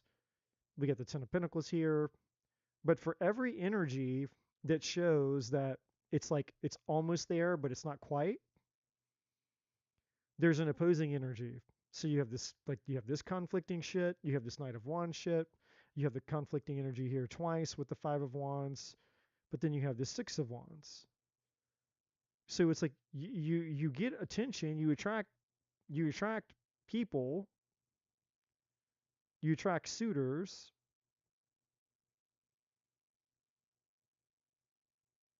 but it's this page bullshit.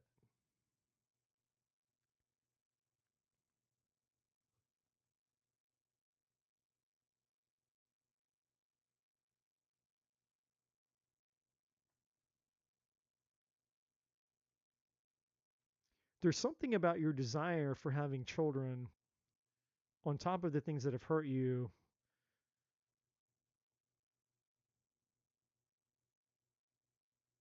that's preventing you from actually doing this.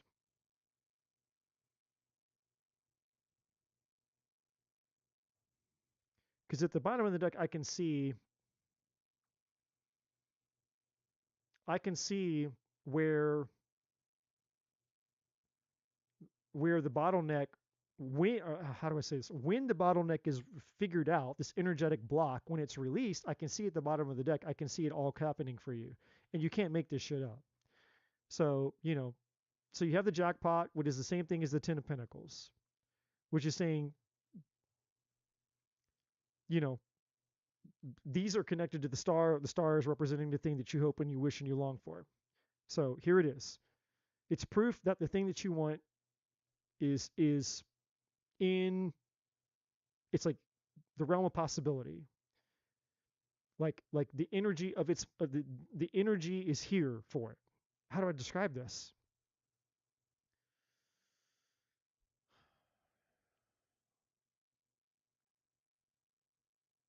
It's almost like saying like if you had something that you were going to sell and make a bunch of money, but you weren't sure if somebody wanted it, this would be the proof that somebody wants the thing that you're trying to sell to make money. It's a really stupid analogy, but it's the only thing that I can think of. It's like I don't know if anybody wants this. I have this thing that I want to sell, and it's actually worth a lot of money, but I don't know if anybody wants this shit. This would be like the proof that No, there is a buyer out there. Somebody actually will want this thing if you sell it, right? So it's that kind of thing. It's like the energy is here, but it's not able to come into tangible form. So the energy for the things that you're wanting, love, all of the things, is like right here. So let's go back to the magician card. So if the infinity symbol represents all the things that you want, and the magician, being you, is reaching up into the sky to be able to access it and pull it down, the energy for it is there, but you're not accessing it to pull it in. And the reason that that's not happening is because of some type of block here. And it's very, very covered up right now because you've buried it under a bunch of this, and I can't penetrate it. It's like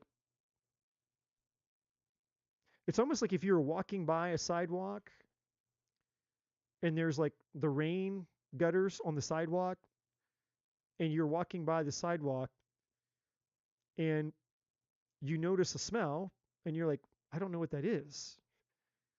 Like it's not strong enough for you to identify what it is, but it's just there enough for you to notice it.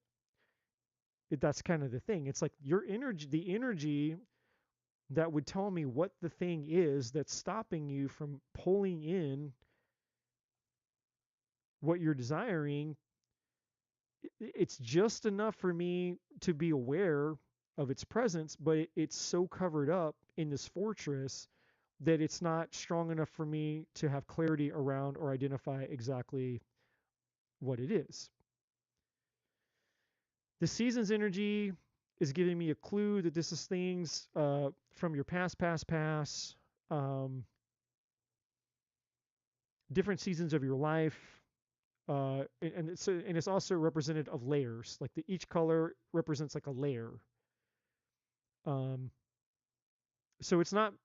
I don't think that it's even just necessarily one thing. I think it's a culmination of things potentially spread out over a long period of time.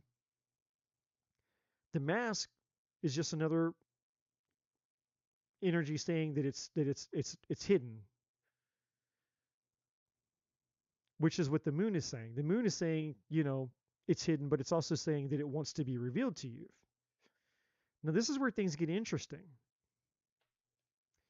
Underneath the mask energy, you have let go. And then whatever this thing is, when you let go of it, boom, you access the energy that's already here around you, and then boom, you get the thing that you're desiring. This is the family.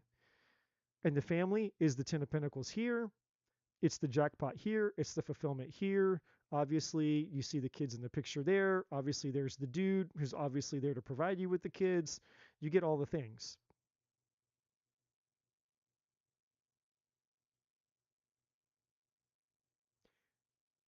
The clue that I cannot and it's here twice, by the way. So release is here, which is the same thing that the letting go is. There's two things here, and it's affecting the timing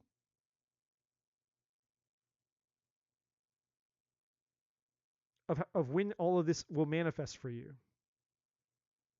And it's not affecting the timing in the sense that it can't happen now. It's just saying that it can't happen because it can't get to you. It's like if you kink the garden hose, the water can't come through. And so it's like until we unkink the garden hose, the energy can't flow. Now we have the star here, which is validation, but it's different than the star here. It's tied to the 6 of Wands.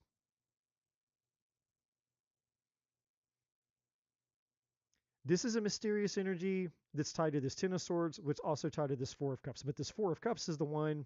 This is the one. If I knew what this energy was, we'd have our answer. If I knew what the energy was attached to this 4 of Cups, we would have our answer.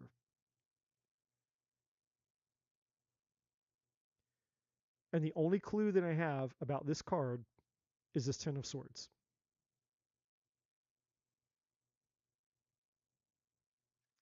Now, we could speculate.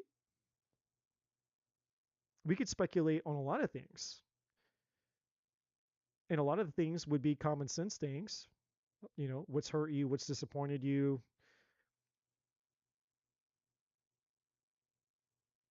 what parts of you don't believe in love, what parts of you are denying love, what parts of your self-preservation are protecting you from wanting to get hurt again. There's a lot, I mean, you know, there's lots of speculation about what those things could be. And it could be all of those things, but I feel that there is a linchpin,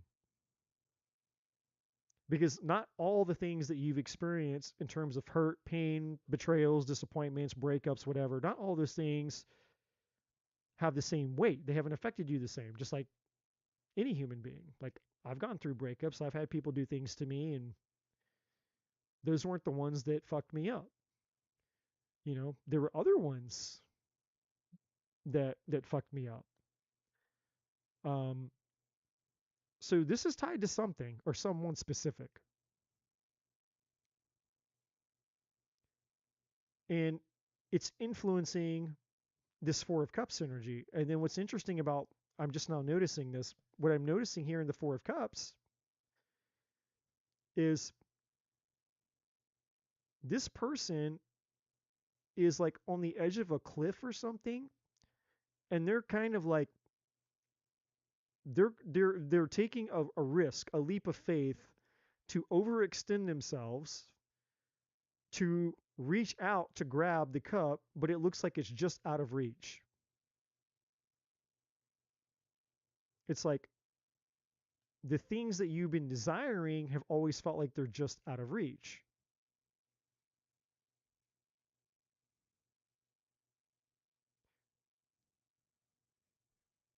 And there's something over here, and I don't know what it is, but there's something over here with this kid. When I look at this card, oh, and look underneath that. You can't make this shit up. Wow, I didn't even see that. You can't make this shit up. We have another page. And then you can't make this shit up. You have the Ten of Swords. So now we get the Ten of Swords twice, and we have two kids, two children.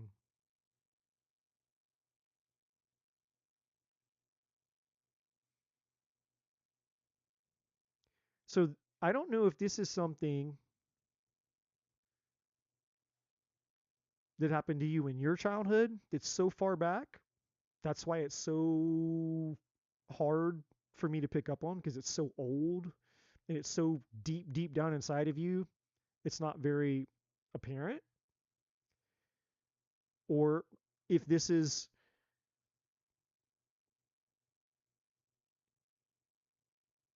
you're wanting children so bad that that is actually the toxic energy. In other words, you're there's a part of you that you're trying to find your identity and your fulfillment in having these children, so that you think that if you could have children, that's what's going to give you your fulfillment. That's what's going to be your, your jackpot, your fulfillment. It's like, and if I don't have these kids, then I'll never be happy. I'll never feel complete. I'll never, I won't have meaning and purpose from the life that I came here for. So it could be an extreme. It could be that the fact that you're just wanting kids so bad that that's actually the problem, because that's an extreme attachment. Even though most people wouldn't view that as like a negative thing, like, a trauma bond or an addiction to alcohol or sex or all the other, more obvious things that people would have the tendency to say, oh, well, that's a negative thing. Like, most people wouldn't say somebody who really, really, really, really, really, really, really, really, really wants to have kids is a bad thing. But the truth is, anything that we're seeking long-term fulfillment from that's outside of ourself is an extreme. It's devil energy. So I don't know if that's it. I don't know. But there's something here. There's a clue with children. Something to do with children. We've got 2 Ten of Swords. And then we have we have the release, and we have the letting go. And maybe that's the thing. I don't know. Maybe what the divine is asking you to do is similar to what I said to a shoe a second ago. Live with the open hand, where it's like just like this. Maybe the divine is asking you to let go of these. Maybe the divine is saying, "Hey, are you willing to let go of the need to have children? Can you do it? Are you willing to do it?" And what if that's the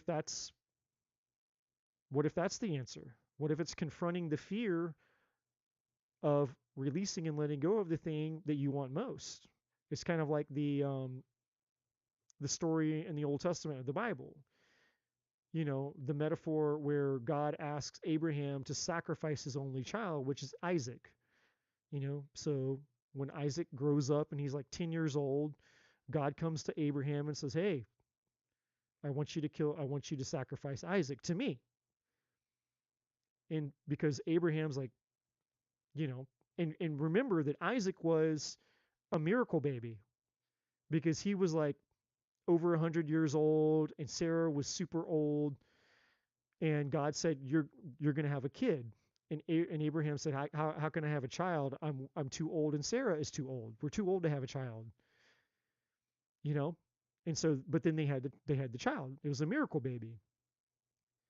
And so then, you know, the miracle baby grows up. He's like 10 years old. And then God comes to Abraham one day and says, "Hey, now I want you to take your kid up on the mountain and I want you to sacrifice him." And Abraham's like, I don't, okay. Like he doesn't understand, but he's going to obey and he's going to do it anyway. So he goes up, he takes Isaac up to the mountain and puts him on the thing.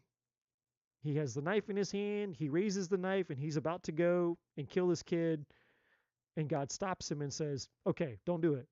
The very last second, God stops him and says, "Now I know that I know that I know that you're basically sold out to me. Now that I know that you will do anything that I ask of you." Right? It's a twisted, morbid story, but it's the thing that comes to mind. Maybe the divine is asking you to release and to let go of the thing that you desire most. And even though it might feel like a sacrifice to you, potentially, I could be wrong, potentially this is actually the very thing that brings in the thing. But there's something, and if I'm wrong, I'm wrong, but there's something to do with children, and it's tied to all this other things. And it's not clear, so I'm not going to lie to you and tell you that I'm clear on this. Most of the time, things come to me very clearly. This, the rest of this I understand. The rest of this is very clear, but this piece of it, I'm having to speculate. I'm having to speculate while trusting what little bit is coming towards me.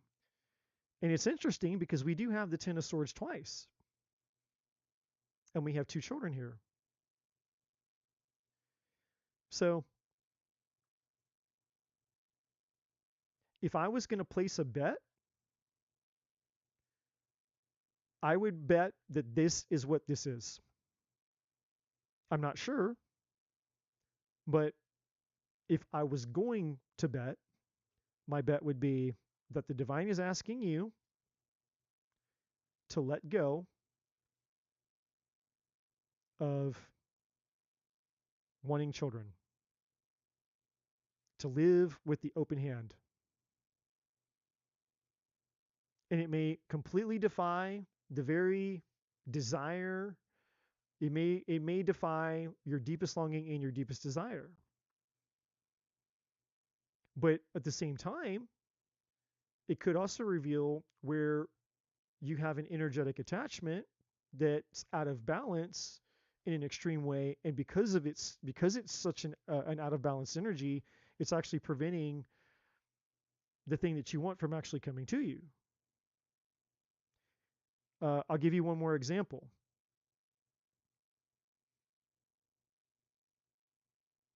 It's almost like people when they're having sex, and you know, people who are in their mind when they're having sex and they're really focused on their performance and their looks and they're really in their brain, and they're worried. They're worried about the act that of it. They're so caught up in their mind about the act that they can't enjoy it, right? And so then it's like they can't have an orgasm. And sometimes they can't, like if you're a dude, you can't even keep your dick hard, because you're so stressed and you're so anxious, you're so worried about everything. You're overthinking everything instead of just enjoying the beauty and the art and the act and the intimacy of it, right? And some people, it's like that's kind of the thing. It's like you want to have this orgasm, but you're so focused on having the orgasm that you can't have the orgasm. Whereas if you stop focusing on having the orgasm and you just enjoy the experience, the orgasm would just come naturally. That's kind of the best way I know to describe this energy, to where it's like maybe the focus is so much energy is focused on the children aspect of it. It's created this kink in the hose to where it's like when you're not worried about that anymore, and that's not a need, a desire, it's not the thing that's overtaking everything, then that's kind of like my analogy of living with the open hand. And all of a sudden it's like that kink isn't in the hose anymore because you've released it. You're like, hey, I don't. It's not. I'm okay with just being content with whatever's in my highest good, and not worrying about whether or not I get I get these as part of it,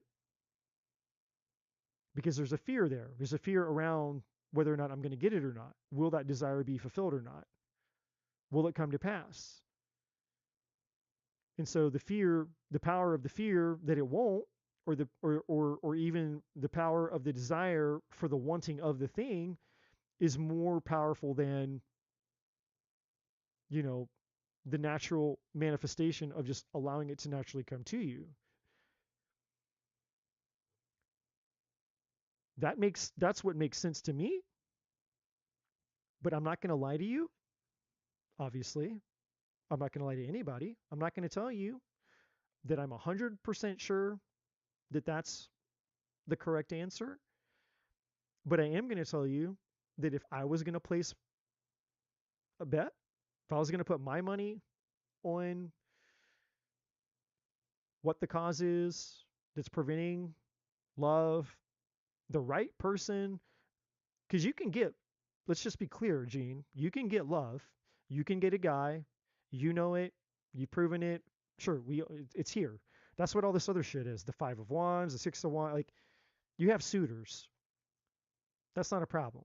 You can get a dude, but it's not, obviously, it's not, it hasn't ever been the right guy. It hasn't ever been the thing that you desire.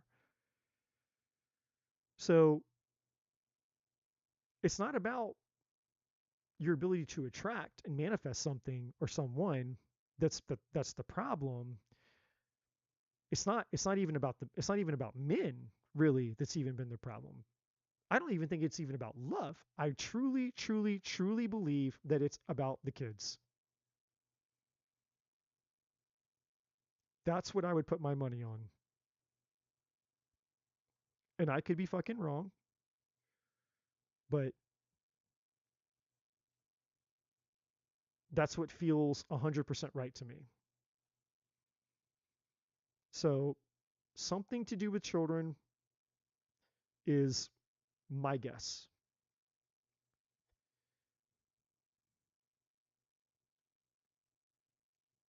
But I can't pull or extract any more clarity beyond that, unfortunately, because of this.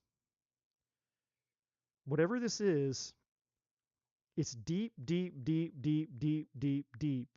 It's very deep. But there's just enough energy leak for me to sense that the problem is a kink in the hose, so to speak. And it's tied to the Four of Cups. But underneath the Four of Cups is the Ten of Swords. And then underneath the Ten of Swords, we have these two kids. And that's as deep as I can get. That's as deep as it will let me get.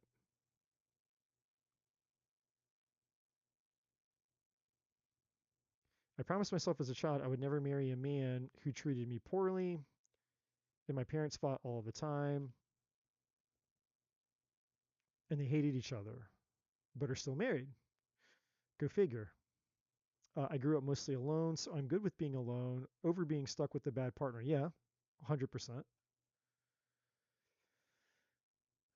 Um, I mean, for sure, I think your parents, as all our parents do, they shape our attachment style. They shape, uh, you know, a deep part of the way that we perceive human relationships. All that's true, psychologically, human behavior, all the psychology, all that shit. For sure, your parents have contributed to that, but I don't. It's not. I don't feel their energy is what's really connected to this. I mean, there's layers of shit. I mean, technically, each sword in the Ten of Swords is a sword in the back. So each one of these things technically represents a contributing pain, a contributing loss, a contributing betrayal, a contributing something that hurt all of us, right? That's why the Ten of Swords is multiple things, you know, that are stabbed into us, which eventually kill us. Because maybe we could have survived one stab. Maybe we could have survived two or three or four or five or even nine. Maybe we're the cat that has 9 lives and you can stab us 9 times, but it's not the ninth one that kills us. It's the 10th one. It's the 10th sword that finally does us in, right?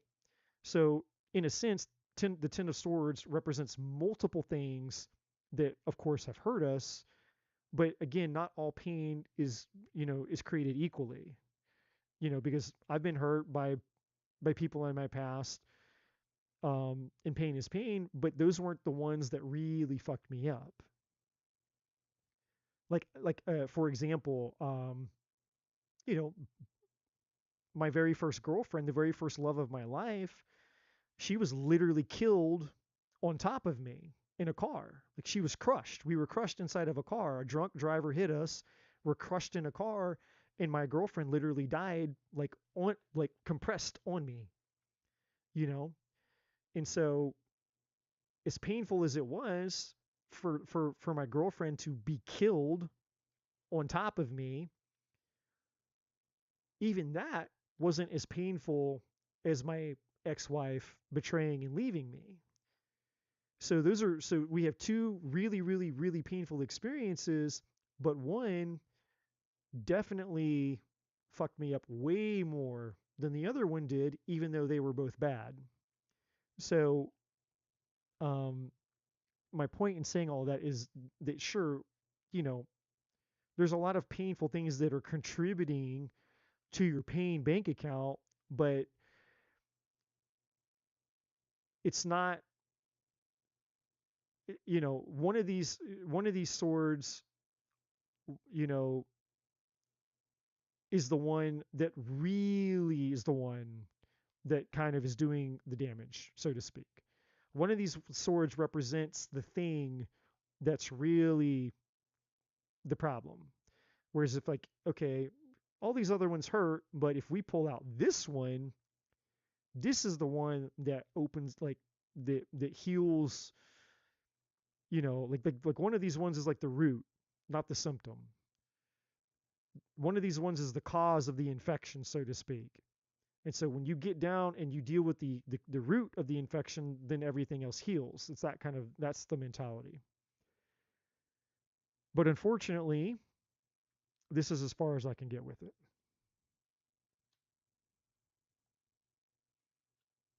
But what I will say is intuitively, I sense that with some introspection, which is what the moon is saying here, with the moon in reverse, the moon is saying with some introspection and some self-reflection, you can figure this out. Because again, this is the theme of the night for everybody.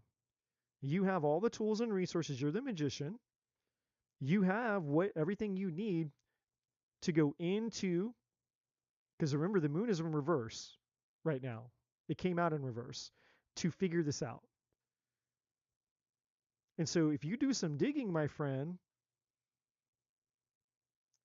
I think you'll unravel this. I think you can figure this out.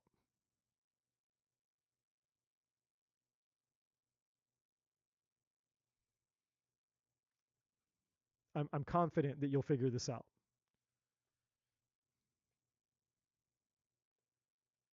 But I apologize to you that I can't I can't get more. I can't pinpoint it. It's like, there's potentially 2 or 3 layers underneath this 10 of swords sideways that I can't. It's like this is like the depth that I can get to. It's like whatever this 10 of swords sideways is, there could be 1 or 2 other layers underneath this where the actual answer is, but this is as far as I can go that the energy will allow because it's so deep. And so to to your earlier point about about the whole thing about mushrooms,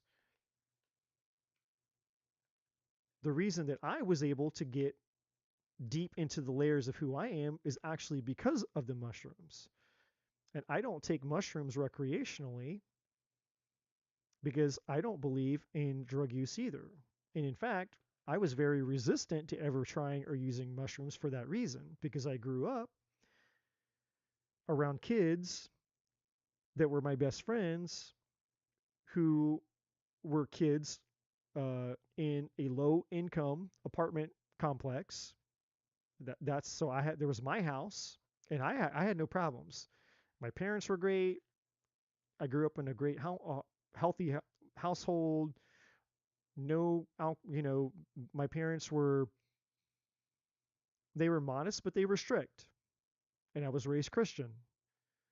So, you know, you know, I was raised as a goody two shoes, basically. But my friends, they all lived in a low income apartment complex next door to me. And most of these kids were children of single mothers. They had no father figures. And at ages, you know, 5, 6, 7, they all smoked cigarettes. They all had alcohol. They all had marijuana. Some of them had LSD. They would go to the store and they would steal. I mean, you know, they weren't they weren't bad people, but they just had bad behaviors because they were raised in toxic environments. You know, they had their mothers were working all the time. Their mothers were checked out. Their mothers would bring their toxic boyfriends home with them. And so the only time they ever had any male interactions were with whoever mom brought home, and the people that mom was bringing home weren't good dudes. So all these kids, they were young and you know they were kind of fucked up because they were growing up in fucked up environments. But, you know, those were the only kids around, so those were my friends. And so I grew up watching kids destroy their lives with drugs and alcohol. And it was very unnerving for me because I'm a highly sensitive person, and I knew that, you know, my parents would never be okay with me hanging out with those kids, but I was like, I would have no friends. So I lived in this constant state of fear of like, well, these are my friends, but, you know, they do things that would get us all in trouble or get us arrested. And so it was just by the grace of God that when they would do these illegal things that was destroying their lives, that I never, you know, nothing ever happened to me. Nothing bad ever happened to me. I was like protected. But I'm sharing this story to tell you that I've never condoned ever, even as a drunk driving statistic, I've never condoned any use of substances. And I'm not going to judge people who do. Like if you smoke weed, you like marijuana, great. Smoke your weed, smoke marijuana. Well, my friend who was 12 years old, he was high as a kite because he smoked a joint and he rode his bike out in front of traffic and he got plastered by a car and he died. You know? So I don't have I don't have any evidence that alcohol, marijuana, or any other type of substance has ever done anything but destroy anybody's life. That's the only evidence I have. But does everybody who smokes marijuana, is their life destroyed and fucked up? No. Is everybody who drinks? I mean, shit, I was drinking wine here a second ago. Are they all drunk drivers and killing people? No. But what I'm seeing is that sometimes sometimes there are things that we're scared of and we're afraid of that we don't understand, but when you let go and the divine's like, for me, like for example for me, the divine's like, look, the mushroom thing found me. I did not go out and look for it. And when it became very evident to me that the divine was trying to get me to try plant medicine, I was extremely resistant for all the reasons I mentioned above. I was like, I don't want to do it. And it's an illegal substance, like all the reasons, the practical reasons why I didn't want to do it. But the divine kept on, you need to try this, you need to try this, you need to try this, you need to try this. And so finally I decided, all right, I'm going to try it. And try it one time. And then when I tried it, it changed my fucking life. And so then I understood, like, oh, this is why I needed to do it. And the divine's like, yeah, that's why I was trying to get you to do it. But not out of escapism, not out of medicating myself, or not out of like most people. Most people use substances to escape reality. And I don't condone that. I don't agree with that. I think that in the very specific case of plant medicine, that it is a sacred thing and it is not to be used recreationally or just for fun or whatever. And honestly, nor would you want to. It's just impossible. Like you can't, if you take enough mushrooms for it to actually do the thing that it's supposed to do. It's exhausting. It's not like it's not something you can do recreationally. Like you just can't function. You're going to be a 6 to 8 hours. You're going to be in that state, and it's not a functioning state for anything else. So it's a therapy. You have to know, just like going into labor. When you're in labor and you're giving birth to a child, you're not going to be doing other things. You're not going to be cleaning your house. You're not going to be working your job. You're not going to be, it's like, this is what we're focused on, and this is what's going to happen. And This is the thing that's happening. So I think with respect uh, for what the tool is, because that's what it is. It's just a tool. And if you respect the tool, then it obviously has miraculous abilities that have been scientifically proven to have miraculous results with certain people. Now, is it for everybody? Of course not. But nothing is for everybody. There is no such thing as a one size fits all anything for anybody. And nor would I tell people, you know, I don't tell anybody to try this, to try it. Like it helped me unlock the the deepest parts of me. It's healed me in ways that nothing else has ever healed me. And I've been obsessed with personal development, spiritual development, and all the shit for 13 years. And despite all the work that I've done, all the people that I've worked with, the thousands and thousands of dollars of learning and training and all the shit that I've done to heal myself, those things did not get the job done. And mushrooms did. So I have a black and white, like this did the job. These other things help prepare me for this experience.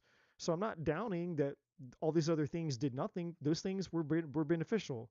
They were preparing me. It was prep for me, being ready to be able to go into a deeper and more intense experience. And then even the first few times that I, because I only take the mushrooms when I feel like the divine is telling me it's that I need to. So it's not like every weekend or just whenever I'm bored or whatever.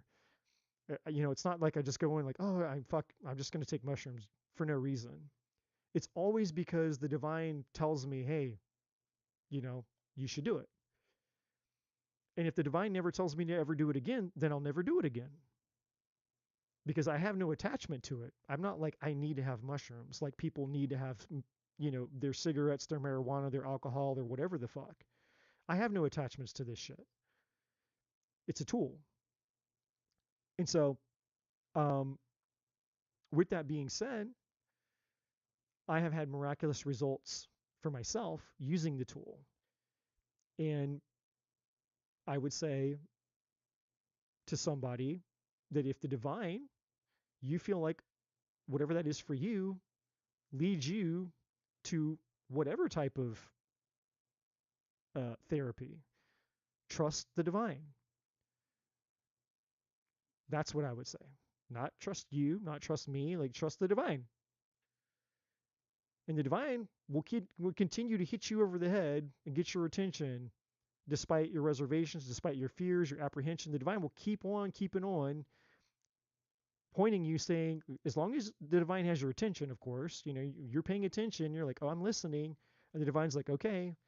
And you're like, okay, you're telling me this, but I'm unsure. The divine's like, oh, I'll tell you again. And you're like, okay, I'm still unsure. The divine's like, I'll tell you again. The divine will keep telling you again and again and again until you get it, until you get it. It's like, oh, I get it now. You want me to do this? And the divine's like, yes. And so then you have a free will choice to go, okay, I'm going to do it or I'm not going to do it. And for me, it scared the shit out of me. I'm not going to lie to you and tell you it didn't scare the shit out of me. I've never done anything in my life. I've never smoked a cigarette before. I don't know what the fuck I'm getting into. And I didn't even know where to get the shit. Like, where do you go to get mushrooms? I don't, it's not like I have a contact list of you know, drug dealers or I don't know, like, where do you get the shit? But that was provided to me. Everything was provided to me. I didn't need to know. I didn't have, it just, all I had to do was just be willing to obey the divine despite the fact that what I was being asked to do was extremely uncomfortable for me, and I didn't understand where the divine was wanting to take me. But now but I do understand. I understand now that anytime the divine wants me to do anything, it's always for my highest good. And the more that I trust that, and the more that I get the results of seeing what it means to experience a life of choosing what's in my highest good by allowing the divine to provide it for me, the more that I don't have those apprehensions or questions anymore. I just trust. It's blind faith. It's like I don't need to question this. If the divine says, "Hey, I want you to do this," I'm going to go, "Okay, I'm going to do it." Even though it's completely illogical to me, it doesn't make sense to me, it's uncomfortable to what I'm used to, I don't give a shit about that anymore. I don't give a shit. It's just if the divine's telling me to do it, I'm going to fucking do it. That's it. I'm in. I don't the divine doesn't no longer needs to prove itself to me that okay, are you real? Is this really for my highest good? Because I don't know. This seems kind of crazy. This seems uncomfortable. I don't trust it. It's out of my comfort zone. Like it's almost to the point now where because I know that it's out of my comfort zone, that's how I know that it's actually the thing that I need. It just gets to that point to where it's like, oh, well, shit, if it's out of my comfort zone, then I know it's going to be good. That's how I know it's really going to be good for me. That's how I know it's really going to be the right thing. But again, only when it's connected to the divine. And so I don't I don't have a resistance anymore because now I've gone through this this spiritual trust falls, and having the faith of trusting the divine. And it doesn't mean that it's always comfortable. I'm still human. I still experience discomfort. I still experience uncertainty. I still experience like, well, I don't know. This is scary. It's just I choose to use my decision and my power to you know go through the fear. It's like yeah, it is scary, and you know I acknowledge it within myself. It's like yeah, dude, this is scary. It's uncomfortable. I know you don't like it, but we're gonna do it anyway. And then once my ego knows that we're going to do it anyway, it surrenders the fear. It's like, oh shit, I can't talk him out of it. Meaning the ego wants control. And when I don't let my ego have the control that it wants, it has no other thing to do but bow down to me, surrender. The ego has to get out of my way. It's like, okay. He's going to choose this. He's going to do this. And I do it. I do it scared. I do it with whatever feelings of resistance because I trust the divine. I trust the divine more than I trust this. And it takes a really fucking long time to get there. I mean, I'm not saying it's easy because if it was easy, everybody would be doing it. But that's the name of the spiritual game. Is learning how to trust the divine more than you trust this fucking thing between your ears. And that's for everybody. I mean, in my opinion, that would be spirituality 101, but that's not the stuff that people talk about because most people are caught up in mainstream spirituality bullshit. They think spirituality is how many fucking crystals you have, how many spiritual tattoos you have, what your astrology charts say. What the fuck with 1111, blah, blah, blah. I see angel number. Like, they think it's all that shit. You know, that's not spirituality. It can be side effects of pseudo spirituality, but true spirituality is about the spiritual element of our being, the spirit, not the ego. I could go on forever about that, but we have readings to do. And the less preaching that I do, the more the more readings that are done. So less preaching, Eddie. More just do your job, Eddie. You just do your job, Eddie. You just do your job, Eddie. Just do your job. Just do your job. It's okay if you accuse me of being an addict. I'm not mad at you. I'm not mad at you, Gene, for calling me a druggie. Cheers. Look, it's Leo. It's your drink. It's the Leo drink.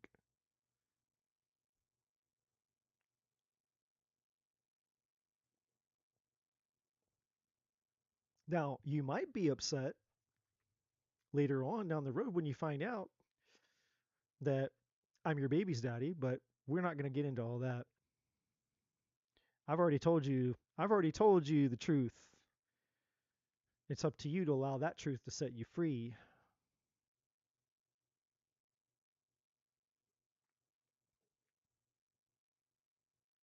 Country. Country's up next. Do we have a donation? Is that what I'm seeing? My eyes are getting blurry. I know it's not lemon beer, it's just sparkling water. It's just sparkling water. I decided that when I went in the bathroom, I was like, so I have a bottle of wine, and I was like, I think we're done with the wine tonight. Okay. I've been drawn to I've been drawn to mushrooms for a while now. I've been avoiding it, but I keep getting the urge. Well, you know, um, if you have questions, I didn't just really quick while we're on that topic. I didn't just you know dive into it. I'm very skeptical by nature, very skeptical. I'm what you would call a healthy skeptic. Like I will research everything, and when it comes to things that I put in my body, uh, I don't take any shots. I literally don't take any medicines, nothing. Like the only thing that I'll take is like a BC powder for a headache. If it's like flu, if it's this, if it's that, it's like I don't give a shit. I don't trust it. I don't trust pharmaceuticals. I don't trust things that people inject into my body. I don't trust it. So, and the reason I'm saying this is because, you know, even when I knew that the divine was telling me, hey, you really need to try mushrooms, that wasn't good enough for me. I needed to know, okay, what is this going to do? What's going to happen? What's the experience like? What's the sensations like? I had to go out and I had to ask people who have tried it. I had tons and tons of questions for them. I got online. I listened to other people who've done it for the first time. Like I did a shit ton of research to just be informed. Like what's going to happen when I put this foreign substance into my body, to the best of my ability. And I know it's going to be different for everybody, but I still needed to do my due diligence. And so I probably did obsessive research for like 6 months. So this wasn't a quick or impulsive decision that I made. It was a very, very slow, strategic, you know, like I had to get enough information to feel comfortable to take the leap, even though I knew that I was being led to take the leap. So, all that being said, is that if you feel strongly that that's something that you feel led to do, um, then you can come and you can ask me any and all questions. Whatever questions you have, I think I can probably answer them. So I'm just throwing that out there. So you can email me. I mean, it's like obviously a totally separate discussion than the ones we're having here. But I'm just saying, my door is open to you. If you have questions about it, I'm here to answer any questions that you have about what to expect, what you should do. And then if you decide to do it, the best way to go about it, um, so that you get a good experience and not a bad experience. Because a lot of people, they're really scared of doing it because they're afraid of having what's called a bad trip. People don't want to have a bad trip. And so that's what they're afraid of. And so there's ways that you can prepare yourself energetically to ensure that that doesn't happen. So just throwing that out there. So your question is, what does spirit want me to know about my love life right now? Cool. And I mean that. You can email me with questions and I will answer your question. Anybody out there who has questions about it, you can all email me if that's something you feel led to do. And it's not a, this is a very, I take it very serious. In fact, so serious that I'm actually looking into getting certified. Now, you know, technically I'd have to live in Colorado to actually be able to do anything with it until the laws change, but I would be willing to be certified in another state, and because I believe in this so much, I would be willing to fly to that state to meet somebody to do that therapy in even though I live states away. Like it's worth it. It's worth it to me to go like get a hotel, make an arrangement to meet somebody, do the therapy, and then come back. Um, I'm telling you, these things are miracles. They're not to be trifled with. They're not to be fucked around with, but they are fucking miracles. That I will say. Anyways, back to your question about love. What does spirit want me to know about my love life?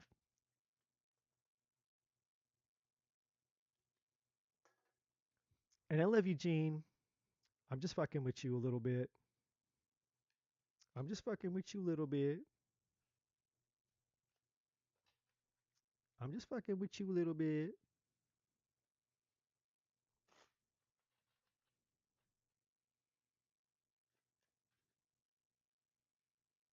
As long as it's not a woman of the night you're meeting up with. Well, if I haven't met her yet, then I guess I won't. Any any type of those days are long behind me. Like I'm either going to meet somebody and she'll be the right person for me, or I'll just spend the rest of my life alone and single at this point. Like I'm not I've handed up that all that over to the divine. It's like, look, sure, I'd love to meet somebody. Sure, I love love. I'd love, all that. Want a relationship, but I've handed it over to the divine, and whatever, whoever, whatever happens, and when it happens, is when it happens, I guess. No hookers. Uh, Not anymore. I've actually never been with a hooker. Well, at least not like one who actually call like an actual paid hooker. I mean, I've been with women that are probably technically hookers, but that's not nice. That's not nice.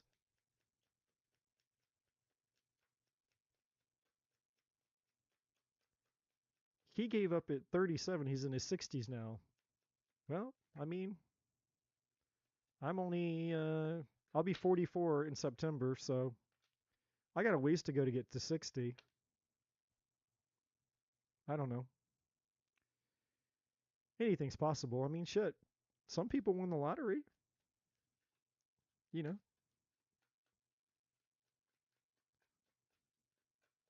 Some people win the lottery. I'm not forsaking it. I'm not condemning myself.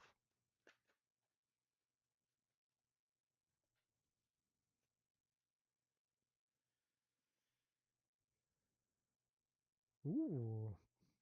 Well, you do. So, country, you got some good things here, but you also have some uh you have some potholes in the road to dodge, so to speak. you there's some landmines, so to speak, to watch out for. You have excitement, you have travel and change here. So you have this good energy of love and opportunities coming towards you, but then you have this influence, and the influence card again is basically addressing where you are using your power, or where your power is being used, however whichever way you want to call it. And then we have the void, and that's kind of like where the negative, then so far the negative element of this is.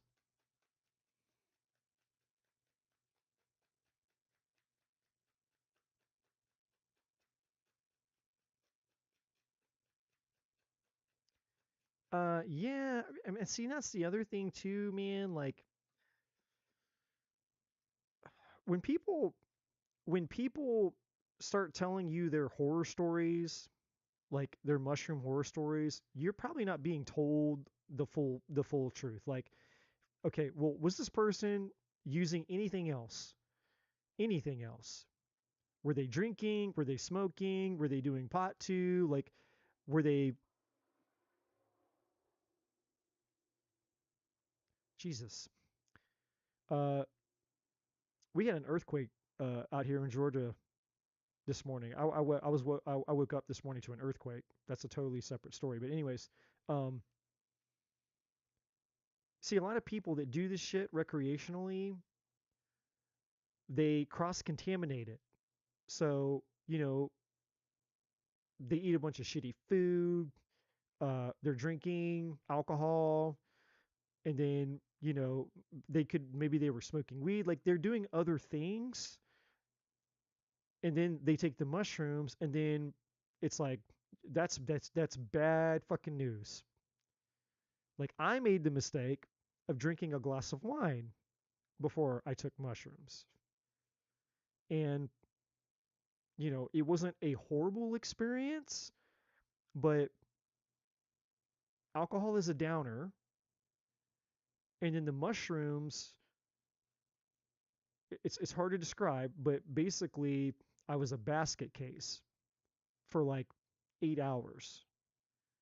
Like I just was bawling like a child for 8 hours. It was like the depressant in the alcohol was magnified by the mushrooms, and so the mushrooms did not have were not doing what they normally do. So instead of being a benefit to me, all that they did was magnify the negative effects of the alcohol in my system. And so when people have these bad experiences, it's probably because they weren't respecting the power of what these things can do, which is amplify the negative, the negative effects of these other chemicals that they're putting in their body. So when you take mushrooms, it has to be pure. Like ideally, you would be in a fasted state. So, you know, at least like you haven't had anything to eat in like 6 hours. So you're going to take them on an empty stomach, nothing else, no, no alcohol, nothing. You haven't had any food even. For 6 hours. Like you could like drink a soda or like you know something like that. That's not gonna affect you. But I'm talking like ideally it would just be pure, nothing else, no other substances. Because if you're taking that other shit, yeah, it's that's gonna backfire on you really bad. So when people start telling me their horror stories, oh this happened, that happened, it's like, yeah, what else were you doing? What else were you taking? You know, and those are the details that they're leaving out of the story. Like, yeah, I drank a bottle of vodka and then I took a shit ton of mushrooms. It's like, well, that's probably gonna, that's probably gonna, you're gonna regret that. You're really gonna regret that. You know, This is something this is respect, man. Like you don't fuck around with these things. Like they're miracles when you respect them and you follow a process. And every time that I followed my process, I've never had a bad experience. I've only ever had the most therapeutic, healing, revelatory, and mind blowing experiences of my entire life. They are literally miracles if you do it right. Okay. Um, anyways, so you do have an opportunity here for love and romance, but there's a second chance as well. So you have there's two energies attached to the renewal energy here for you. So first, let me back up. I'm getting ahead of myself. You have excitement, you have travel and change, you have influence, you have the void, you have renewal, you have building, bottom of the deck, you have chaos, you have courage, you have earth. You could be dealing with a Virgo, Taurus, or Capricorn. This could be your energy, but this could also just be grounding energy.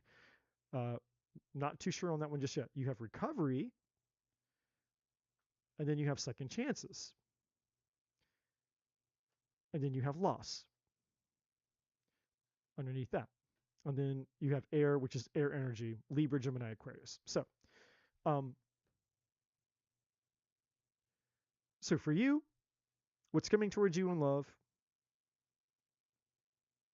you will you have an opportunity to meet at least somebody, but then there's going to be uh, this past energy as well. Um,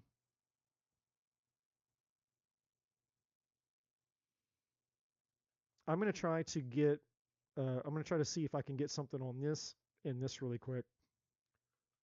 So let's start with the second chance person. Is this any good? Temperance. Okay, well that's not bad. That's like somebody who basically has got their shit together more than not. Maybe they've healed, maybe they've matured, maybe they've grown. So the temperance energy is tied to the recovery energy, but I'm still not sold on it. Why second chances here?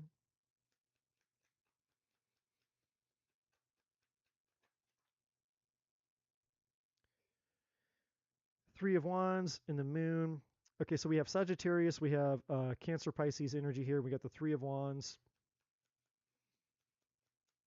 Um, there's a hopeful energy here with Temperance, and the Three of Wands is a hopeful energy. It's like somebody who's hoping that, yeah. This is somebody in your past. Obviously had an ending with. There could have been secrets and these types of things. Maybe they cheated on you. Um, but in separation or your time apart, this person maybe they've had a come to Jesus moment with the temperance energy. They've learned from their mistakes. We get the Nine of Wands here. Your energy is attached to that too, though. Obviously they've hurt you, and you haven't forgotten what they did to you that hurt you. But something has also happened to them. So maybe they got their karma. But is this person legit? Ace of Swords. Not what I asked. Two of Cups. Two of Pentacles. Yeah, but are they legit? I want the outcome.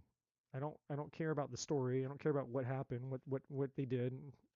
I just want the outcome. Give me the future outcome. Put the Ten of Swords back in.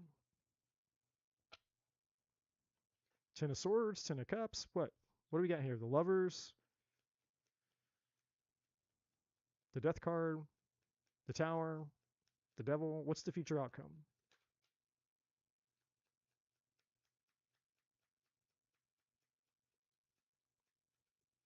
This is my love-hate relationship with tarot. Tarot loves to beat around the bush. Loves to beat around the bush.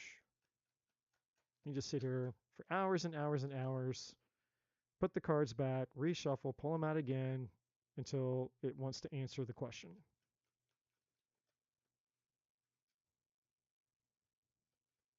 Okay, well, we have Hermit here, so maybe it could be Virgo energy. Don't know if that means anything to you because we have Earth here and we have the Hermit. That's Virgo.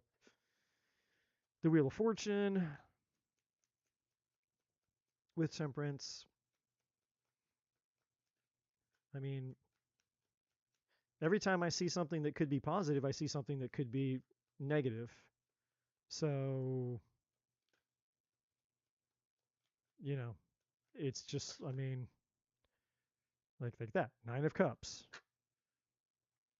But then we have the High Priestess. You know, High Priestess is kind of neutral, but with these other cards that have been coming out, and we have the Empress. So the divine isn't really wanting to tell me. It's not wanting to be clear here.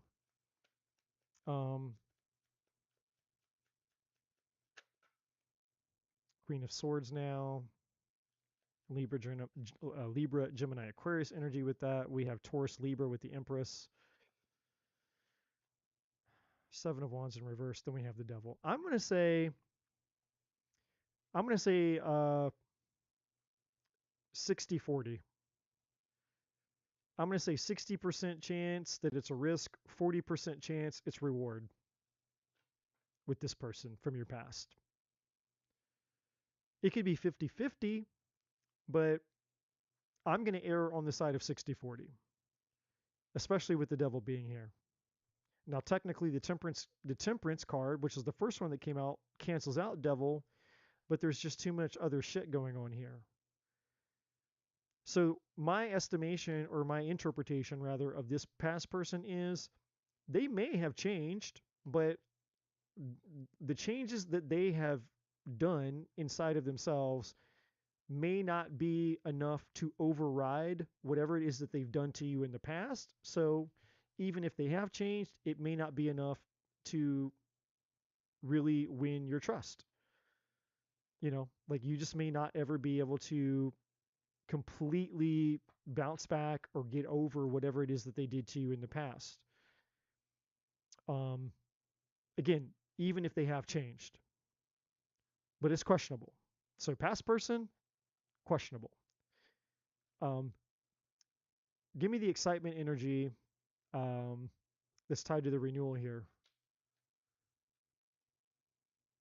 All right, the Magician. So obviously we got the Magician here. So that's saying, hey, you know, you keep using your power, because remember, the influence energy is tied to the Magician, which is basically how you use your power as the Magician. We're all using our power, like I said earlier in the reading, we're all using our power to create something. We're either using our power to get what we want or using our power to get what we don't want. But we're using our power no matter what. We're always using our power. And so that's what the influence card here is telling you. You're using your power.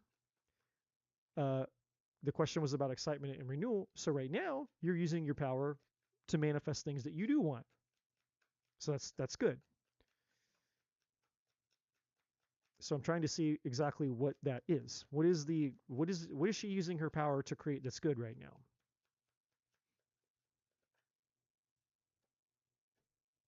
Right? The Three of Wands is tied to the building energy. This is about you manifesting your future, moving in the right direction.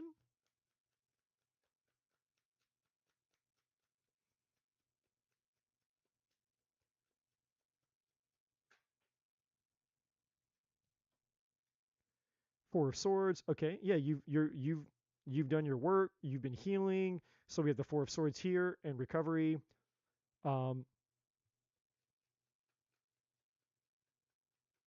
This is also you getting more clarity about the things that you want and the things that you don't want.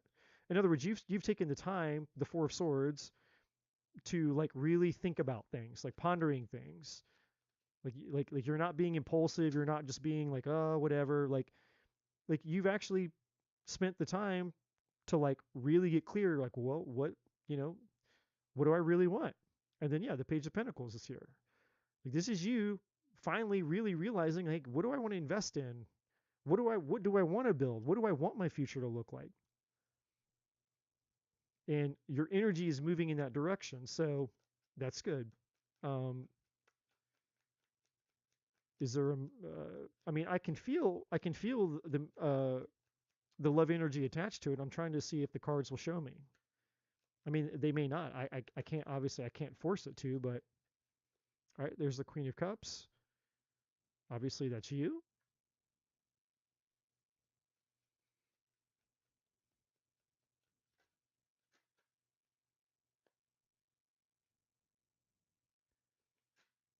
Five of Pentacles to the Ten of Pentacles. Yeah, you're coming out of this scarcity mentality. There's that Ten of Pentacles. The love energy that I'm feeling that's attached to you. That's what I'm looking for. I'm trying to see if it'll give me. Okay, now you have Temperance here again. That's Sagittarius energy. So right now we have Virgo, Gemini, and we have Sag. And then your energy here, Cancer, Scorpio, Pisces. Even if you're not a Cancer, Scorpio, or Pisces. And then of course we have the Earth energy and we have the air energy here. So Virgo, Taurus, Capricorn again, Libra, Aquarius, Gemini energy there. Seven of Swords. So that's the trust issues, and I'm going to talk about that in just a second, because this Seven of Swords is tied to this chaos energy, which is tied to the void, and these cards are talking about the things that you're going to have to be careful of, because now that you're learning how to access your power, it goes both ways. It's not just we use our power it's not that we just use our power to powerfully manifest the things that we do want, and that we don't, use, we're not powerfully manifesting the things that we don't want. It goes both ways. Just as much as you're powerfully getting, manifesting the things you do want, is as quickly and as fast as that power can be used to completely switch everything 180 to pull in what you don't want. Right? It's like if you have fire and you take gas and you pour gas on that fire is going to explode. And so despite your intention, it doesn't matter if your intention is good or your intention is bad. When you once that gas hits that fire, it's going to burst and erupt, right? So, the intention behind, the motive behind you pouring the gas on the fire doesn't matter. It's going to have it has its natural reaction. So everything that I just said, the Two of Wands, what are you manifesting? Where, you have the power in this one and you have power in that one. The two sides of the Force. The Force is neutral. There's the dark side of the Force and there's the light side of the Force. The Force in and of itself is neutral. Are you going to tell me about this dude, or are you not going to tell me about this dude?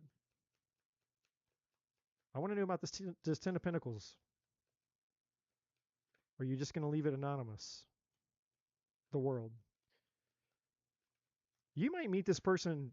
This could be like literally either meeting this person online, or this person lives at a long distance here, or you might end up moving somewhere and you meet this person when you move, because the world and travel and change here are very connected to your love life, because that was the question. Okay, we have the High Priestess here, Cancer, Pisces, and then we have the Ace of Swords. So the divine is not telling us. This man's identity is being kept secret. And that's with the High Priestess here. And then we have the Eight of Cups at the bottom of the deck. And then we have the Page of Wands. About going back again.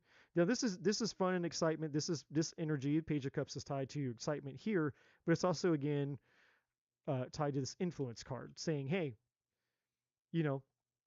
right now you need to really understand this whole thing about how you're using your power. Because right now you're using your power to pull in the things that you want. So you're manifesting love, 100%. It's coming towards you. But here's the flip side. This is what you're gonna have to be careful of. You have some things that are still a part of you. You've done a lot of work, you've done a lot of healing, but there's still some things that are in your energy that are affecting you, which is tied to this chaos energy, that's tied to that Seven of Swords that we just had out here on the table. Lots of trust issues, um, and and a lot of fear about getting hurt, intimately getting hurt, which is tied to the loss. And so you have, you know, kind of like a gun shy thing. It's like, you know, you want love, but there's this part of you that still strongly is afraid of getting hurt. And that's a normal natural human reaction. We, of course, nobody wants to get hurt, but as crazy as it sounds, the spiritual response is to not be afraid of getting hurt, because the more that we focus on not getting hurt is the more that we attract things into our life to give us the experience of, I don't want to be hurt again. And that's the thing that people don't understand about the law of attraction, is like, the more that you empower, the more you pour gas on that fire. Is, I don't want to get hurt. I don't want to get hurt. I don't want to get hurt. I don't want to get hurt. Well, the more that you attract things into your life so that you can continue to have the experience of, I don't want to get hurt. Because you don't get the life that you want, you get the life that you focus on. Because where your focus goes, your energy goes. And the energy is the power that you're using. That's the magician. What are you focused on? What are you using your power on? Well, I'm using my power so I don't want to get hurt. It's like, well, cool. Well, now you're just going to manifest more things into your life that are going to keep you in that experience of, I don't want to get hurt. So in order for you to not want to get hurt means something must be coming into your life that's hurting you. Because if there wasn't anything hurting you, then there would be no fear of not wanting to be hurt. So that's why courage is here for you. Courage is not being afraid. Courage is doing the thing despite being afraid.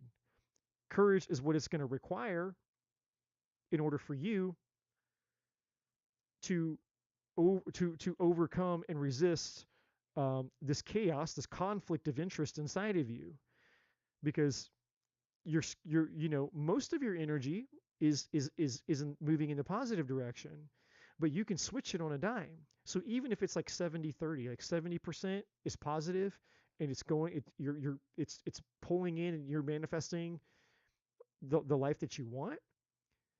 Well, that 30% is very dangerous, because all it will take is one little thing to completely divert you and send you right back into, well, now I'm focused on, you know, this negative shit.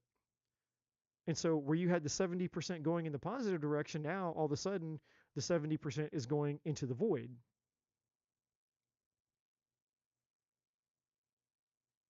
And this is what you don't want. The void is like pouring water into a bottomless cup. It's like you're just, and that's what most people don't understand, is like you're going to use your power to create the life you want, or you're going to use your power to create the life you don't want. You know, and time and energy are the two most valuable things that we can't reproduce. So you can use your time and energy to, to go into the void by focusing on the things that you don't want, because that's what the void is. It's the black hole. It's the abyss. It's nothingness. I get no return on my investment, and I just get more shit that I don't want. So, um, you know, that's really the major challenge that you're being called to become aware of, is the mindfulness and the self-awareness of, what am I focused on? And not just what you're focused on, but what is the emotion attached to what you're focused on?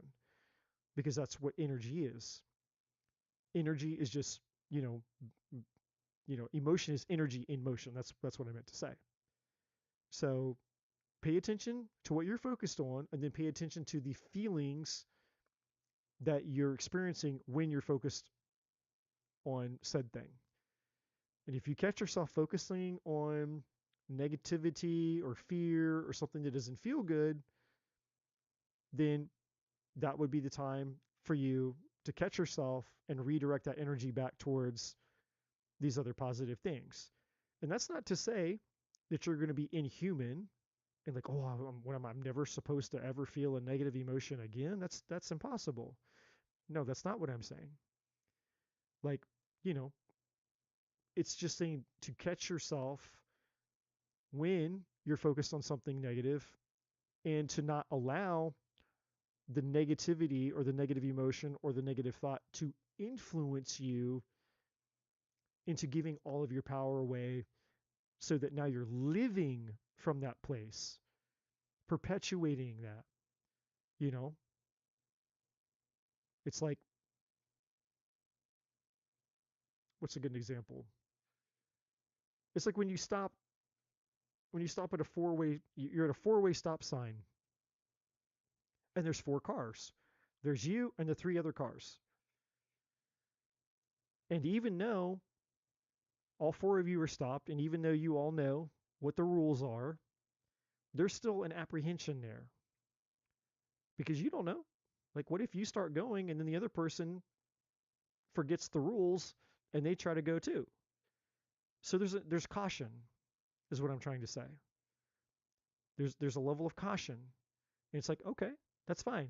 You feel a negative emotion, your brain throws you some bullshit curveball. Are you worried like, oh my god, but what if you get cheated on, or what if it doesn't work, or blah, blah. Your ego starts giving you some bullshit. It's okay to acknowledge it, like, okay, I see you, I hear you, I feel you, cool, but we're gonna go do this anyway, right? It's like, you know, I'm not inhuman. I'm here, I'm experiencing, I'm acknowledging it, but this is what we're gonna go do. That's you staying in your power. When you give your power away is when the negative feeling, the negative thought, the negative emotion comes over you, and then you go into like, you treat it like it's real. Like, oh my god, that's okay. That's what's gonna happen to me.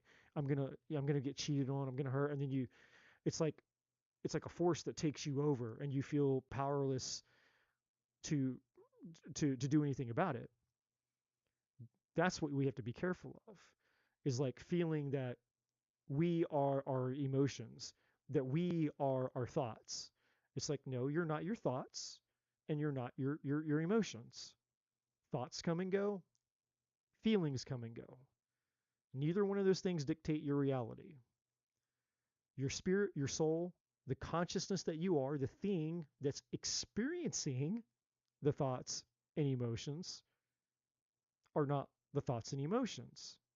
Your spirit is the thing, the observer, that is experiencing the thought and emotion. We confuse a thought or an emotion with being what we are.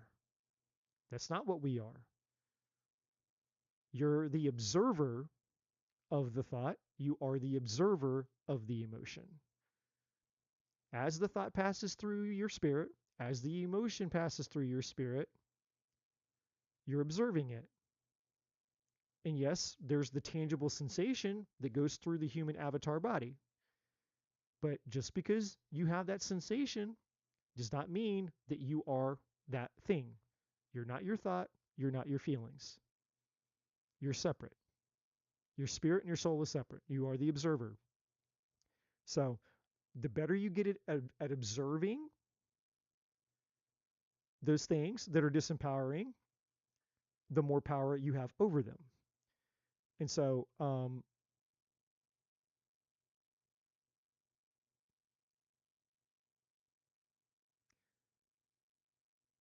I don't typically give time frames, but I'm feeling I feel the green light to do so for you, which is rare. But I'm gonna say that anytime between now and the fall, and I know you're thinking, oh my God, the fall, that's so far away. Well, actually, it's really not because time is fucking flying. But anytime between now and fall, if you stay on track, you you could you could meet this person. Whoever's tied to this excitement, whoever's tied to the Ten of Pentacles in this travel. Uh, and definitely stay open to the possibility of meeting this person either online or stay open to the possibility of meeting this person uh, in a different location, a different state, or on travel, like when you're out traveling somewhere. It doesn't have to be super long distance, but it could be. Especially with the world card that we had a second ago, that would be broader. That's probably not local. Okay, so just a few extra things there that to keep in mind.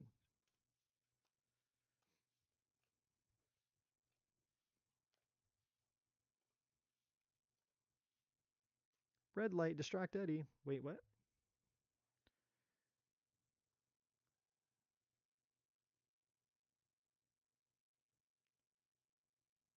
What am I missing in the chat? What do I need to be distracted by with the red lights?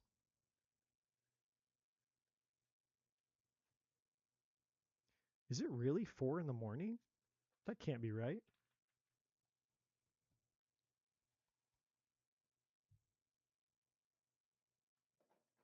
Uh, who am I missing?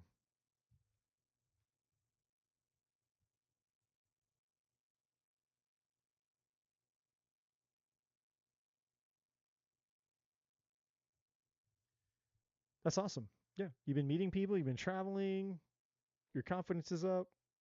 That's where you need to stay. Stay in the positive energy, stay in the good vibes. Oh, I said I feel like I had the green light. Yeah. Brandy donated. Okay. Did Brandy already ask her question? Do I have to scroll up? I might have to scroll up, I guess, right? Wait, is this working? Oh, this still isn't working, is it? No. Useless. Useless Bluetooth. What's the point of buying a really fucking expensive computer and the Bluetooth just decides to shit out when it wants to? Ah, hmm.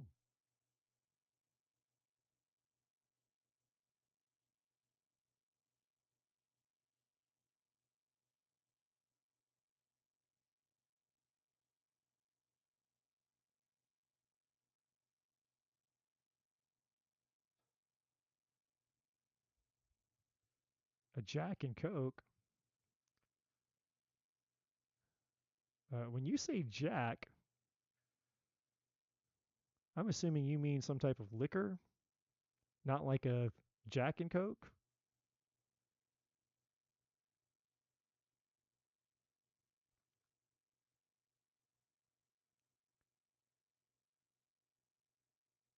That's my husband. He just wanted to know our store.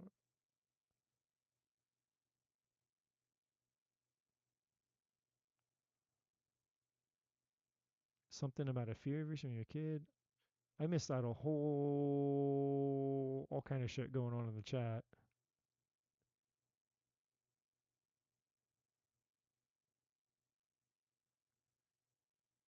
Okay, so you're seeing dead people. Okay, Maria is here. I actually owe Maria a reading. So if Maria, if you're still here, I will do your reading. You fell asleep. Shame, shame, shame. Every time you have a chance to get a reading, you sabotage your readings because you're never here for them, or you're just never here.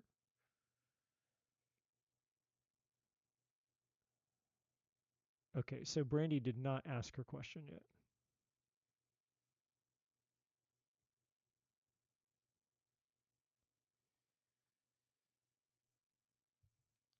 No, she's like, no, Jack Daniels. I was thinking like a Jack and Coke, man.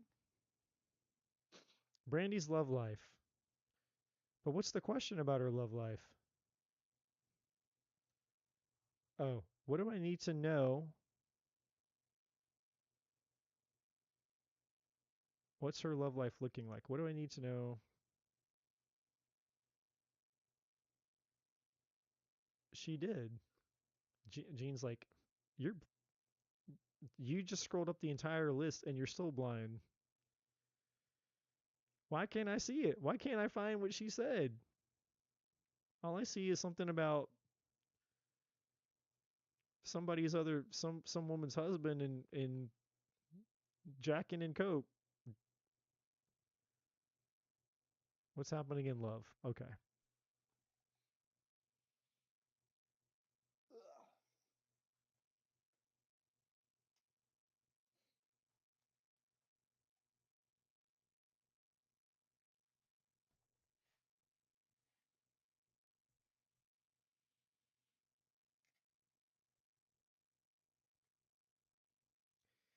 Dicky ride.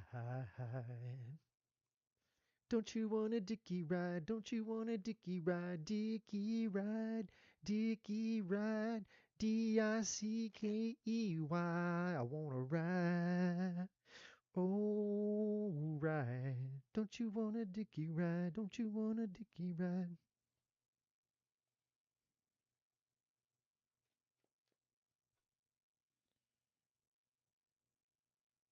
Don't challenge me to the karaoke's. Not at 4 o'clock in the morning, anyway. Brandy's love life. What's love got to do with it? Got to do with it. What's love got to do with it?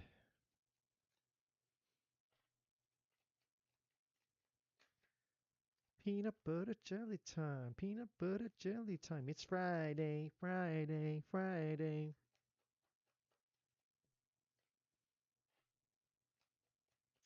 He looked like a leprechaun to me. Who all else seen a leprechaun in the tree? Say yeah. I'm gonna rent me a backhoe and uproot that tree. I wanna know where the gold at. I wanna know where the gold at.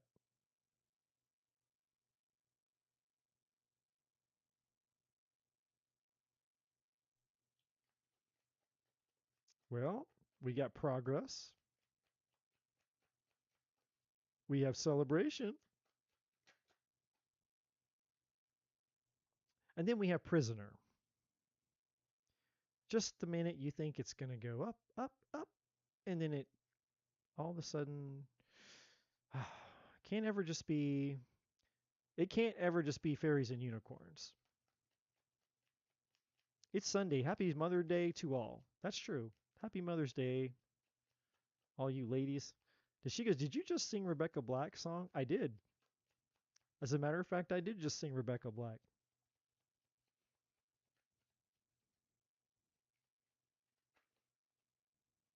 As a matter of fact, I sure did. I sure damn did. And if I could play that song right now and not get any strikes on my YouTube channel, I'd force every single one of you to sit and listen to it with me. I'd put us all in this prisoner purgatory. We'd all be in prison.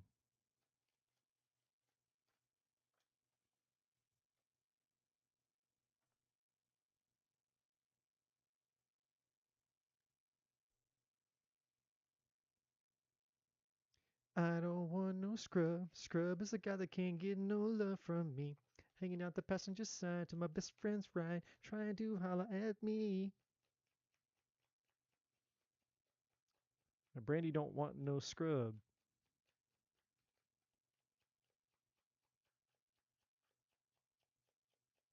Well, it wasn't the last time you were going to hear that song because of a Virgo either.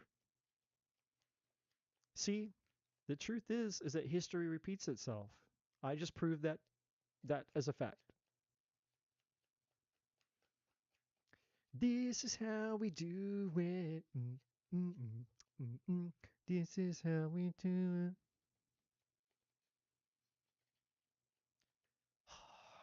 Man, I am not trying to get in the masturbation Olympics with all the shuffling.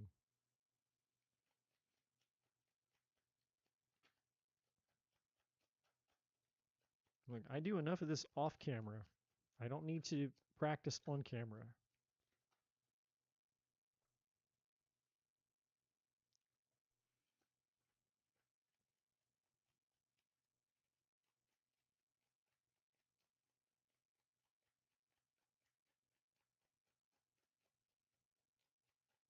Parties here on the west side.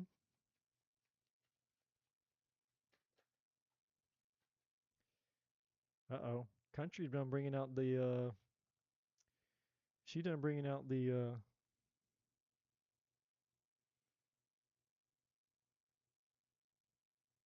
what are they called? What are they called?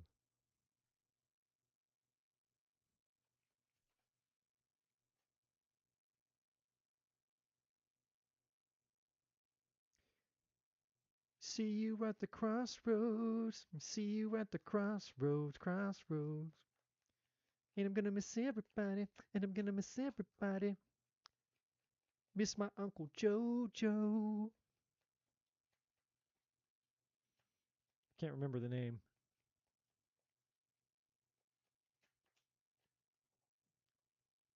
It's Hoobastank. Maybe it's old Hoobastank. Maybe it's that Limp Biscuit.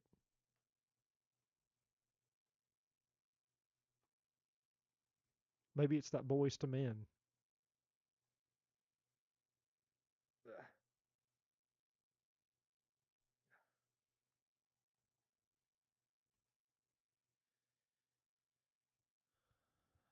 Oh, yeah, that's right. Bone Thugs and Harmony. That's right. Okay. Now, see, I'm all about that Keith Sweat, and that In Vogue.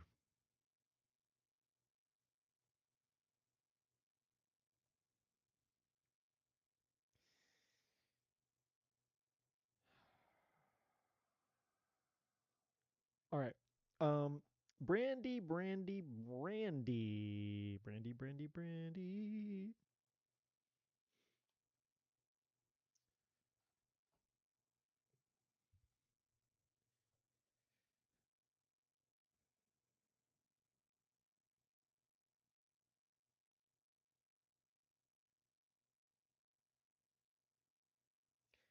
Um,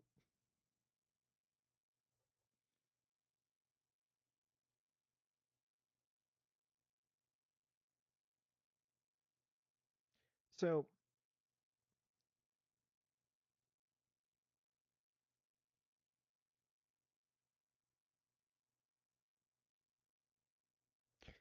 this is what I got for you,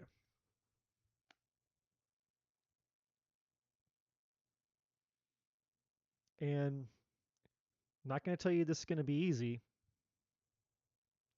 Not going to tell you this is going to be easy, but I am going to tell you that it's what's in your highest good if you choose, and you have a decision. You have a decision, and your decision, the decision that's on the, how to describe this?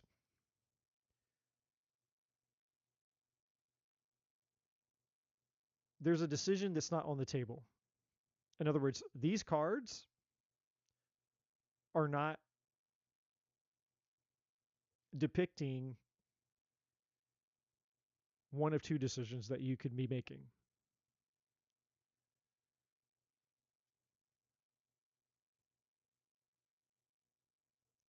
So let's start there.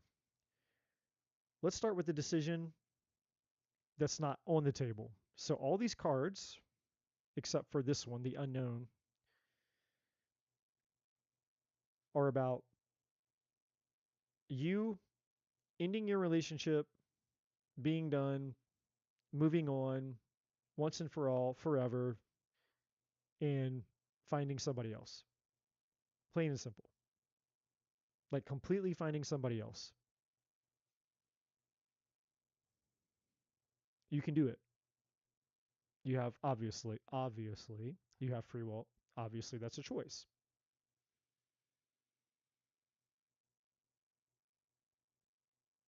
And the details of that choice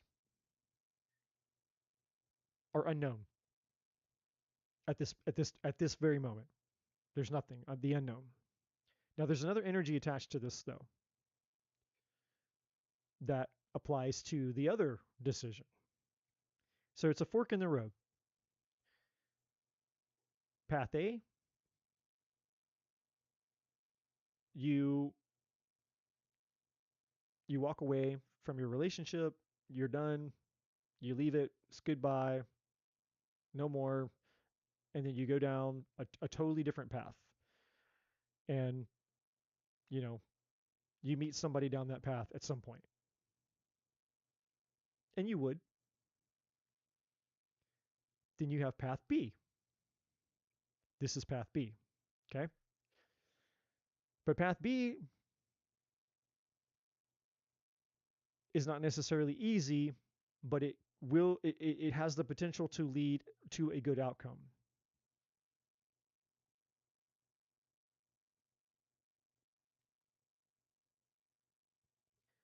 Path B is going to require you to break up and separate from the person you're with to teach them this. Because the person that you're with is not learning this lessons.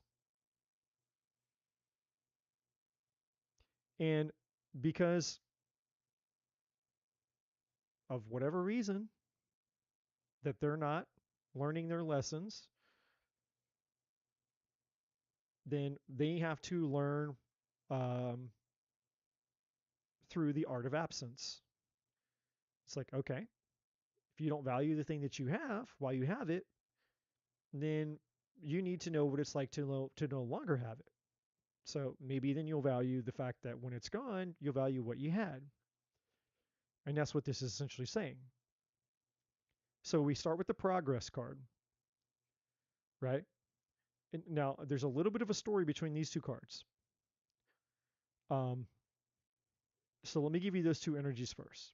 So this is the backstory. The backstory is you get a little bit of progress. You see a little bit of progress. You start to see a light at the end of the tunnel. You're like, okay, well, maybe things are going to change. And you get excited. That's the celebration energy. But then it goes right back to what it was in the prisoner energy. And this is the cycle. Homeboy goes into prison.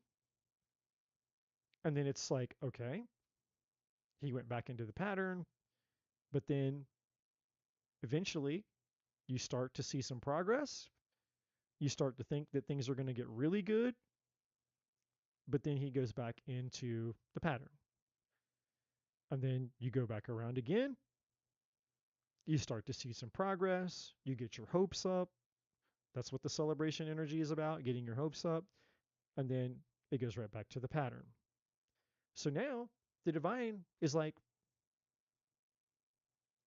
plain and simple. You and homeboy are not aligned anymore. Why?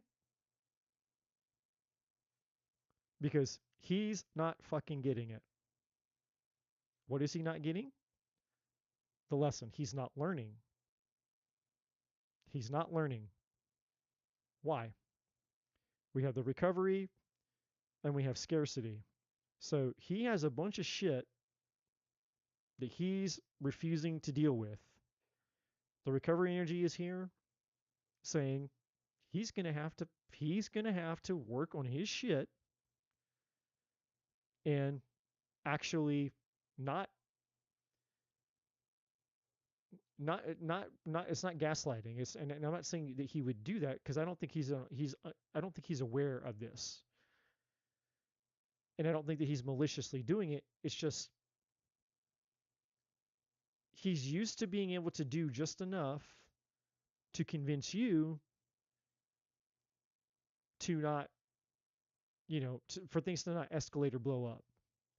And that's worked.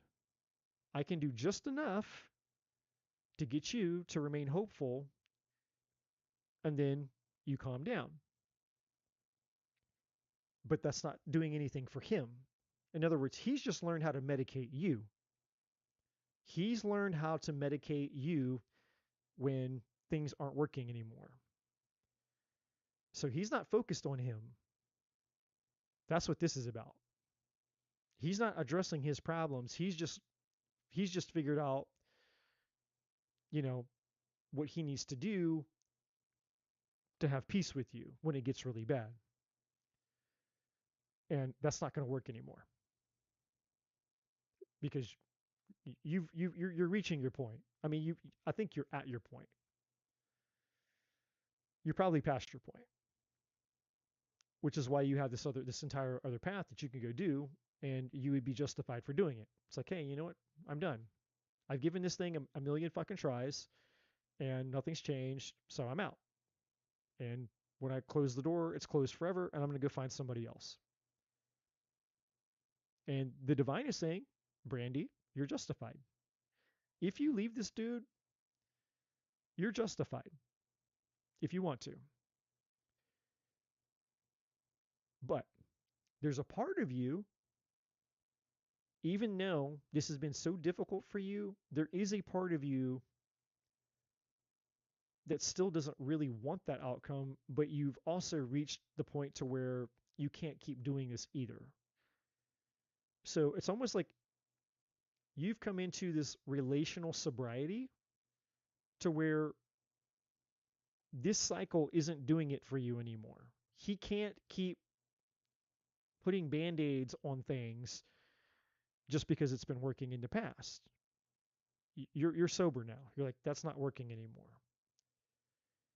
And so now the rubber's going to have to hit the road. He's either going to have to face his fucking demons, or he's going to have to accept that he's lost you. But ironically, the divine is saying you're going to have to give him a taste of what it's like to lose you in order for him to face his demons. So essentially, if you want this guy, and there's a chance here, let me get to the rest of the cards so you know what's happening here. In order for him to successfully complete the recovery,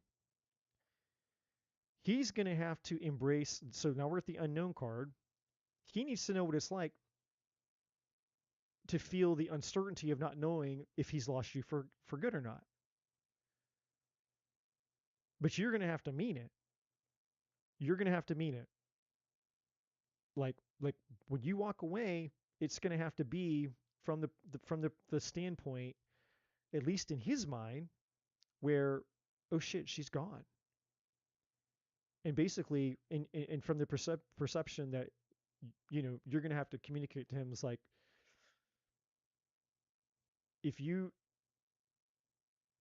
unless you come back to me a completely changed man, it's over. Forever. I love you, but it's over forever. Unless you come back to me a completely changed man. And even though you communicate this with them, he's still not going to believe you. So this is what you're going to have to do. You're going to have to leave him. Inevitable. Like either path. Either path. There's the path where you leave him and you never look back, or there's the path where you leave him and you're going to have to wait some amount of time. That's why the destiny card is here. Because it's going to take him time to realize that you've left and that you've meant it. And during your time of separation, during your time apart, basically, he's going to have an opportunity to heal and recover, work through his shit. That's the transition. Work through his shit of scarcity and all of his shit, and then when the work is completed, destiny, fate, you'll have a chance to come back together and things will be the way that they need to be because he'll be a different man, he'll be a changed man, not somebody who is just telling you what you need to hear, smoothing things over, and avoiding the work that needs to be done inside of himself. And that's the only way that it'll return. So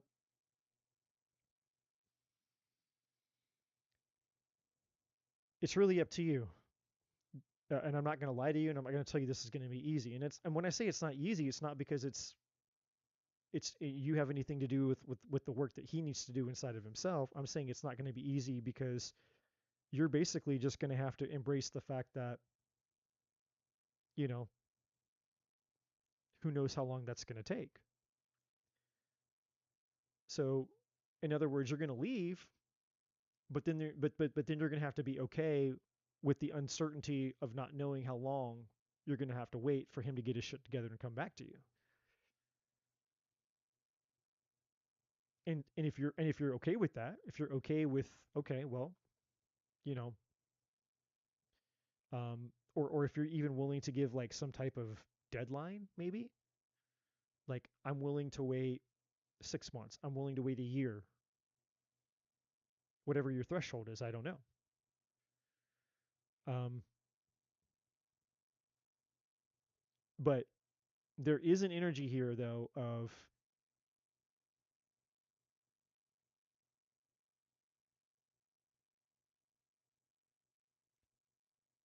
if you do leave, you have to mean it, and if you wait, he will come back and you'll have another chance in the future. That's what this essentially is saying. Or you leave him for good and you don't want to wait around. You don't want to wait for him to come back down the road. Um, and you go find love somewhere else. It just won't be this. And the only reason that this is here is because right now there's a part of you that's as fed up and is even though you've reached your threshold in the relationship, there's still a part of you that obviously is still connected to him. So more so than not, deep down, you want him, but you just can't do this anymore, if that makes sense. And so um, you have you have a decision to make about really what you want. And I know that deep down you want him, but you just can't you can't you can't keep dealing with the version of him that he is because you're on a path where you're going to keep growing and you're going to keep the divine is going to keep leading you, guiding you, and you're going to keep growing. And if he can't keep up with you, then you're going to just by natural means you're going to be an energetic mismatch and a romantic mismatch and an everything mismatch, an intellectual mismatch. He's going to have to learn to keep up. And if he was connected to his spiritual identity and his spiritual destiny, then you guys would grow together. And so therefore your destinies would align and your destinies would merge the way that they were meant to and intended to. But right now, it's there's the chasm is so far, and it's like it's like you're in the car and you're pressing the gas and you're going. He's not even in the car, and he's on the couch. He's not even wanting to get off the couch and get out the door. And it's like you've been in the car honking the horn, saying, "Hey, dude, look, we gotta go, we gotta go, we gotta go, we gotta go." You've been honking the horn, and eventually, it's like you're just gonna have to drive away.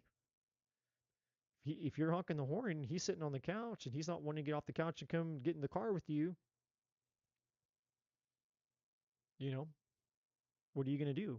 Are you gonna sabotage your destiny, your future, you're all the reasons that you came here and incarnated, you're going to sabotage all of that because he doesn't want to get off the couch? I doubt it. And I think that's where you've hit your threshold. Not because you want to, not because you desire this, not because you don't love him, but he's left you no choice. So this isn't on this, and I'm not saying relationships are complicated. So this isn't a he versus her, a he said she said. This isn't a you know he's imperfect and you are, like we all do. Everyone's imperfect. That's not the point. The point isn't about slinging mud. It's bigger than that. This is bigger than just your typical relationship bullshit. This is about your life's destiny, your purpose, what's in your highest good. Because that's all that I can be. That's all I can communicate. I'm here to simply speak what's in a person's highest good. So, what's in your highest good is you have a decision, of course, you know, two non-negotiables. The first one is you have free will. The second is the divine will not give you anything that's not in your highest good. So, rule number one, you can use your free will to, I guess there is a third option, even though I know it's not an option for you. The third option is don't do anything. Just stay in the shit show and be miserable. But I just don't see that being a third option for you because I don't think you would do it. I think eventually, I think you've had enough, and I don't think you would take any more. I just don't think you'll do much more. So you've either hit the threshold or you're really close to hitting the threshold. It's one or the other. Um, but let's just take a look at the options. So you stay in it until you absolutely can't take any more. And that's the definition of insanity, doing the same thing, expecting a different result. Or there's this option. You leave and you mean it, and then you wait, and then he comes up, he shows back up down the road in the future when he's got his shit together. Or there's the third option, which is you leave him, you never look back, it's done, it's over, there's no second chances or third chances or 10th chances, and you just go down the road and you find somebody new.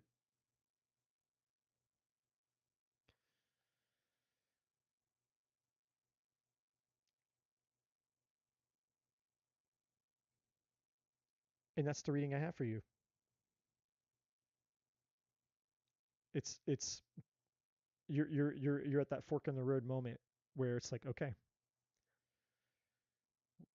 what do you what does Brandy want now? And again, there's no there's no wrong answer here for you. There's no wrong answer. If you choose this, it's not a wrong answer. If you choose to leave him and go in search of new love, it's not a wrong answer. It's just what you really, really want. No, you're right. You're not gonna be able to thrive in this energy because look, when our most intimate relationships are suffering, every other area of our life suffers. Every area of your life suffers. When you're not right with the person that you're supposed to be in love with, you're not functional. You're not living your best. You're not at your best. It's just impossible. It's impossible. So, you know, it's extremely difficult. So, it's that's hard, my friend. That's hard. That this is a hard place to be in, and I've been there myself. Um, with the last person that I was in a serious relationship with. What I got, God, it's been like 3 years already, and it was very hard. Like, and I had some. It's ironic, Brandy, because I had somebody tell me something similar. You know, I broke up with her. You know, she was she had lied to me. She'd been unfaithful to me. She was cheating on me. She was sleeping with a married man, uh, and had been doing so. even before meeting me, they have had, they've had and I think even to this day, or, you know, I don't know, at least within the last year, she was still involved with the man. So it's been like a 5 year affair for her. And, you know, I left. I left in January of 23. I think it was January of 23. I got a reading in March of 23. So like a month and a half later or something, 2 months later. And I had somebody tell me the same thing. I had someone tell me like, um, there's a chance that, and the way that this person, the reading that they gave me was like, imagine that. So what you're supposed to do is just go live your life, focus on your life now. And so you get on this plane or you get on this bus to go to New Mexico. And it's kind of like, you know, it's not a straight shot. So it's not, the bus doesn't go just right to New Mexico. It's like, no, you go here, then you go to this other place first, and you go to this other city. It's like there's all these other detours and places. Then eventually, at some point, you know, eventually you finally end up in New Mexico. But it's like this long trip to getting there. And then she said, somehow, unbeknownst to you, you get to New Mexico and then she's there. Like somehow you run into each other again down the road in New Mexico and she's a different person, right? And the reader told me specifically, she said, but you're not supposed to worry about this or think about this or wonder if it's going to happen or will. You're just supposed to go live your life. And you know, you could potentially, again, metaphorically speaking, run into her in New Mexico. And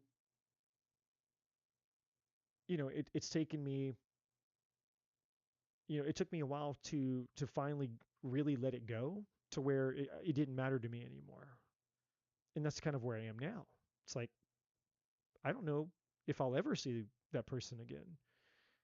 Um, there's a part of me that will always love them, but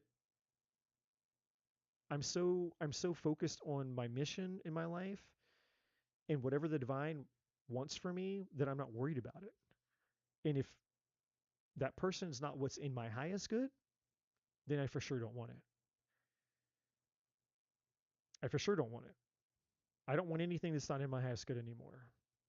Now, that's not the way that I thought, almost 3 years ago, but it's, I've grown.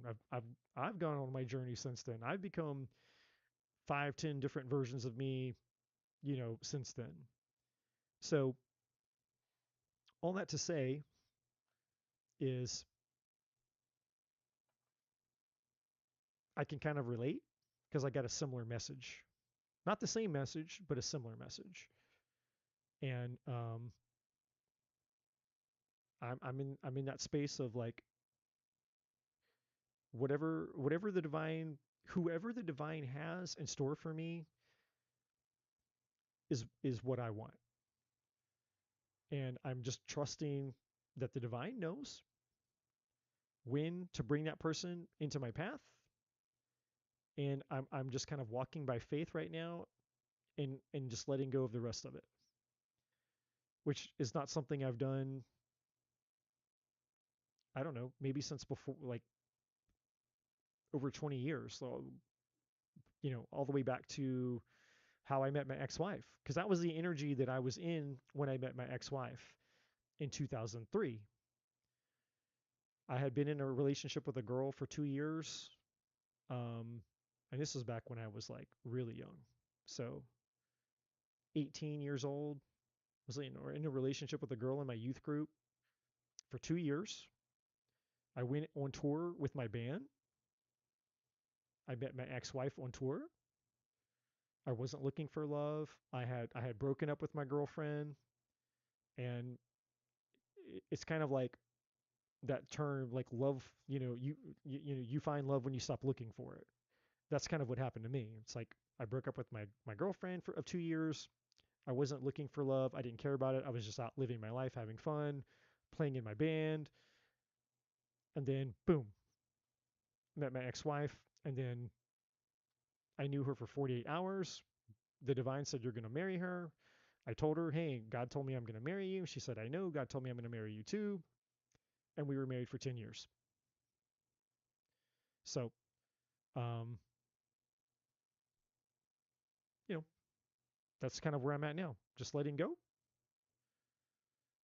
And whenever somebody shows up that's meant for me, they'll show up.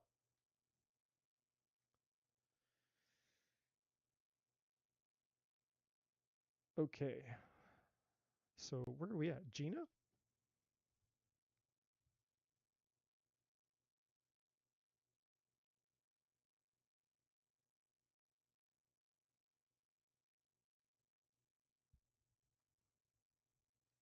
Yeah. So that makes sense. You weren't looking for love and you met him. Maybe that's just kind of coming full circle. Maybe it's just like you're meant to go off and focus on things and not focus on him, but not him have the privilege of having you in his life for him to wake up and realize, hey, shit, I lost my true love. And I think he really needs to feel that. It can't be it can't be an empty threat. It can't be you threatening him like, okay, I'm gonna leave you and I'm you're gonna have to it's like if there's any part of him that thinks that it's that you're just threatening him, you know, to to invoke change in him, then it won't work. It has to be this isn't a threat, dude. This is I'm done. I love you, but I'm done. This is where we part ways. And then you just go on. And then he'll be like, holy shit, she means it. And and if he tries to come follow you and come back to you and all that, you have to say, no, I'm done. Because that might be the immediate response is like he'll just try to come after you like out of a knee jerk response, but he hasn't changed. So it's like, no, again, unless you change and become an entirely different human being, the answer is forever going to be no. So if you ever change and I'm still single, come find me. Come look me up one day. Come look me up one day when you've changed. If I'm still single, who knows? Maybe we can maybe it'll be right then. I don't know. But make no promises. I would make zero promises. I would give no inclinations of hope. He needs to think it's done forever for him to change. That I can tell you.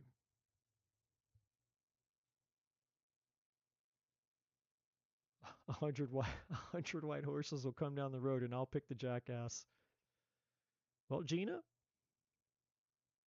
come on now.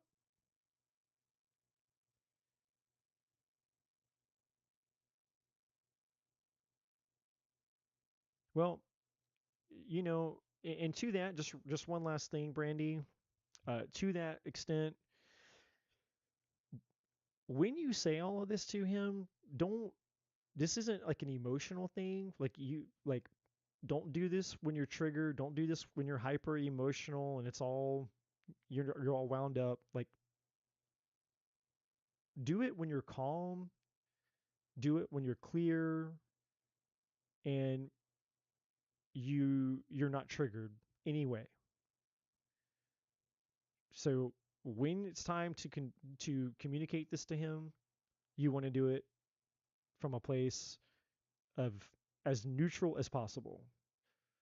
I mean, it's obviously going to be an emotional thing to break up with somebody you've been, you know, you've had a serious relationship. But I'm not saying there's not going to be emotion, but I'm just saying try to not be impulsive when you do it.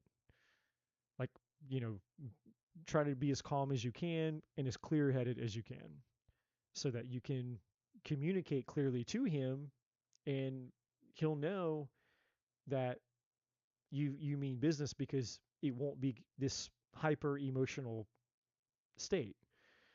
Because in my experience, when a woman means business, there is no more emotion. That's like, because when a woman's super emotional, even if she does crazy shit, that's just showing you that she still cares. When a woman doesn't have, when she's numb, she doesn't have any emotions anymore. That's when she's fucking done. She's like, look, that's been my experience. I'm not saying all women are like that, but that's just been the experience that I've had. Okay, so I'm gonna have to scroll back up the list.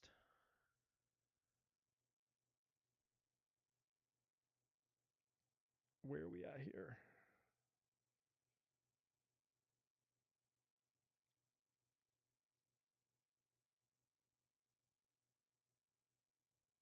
Oh, somebody comes over to Gina's yard and does the yard work and shit. You might have something going on there now.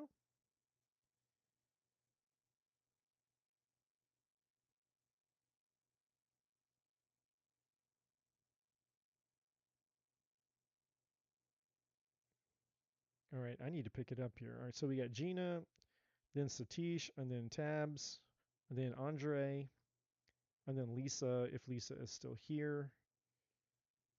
All right, Gina. Gina's question is, what is the purpose of my ex coming over, and what is the future of all this? The girlfriend is a child, and I am not interested in him. The girlfriend is a child? What is coming out of this? How do I fit it in?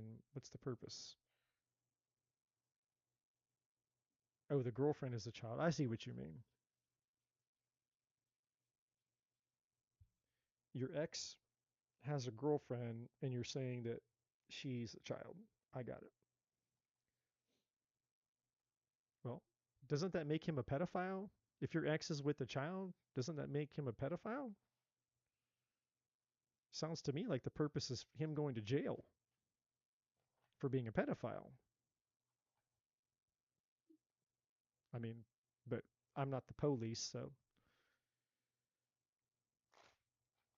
Oh, she's 18. Well, then he just skipped. He just got it, didn't he? He's safe. He's safe.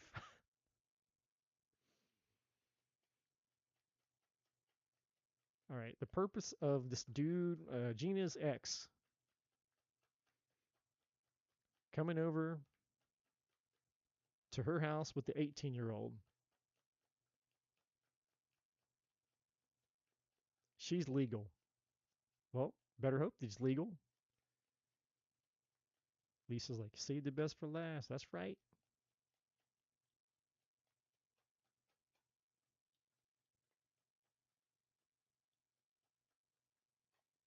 Well, it's a pattern. We got the patterns card out here.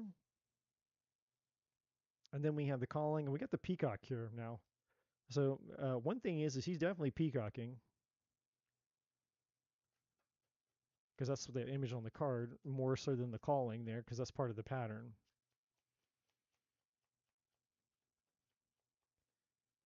He's trying to prove something, whether he's aware of it or not. He's trying to prove something to you, and he thinks, whether he's consciously aware of it or not, he thinks that somehow you would notice or that you would care. Yeah, you can't make this shit up. I just said it. Look, yeah, he's peacocking. Look at me. I got me jailbait over here and we'll come over to your house and show you my jailbait.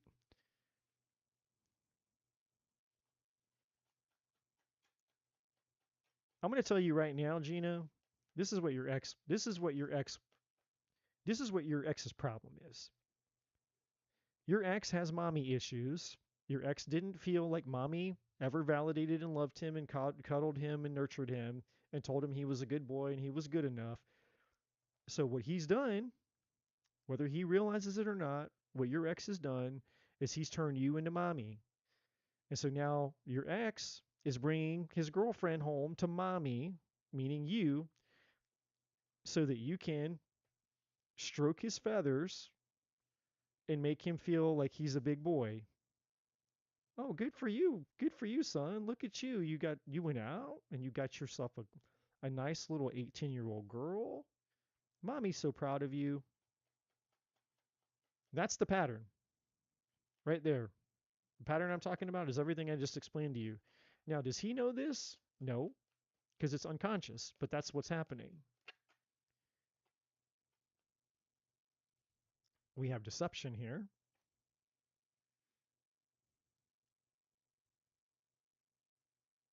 Now, there's a lot of energies tied to that, not just the obvious energy. And this poor little girl, man. Now, see, this is the irony of it. This little girl, 18-year-old girl, she's got daddy issues. So she found a man who has mommy issues. So she's found a wounded man, and the wounded man's coming to you because he's got, you know, mommy issues. So this poor girl has got all kinds of daddy problems that, he gets to be her daddy basically. So, and it's sad. I mean, I'm not saying that like uh heartlessly.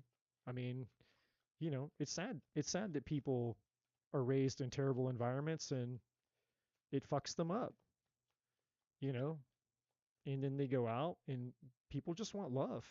They want to feel good enough, they want to be validated, they want love, And unfortunately, because they're not loved and they don't feel validated and accepted, or their home life and their parents were a shit show, you know, as they grow up, even at very young ages, you know, they end up fucking themselves up at a very young age because all that trauma is there.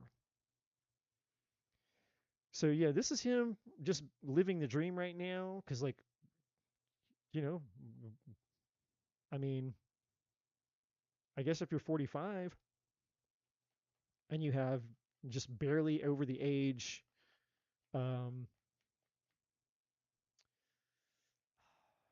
what's an acceptable word to say that's not too gnarly to describe an 18-year-old and a 45-year-old.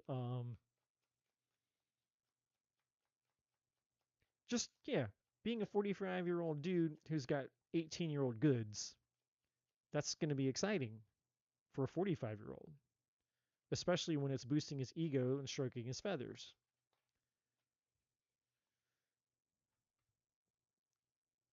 Uh, but there's going to be a price to pay because we have the void here. We have conquer, and then we have female in reverse. Ooh, so part of the deception is going to be her.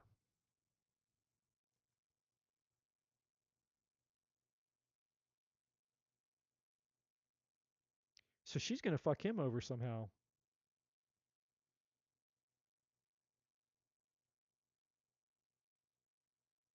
That's interesting. I didn't see that coming. I didn't see that coming.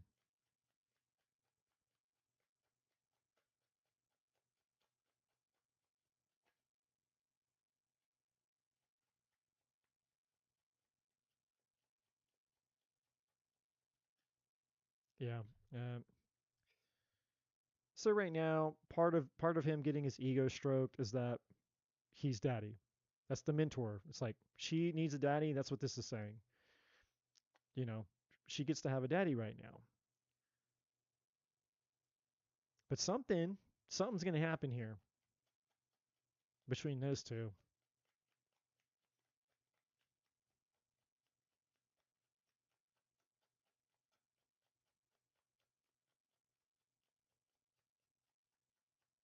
What else? Ascension,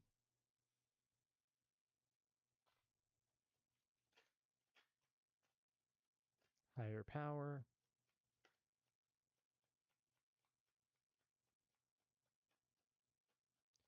Okay, so this is where the reading's talking about you. Because I was wondering, I'm like, okay, well, when does any of this get into like,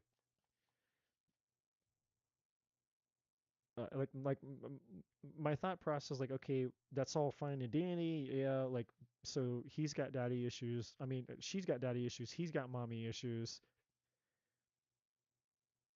I mean, we can see the clear bullshit. I'm like, well, what does this have anything to do with Gina? Where is she in all of this? And so this is kind of where you're starting to come into the reading, which is the only part that I cared about. I mean, sure, I mean, we could sit and pull on their toxic bullshit all night just for shits and giggles. Um, but that's not what the divine is about.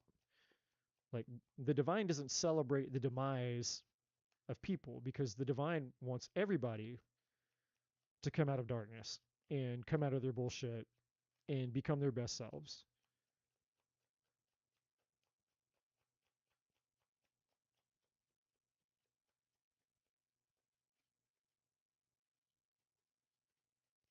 So what does Jeannie need to know about this specifically? What's in her highest good?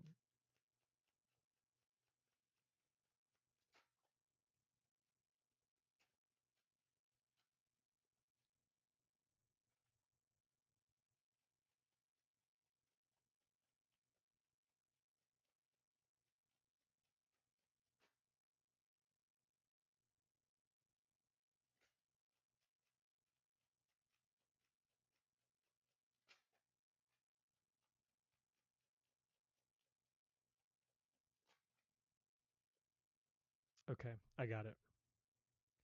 So here's the thing, Gina.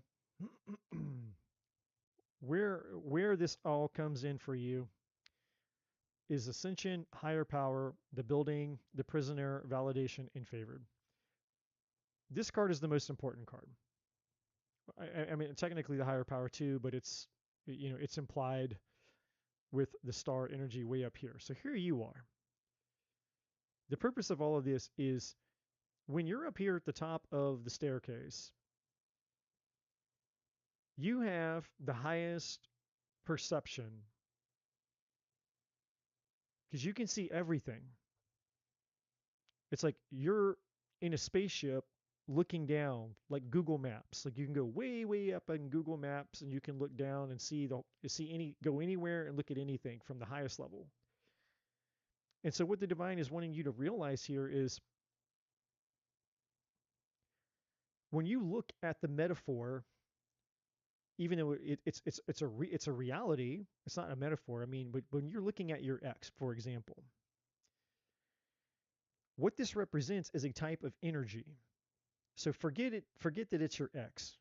Like, don't personalize it and say, oh, it's my ex. Let's pretend that it's not your ex. Let's pretend that it's just energy.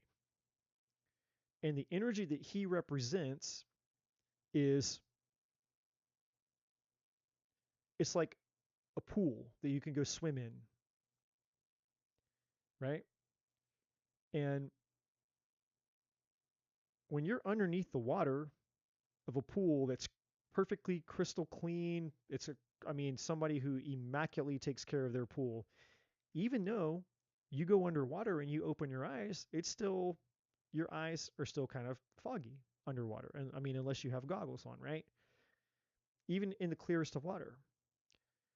Well, if you're in a dirty ass pool in dirty water, you're not going to see anything. And so when you pull your head up out of the dirty water, you can see perfectly clear. And so the void in reverse represents the dirty water, the dirty energy.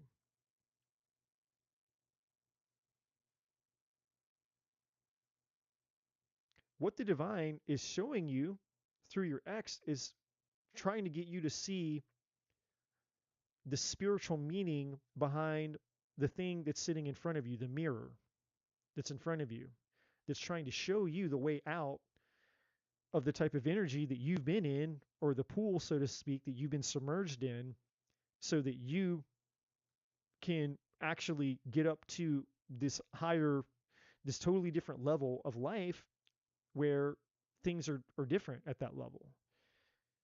The things you attract way up here are not the things that exist way down here.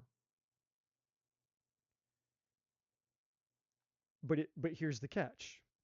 This can't be a mental operation. This isn't a logical or an ego-driven operation. This is a spiritual operation. So you can get the spiritual knowledge with your ego and you can go, yeah, I get it. Yeah, I understand. But then the minute you go back to life, you've gone and submerged yourself back down into the bottom of the pool, right? And so when people come around, you're like, yeah, my fucking ex, yeah, um, I attract all the bullshit, I attract all the assholes, and there's no good people. It's like just as quickly you've gone right back into the void. You've submerged yourself back into the dirty water. And so when you're into the dirty water, now you're back under the influence of all that negative energy.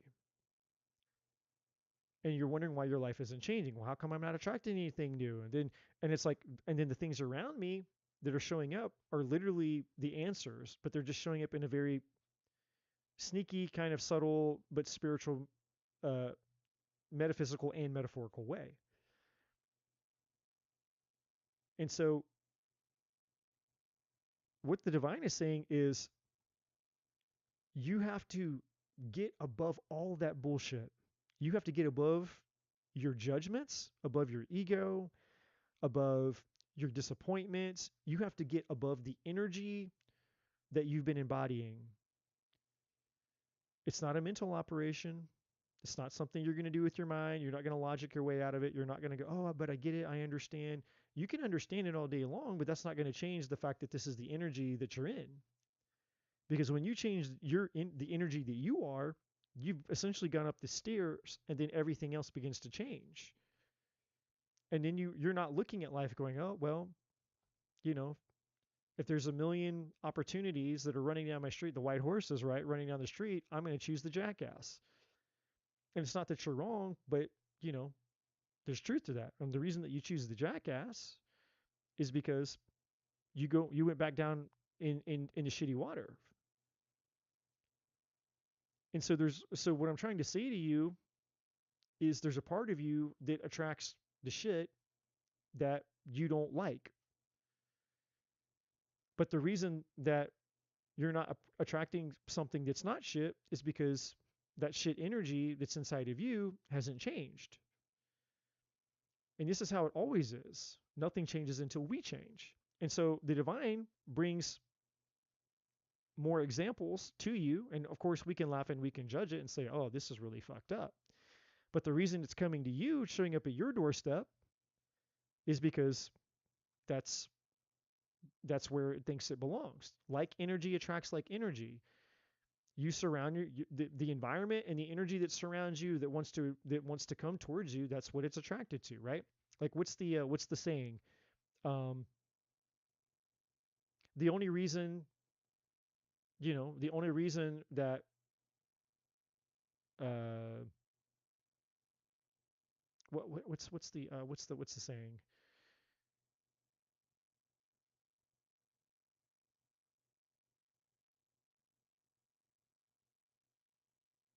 The only reason that flies eat shit is because they never tasted honey.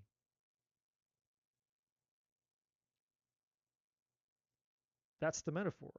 It's like, well, flies are attracted to shit because maybe they haven't tried honey or something like that. And so from this card, separating yourself from these energies. So here's the void. This is the energy that will suck anybody in. That's why it's the void. And I'm not saying it's easy to get out of the void. It's not. But it is energy and it is possible. And so what the divine is saying is that when you come up top and you walk all the way up these stairs and you can see in other words, you put your head outside of the energy and then you can see objectively that environment that you've been in, meaning where are my thoughts? Are my thoughts positive? Are they negative? Are they powering and disempowering? Do I really believe Like when you really, really start getting brutally honest about where you are within your own beliefs, your own energy, and the environment around you, the people you surround yourself with, what are their beliefs? You know, who are you when you get around certain people? That this is a great example. If who you are changes when you get around certain people, then that means that you're not in control of your own life or your own destiny. It means that again, you're swimming around in the shit energy. If the only time that you actually end up at the top of these stairs is because you've distanced yourself from that energy, you've removed yourself from that energy, and then it's like, oh man, I have these insights or these moments where I feel like I'm a different person. And it's like, well you are. But then when you get around other people, it pulls you right back into the old energy where it's like maybe I'm judgmental, or maybe I feel like a victim, and maybe you know, I'm talking shit about, this asshole and that person, and my ex is a fuck up, and all of a sudden you're back into this whole other energy again. You've gone back into some old past version of you, right? And it's like in other words, who you are is being affected by the environment that you're in, because you're not being more affected by you choosing to not be affected by your environment. You're giving your power away to the people, the places, the circumstances. You're giving your power away to sources outside of yourself, which is you giving your power away. And so, whatever environment that you find yourself in is the environment that's influencing you most. And then, as a result of that energy, you attract in,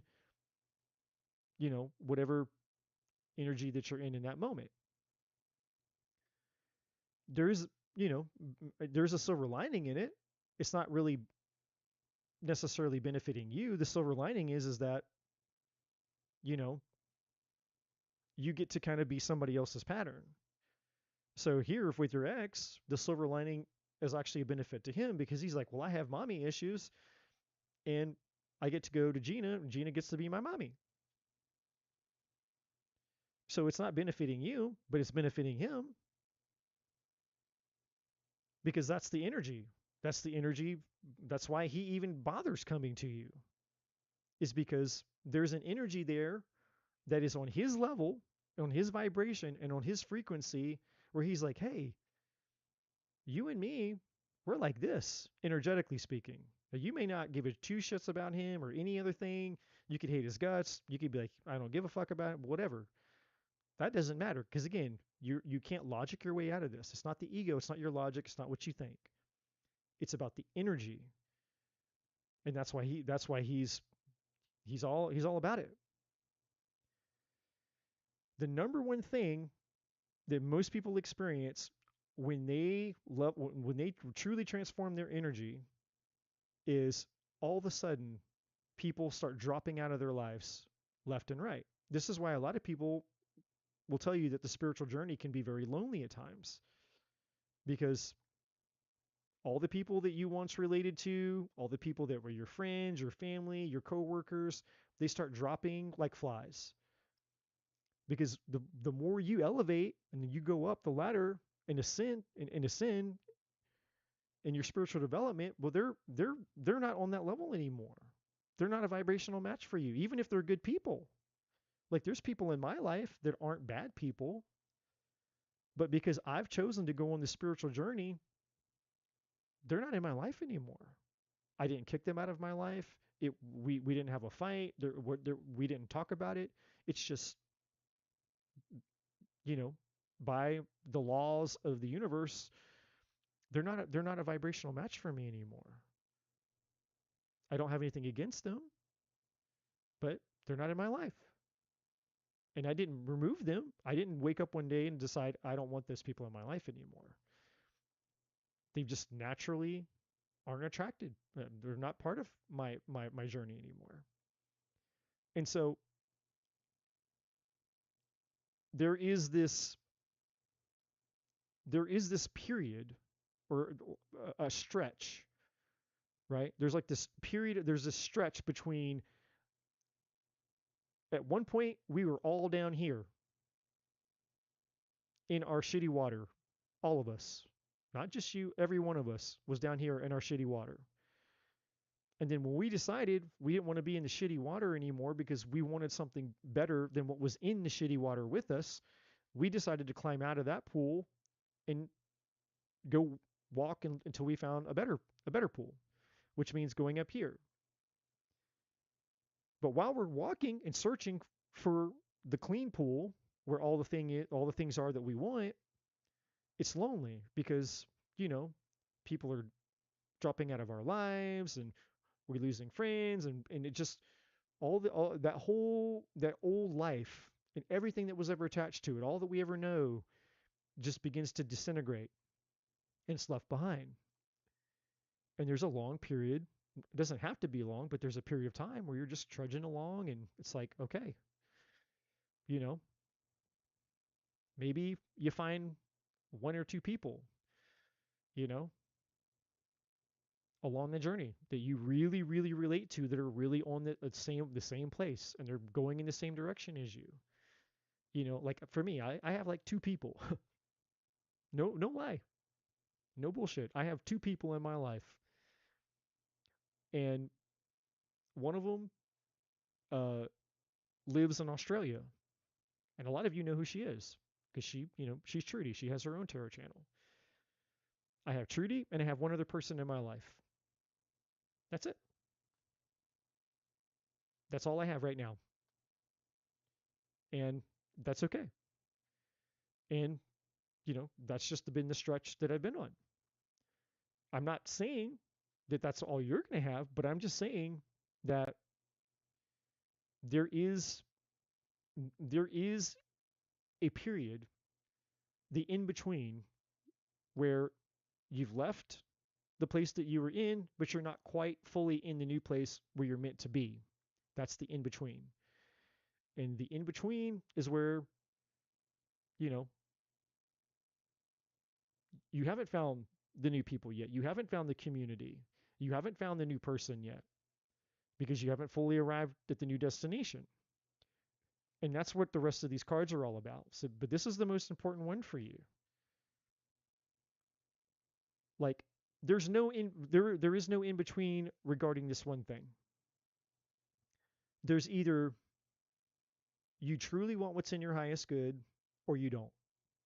And you can't logic it, you can't think it. It's just it's a do or die decision. It's a committed decision. It's I want what's in my highest good. Period. My life, my relationship, my career, my money, my health, I want what's in my highest good. Period. Not selective, not micromanaged, not bartering with the divine like, well, I want what's in my highest good when it's this thing but not these other things. Because now you're whether you're consciously aware of it or not, and I'm not just saying you, this is for anybody. We think that we can manipulate the divine to basically give us the things that we want while we're still in the shitty water. And that's not what the divine's going to do. Like the divine is not going to lower its divine standard to our level so that we can get what we want from it. That's just not how it works. The divine's like, no, if you want what's in your highest good and you want the blessings, you want the love, you want the man, you want the life, you want the health, whatever you want, you're going to have to get out of the shitty water and you're going to have to walk up the stairs to where those things are. And you're going to have to use your free will to do so. And every time you take a step up the steps, that's using your free will to choose what's in your highest good. Each step is a step closer to the thing called your highest good, your desire. You're like, I'm using my free will. Okay, I'm using my free will. I still want. Every step is a choice.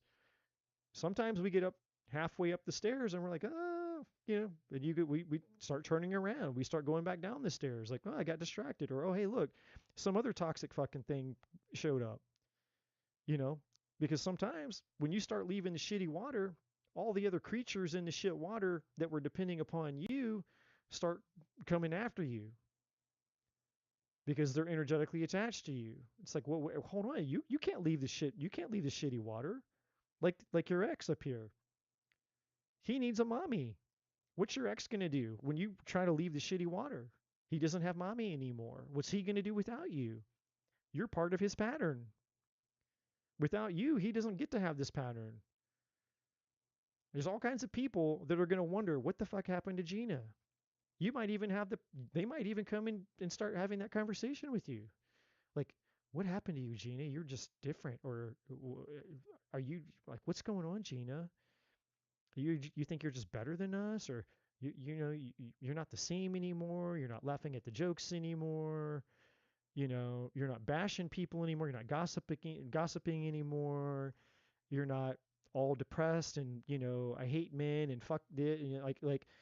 Like when you start to change and you're no longer participating in the shit because you're getting out of the shitty into the pool or the shit water, all of a sudden people are like, what's going on, Gina? What happened? It's like I'm walking up the steps, and when you start getting up the further up the steps, you start losing your appetite for the things that once satisfied you in the shitty water. And you're just like, I don't have an appetite for that anymore. And when you've truly energetically and spiritually changed who you are, it's a permanent change. That's when you don't go down the steps anymore, and nothing can lure you down the steps anymore.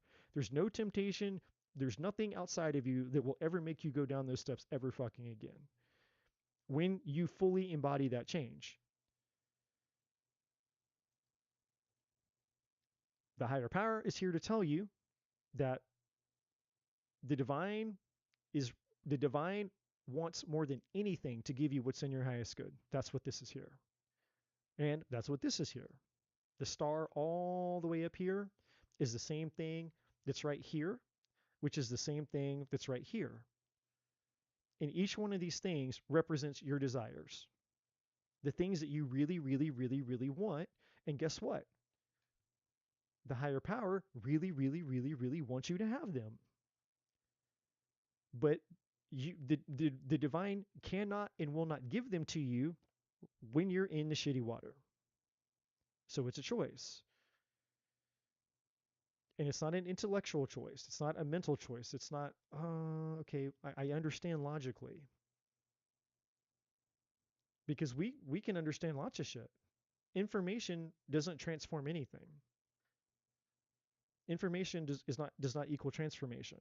A transformation is what's required here, not this isn't an intellectual thought process.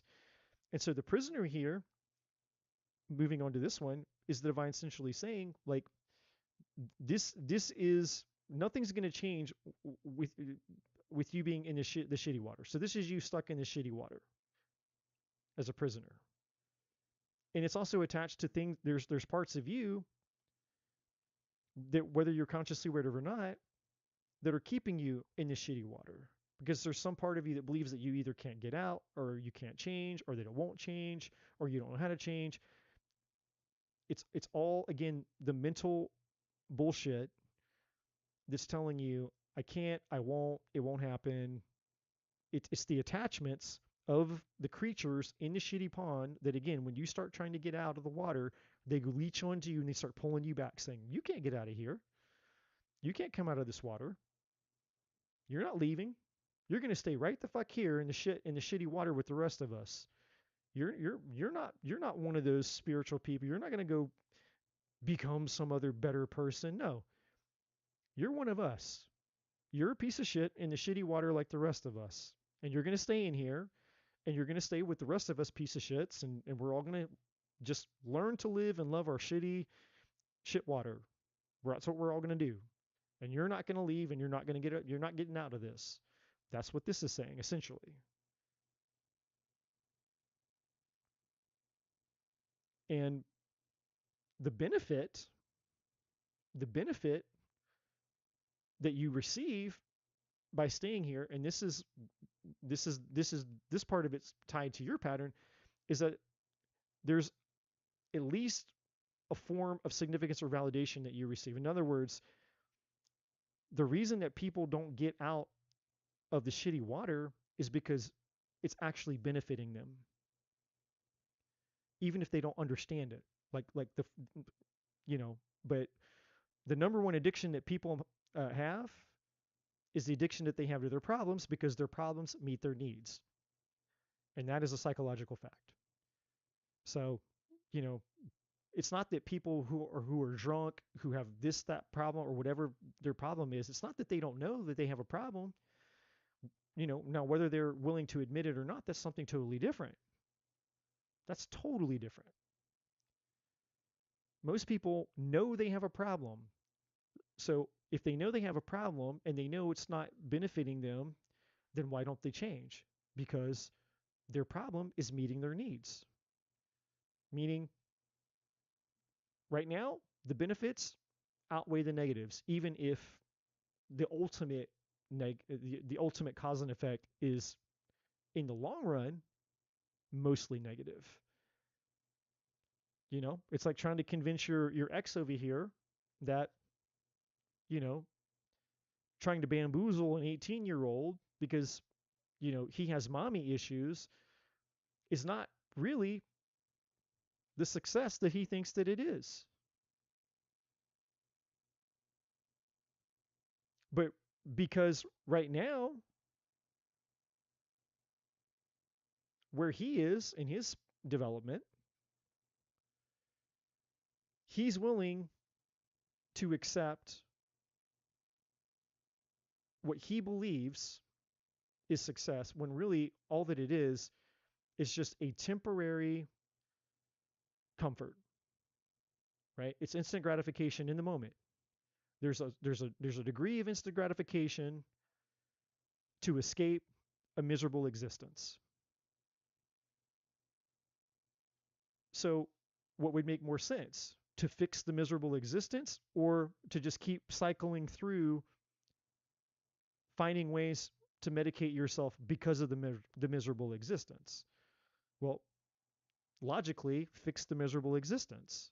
And so then you don't have to keep living and finding the next thing to medicate and you know and you're just creating more toxicity and more bullshit for yourself and for other people, and then hurt people again, and that's how hurt people, and it just you know that's how we all end up in this world of hurt people hurting more people ultimately, and on and on and on and on and on and on I could go. So to answer your question, your ex keeps coming to you because he needs a mommy and you're a vibrational match to his trauma. So you're mommy to him. That's the surface level.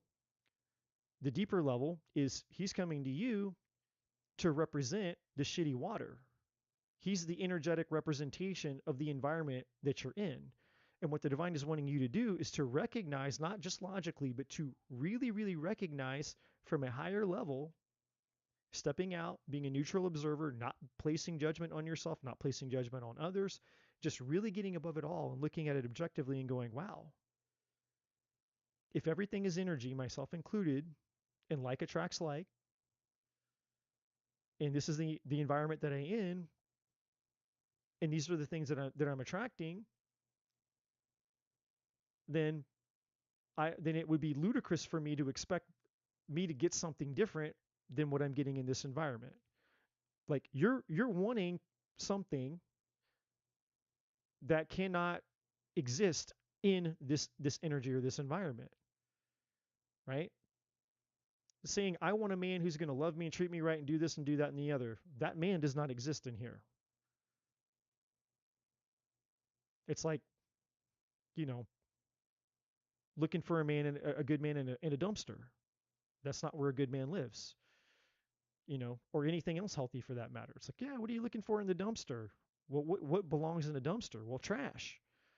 So if you're digging around in the dumpster, people do. Dumpster divers, they go into the fucking dumpster and they look for something. And it's like, well, here's this piece of trash. It might be sort of kind of valuable.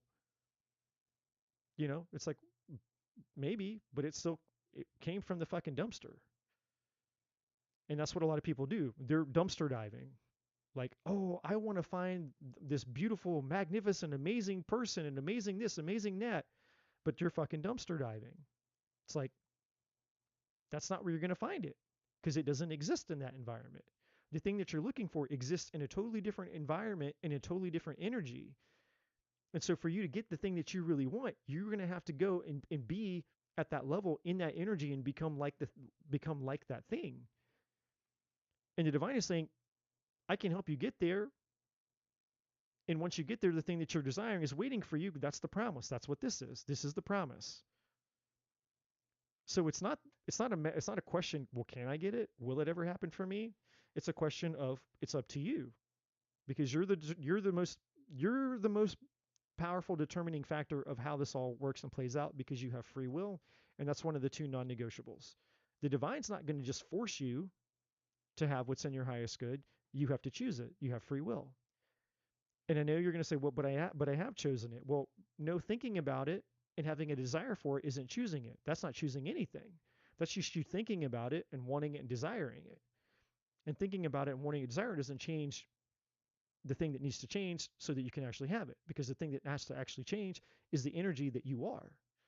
It's an inside job. All of this is an inside job. So I know this is like a really, really long message. I know it's really intense, and I know it's very direct, but you know me, my friend. I'm not going to lie. I'm not going to lie to you. I'm not going to lie to anybody. I'm here to tell the truth and nothing but the truth, and I'm here to just give the messages of what's in your highest good. You have a desire for love, relationships, a different way of living, but all of it. And it's here. And it's not just being represented as just the desire, it's also being represented as the tangible but not yet realized uh, existence of it, the actuality of it. Meaning, it's here waiting for you, but you just have to become energetically aligned to the having of it. That's what this means. But you're going to have to get out of the shitty water to start, and you're going to have to stay out of the shitty water. And when you start getting out of the shitty water, that's why the Conquer card is here, by the way. I didn't talk about that, but that's what this is here. The Conquer card means that it's going to require a level of effort that maybe you haven't fully realized or tapped into yet. And it may even require extra effort, because I'm telling you, this is part of the message. I'm telling you, this is what's going to happen. The minute you decide, when you decide you want out of the shitty water once and for all. I'm not talking you put your head out and you look around and you're like, oh, I don't know if it's kind of nice not being in the shitty water, but then you go back underneath where all the shit is. I'm saying when you truly decide once and for all that you're done in the shitty water and you're never going to go back ever again, ever again, you're done in the shitty water. When you've made that decision and you start pulling yourself out of the water, instantaneously, there's going to be all these things that are attached to you because they've been feeding on you, like your ex and God knows what else. All these organisms, energy vampires, all kinds of shit that are attached to you, they're going to start pulling you back. And then when you realize that you're being pulled back in again, friends, family, whatever the things are, it's going to take a level of awareness to realize I'm being pulled back into the shitty water. And now I'm going to have to resist harder, and I'm going to have to mean it even more. And that's when you'll get your breakthrough. Because in the past, you would try to get out of the shitty water, but then you would start getting pulled back in, and you didn't push through to completely break free. You let yourself get pulled back in. But now, with awareness, when you feel yourself being pulled back in because you want out, now when you feel yourself being pulled back in, now you know I'm going to have to even be more vigilant, more adamant, and I'm going to have to force myself, no, we are not ever going back into the shitty water, no matter what. If I lose friends, I lose friends. If I lose family members, I lose family members. If other people, they don't like it, they can't handle it, They judge me for it. It doesn't fucking matter. It doesn't matter. You have to be willing to burn your boats to take the island, so to speak. You're going to really, really have to want to get out of the shitty water because because of this.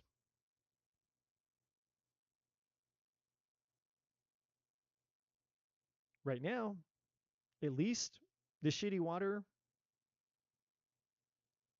feels like home. You have some friends there, you have some family members there, you have some things you've been used to, environments you've been around your whole life. The shitty water is home. It's been home for a long time. You've been in that environment for a long time. And so to climb out of that water and go somewhere where you've never been before be a little scary because it's like, well, what about my friends? What about my family? What's going to happen? It's like, it's scary. It's faith. But if you want what's in your highest good, that's what it requires. You're going to have to embrace the uncertainty. You're going to have to let people do what they do when you make this decision. And I'm not guaranteeing that you're going to lose all your friends. I'm not guaranteeing that you're just going to be isolated and cut off. I'm just saying that if that's what happens, that's what happens. But it's something that you will have to be willing to accept. You have to be willing to give up this thing to get something better. Because that's the only way that that's the only way you're going to get it. You cannot stay in the shitty water and get what you want. You can't have both. You can stay in the shitty water and you can keep getting shitty things.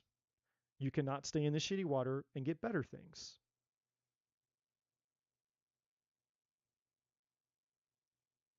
And I don't make the rules, by the way. So don't shoot the messenger. I don't make the rules. I don't make the rules.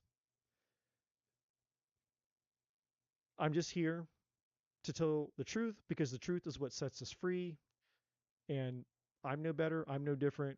I've been in my shitty water. I've had to everybody. If everybody's honest about their spiritual journey, everybody would be honest and say, "Yeah, I've been in the shitty water just like you have." My shitty water might have been different, might have smelled different, might have been a different kind of gross, a different flavor of gross, but it's, at the end of the day, shit is still shit. Like whether your shit has peanuts in it and whether my shit has corn in it, they're both still shit. So you have this waiting for you. But the challenge is getting out of the toxic energy, getting that toxic energy away from you because you can't change in the environment that's hurting you. You can't change in the environment that's holding you back. You have to get out of the pool. You have to get out of that energy so that you can start changing your energy. You cannot be in the pool, the shitty pool, and change your energy. It's not going to happen. So that's step one.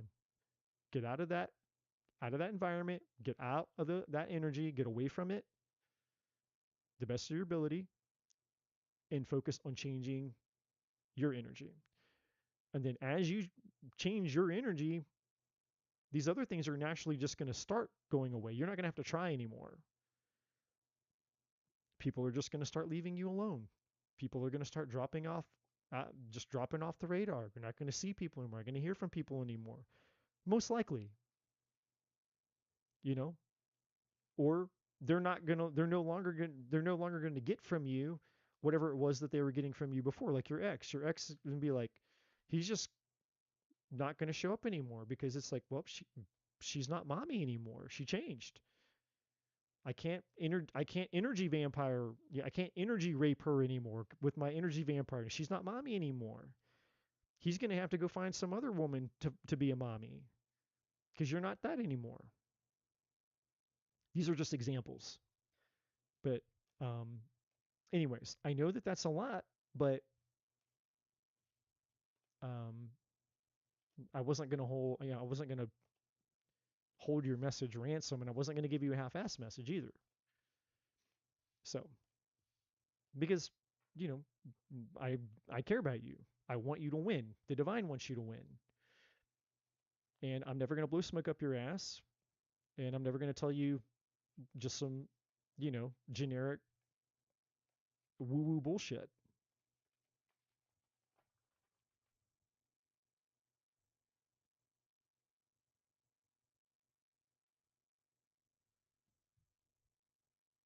And that's a great attitude to have.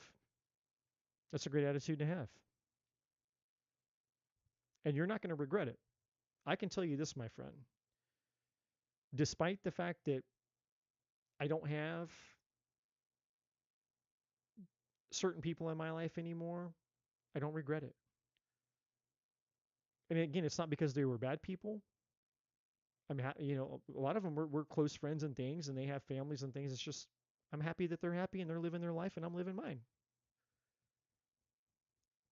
But I have something that most people don't have. I have a connection to the divine.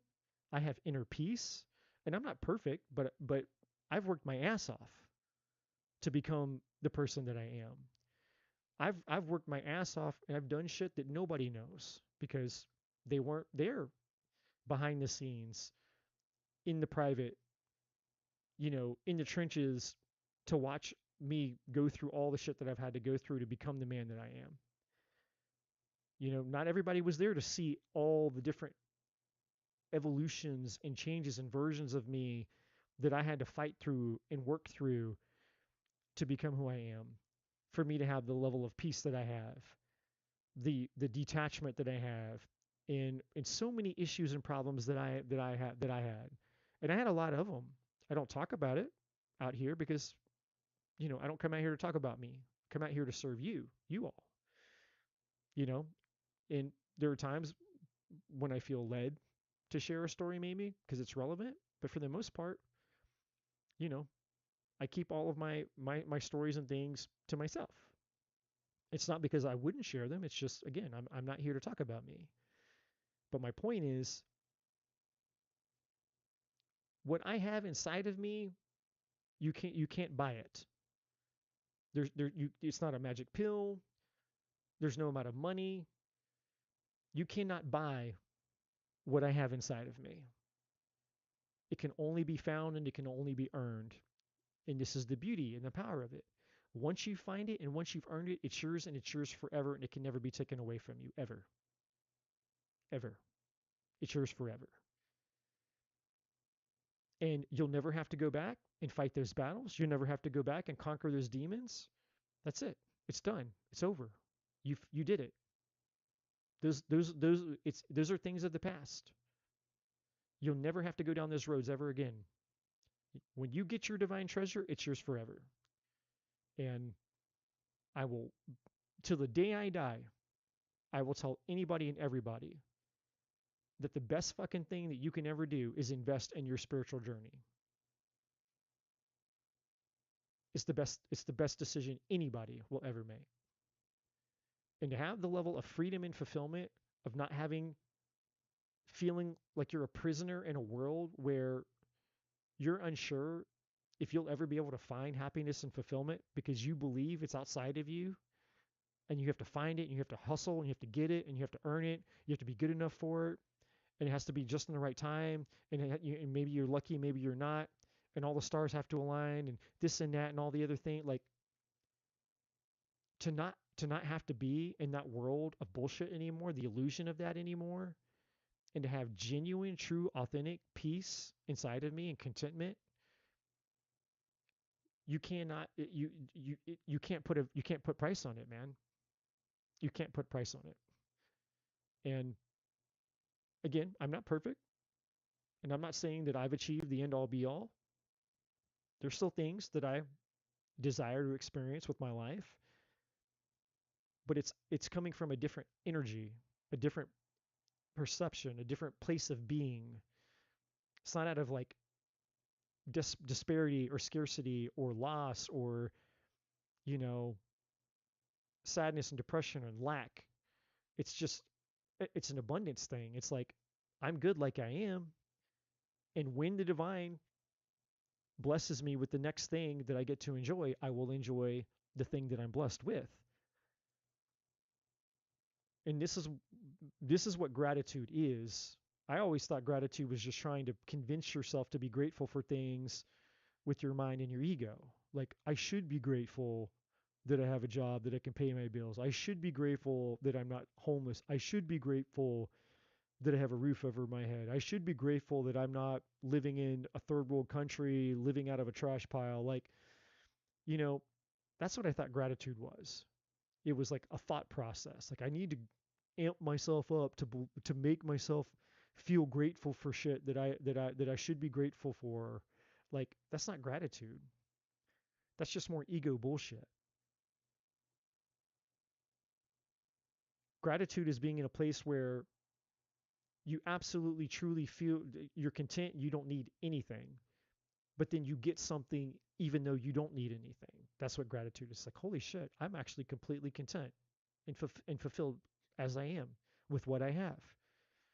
And then, but then you get more. And then you're like, holy shit, I get more even though I don't need it anymore. That's what gratitude is. It's the realization that the divine gives you more even when you never needed the more because you found the source of all the more inside of you. But it would be boring if that's all that there was. And that's why we came here as humans, not to be boring, but to have a variety of experiences. The problem is that we identify the experiences we want to have as the source of our fulfillment. Meaning, if I'm not having those experiences, then I can't be fulfilled. That's the lie. That's the illusion. I have to have something out here that I don't have in order to be happy and fulfilled. The divine says, no, that's not true. Everything that you need is inside of you. Go find that first, tap into it, feel it, embody it, and experience it. Then you will know fulfillment.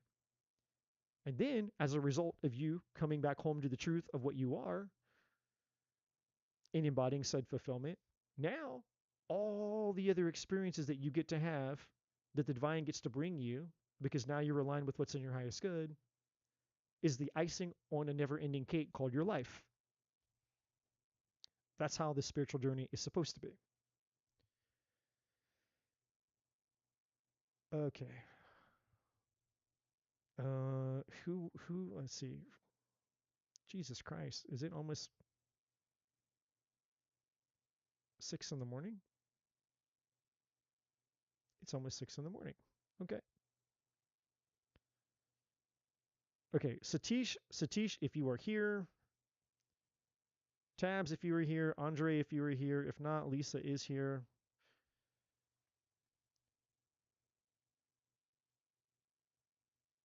And I'm going to have to pick it up because I am fading.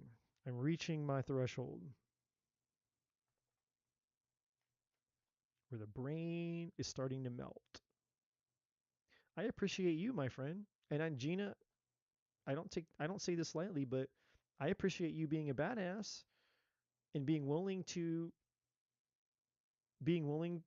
and humble to receive honest messages and you know not taking them personally, but truly genuinely being open to receive what the divine wants to say and allowing the divine to just tell you the truth, because that attitude will absolutely lead you to freedom, because that's the only thing that can set us free is the truth.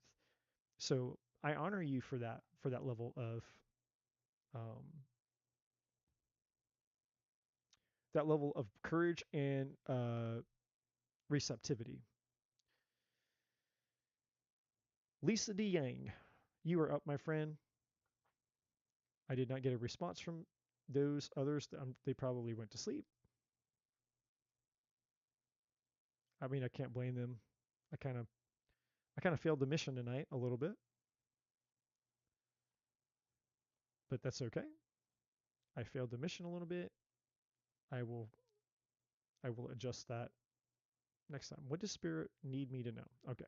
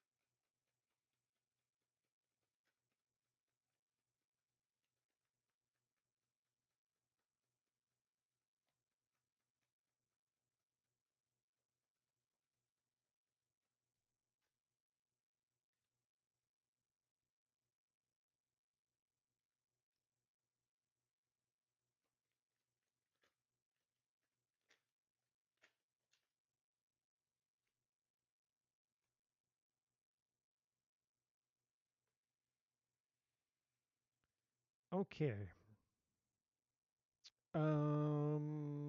Lisa, the divine's about to take you in a totally new direction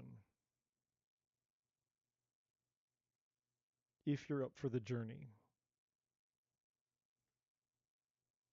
If you are up for the ride, the divine is ready to take you in a totally new direction.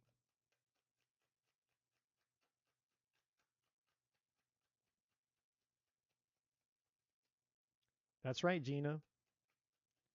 That's right. He came back, didn't he?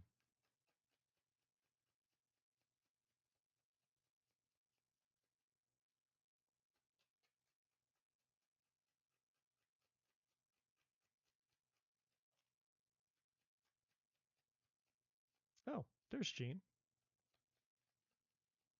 I thought Gene fell asleep. Couldn't say that I blame you if you did. That's what I'd be doing right now.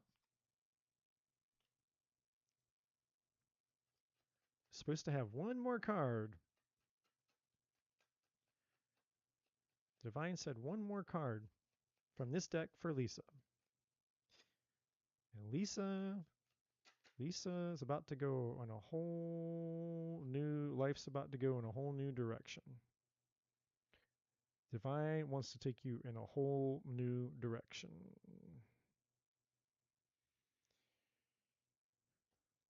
Okay. Um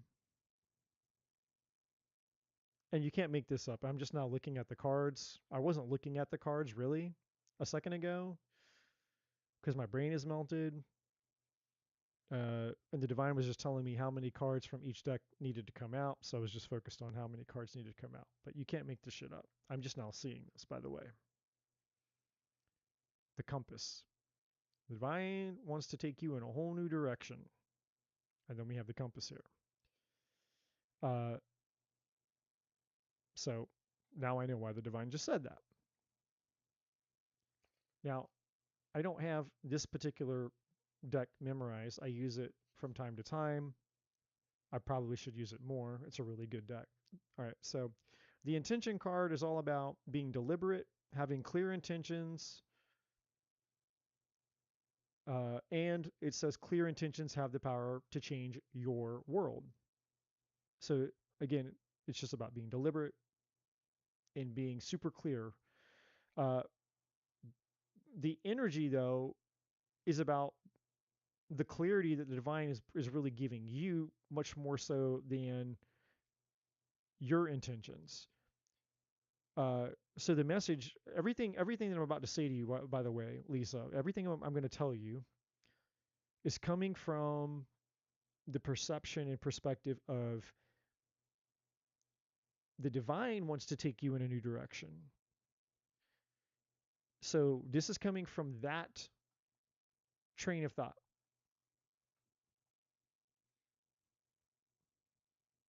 So a lot of this may not make sense to you because you haven't gone this direction, you haven't chosen any of this. It's a destination, it's a journey the divine wants to take you on. That makes sense. So this card, this Dragon's Lair card, I don't know why you would. I don't know why they name. I'm having a Virgo moment here. I don't know why they named the card the Dragon's Lair, but it says you are always protected and divinely directed. Can't make that shit up. So this is about being divinely guided. Again, I have no fucking clue why they would put the word Dragon's Lair on a card that has anything to do with divine direction, but I don't know. Maybe it made sense to them. Wide open. You are free to express your uniqueness to the world and share in all the bounty of life's endless possibilities. All manner of opportunities are presented to you at this time. The wide open card is a signal that you're able to truly manifest your dreams and your goals are in sight. Don't remain small and contracted. Expand your horizons beyond what you believe to be your limitations. So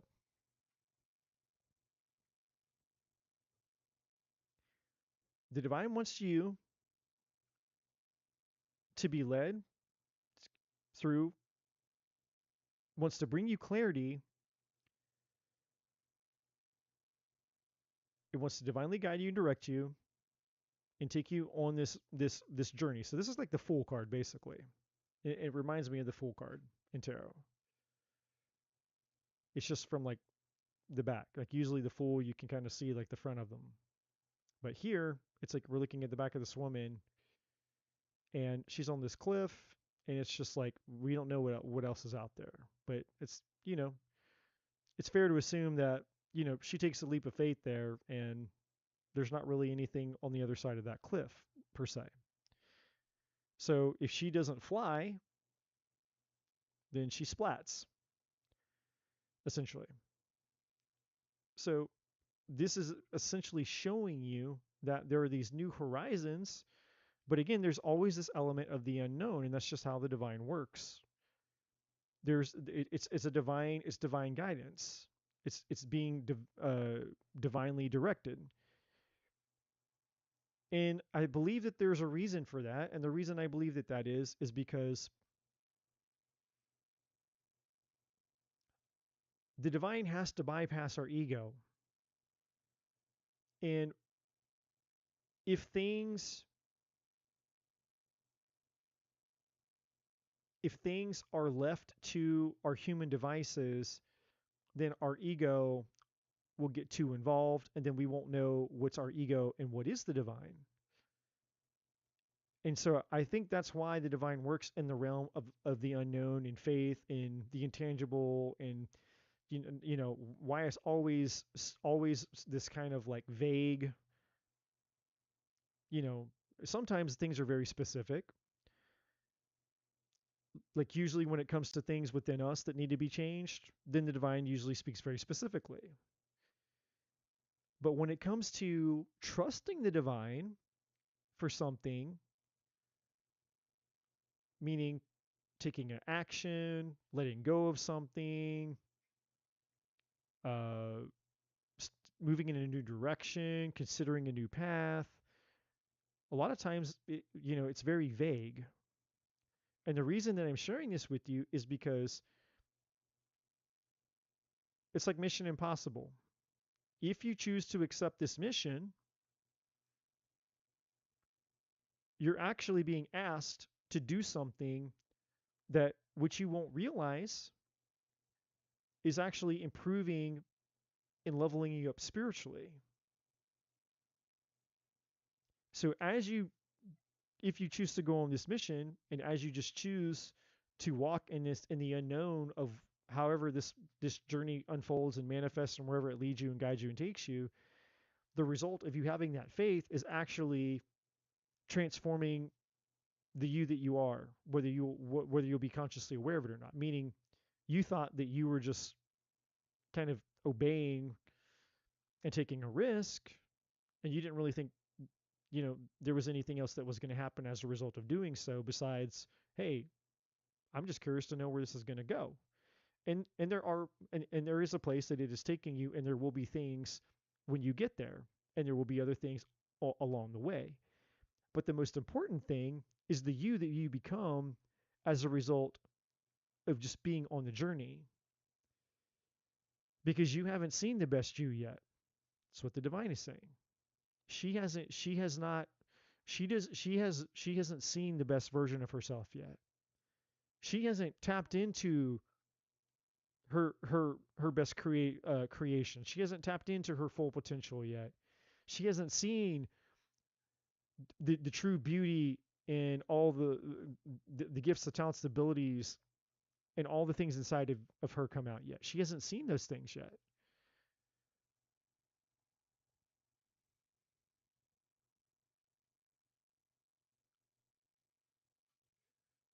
What you're about to embark on is going to become the thing that becomes your story. So to tell the story here, there's two energies. One is the divine is saying, Lisa, I want to tell your story.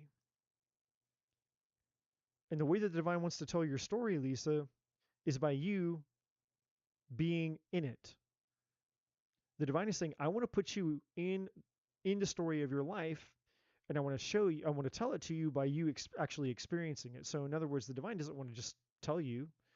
The divine wants to put you in it, the driver's seat of it, and actually go through it. Like going through, I don't know, going to Disney World and getting on one of those rides where it takes you through like one of the famous Disney movies, you're like in the Indiana Jones, or you're in like, I don't know, like the Toy Story, and it's like you're going through and you're like you're experiencing the story, like you're in the movie yourself.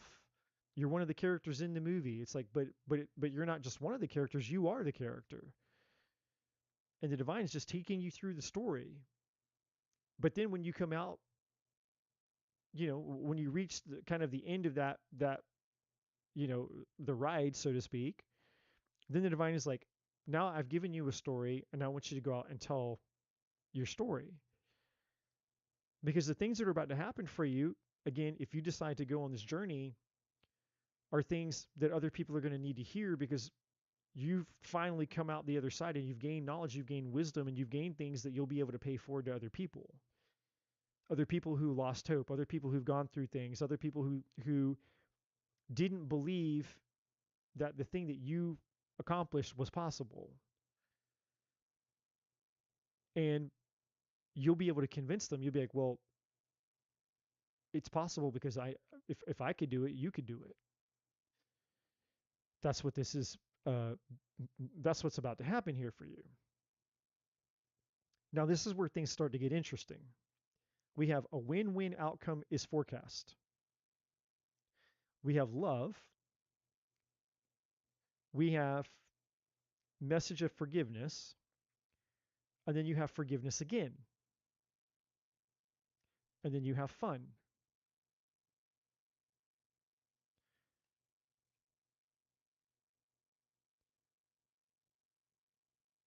And when I grabbed this deck, where these three cards are from, so these three cards here that came from this deck right here, the divine said, this is where I'm taking her. So all these cards, these two, these, and these, are telling you what the journey is going to be about. So what is the journey about? The journey is about love. The journey is about forgiveness. And it's about having a lot of fun. That's what the story is about. So the divine wants to take you on this journey, and this is what it's about. The story is about. Now, this is what the actual, like, this is how it like actually plays out. Like, this is kind of like the vehicle. Or I don't know what the right word is, and my brain's melted. But this is you right now, overthinking. But there's more than just the overthinking. That's the surface level energy. This is almost like a metaphor of just like all the shit in your life up until now that just hasn't gone the way that you thought that it would or that it should. It's just a frustration. And there's a part of you that's not even at war with it anymore. There's a part of you that's just accepted it as kind of like, well, it fucking is what it is. And the beauty about the fact that that part of you has accepted it is actually been a blessing in disguise, because the acceptance of it has also released the resistance that you once had to it. And because you accepted it, that resistance is no longer there, which is why this can even happen now. But it doesn't take away from the fact that up until now, you've gone through a lot of shit. And this is you just kind of like,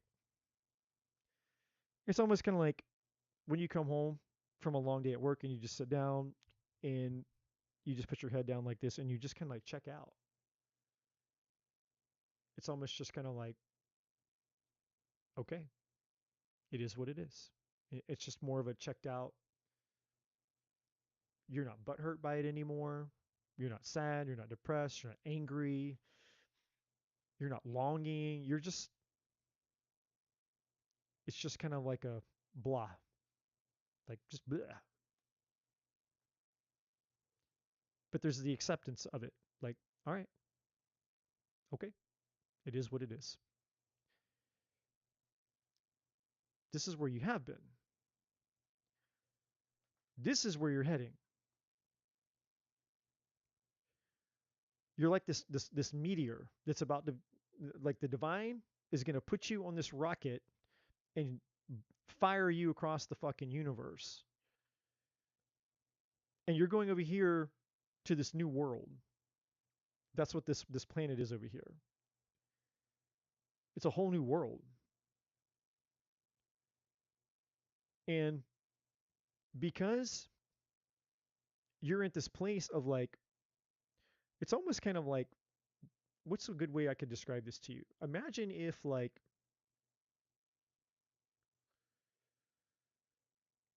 I don't know.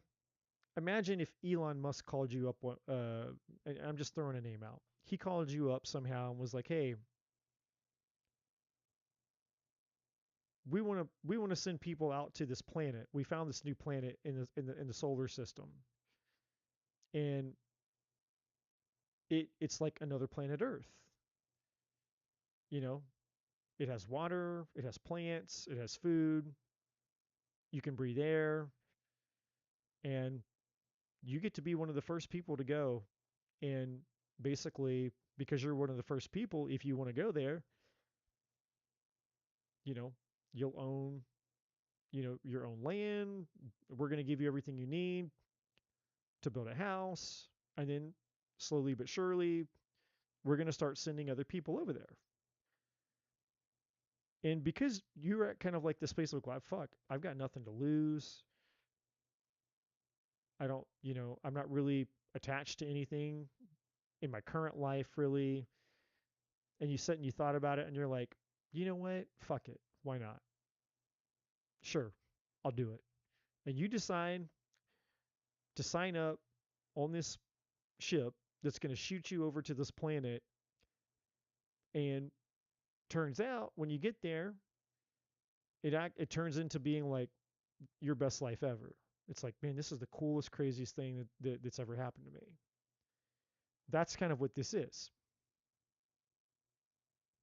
So the divine is about to shoot you out like a rocket to a whole new world where you can't really fathom what it's going to be like when you get there. But when you do, it's going to be extra juicy and extra spicy. Extra juicy and extra spicy.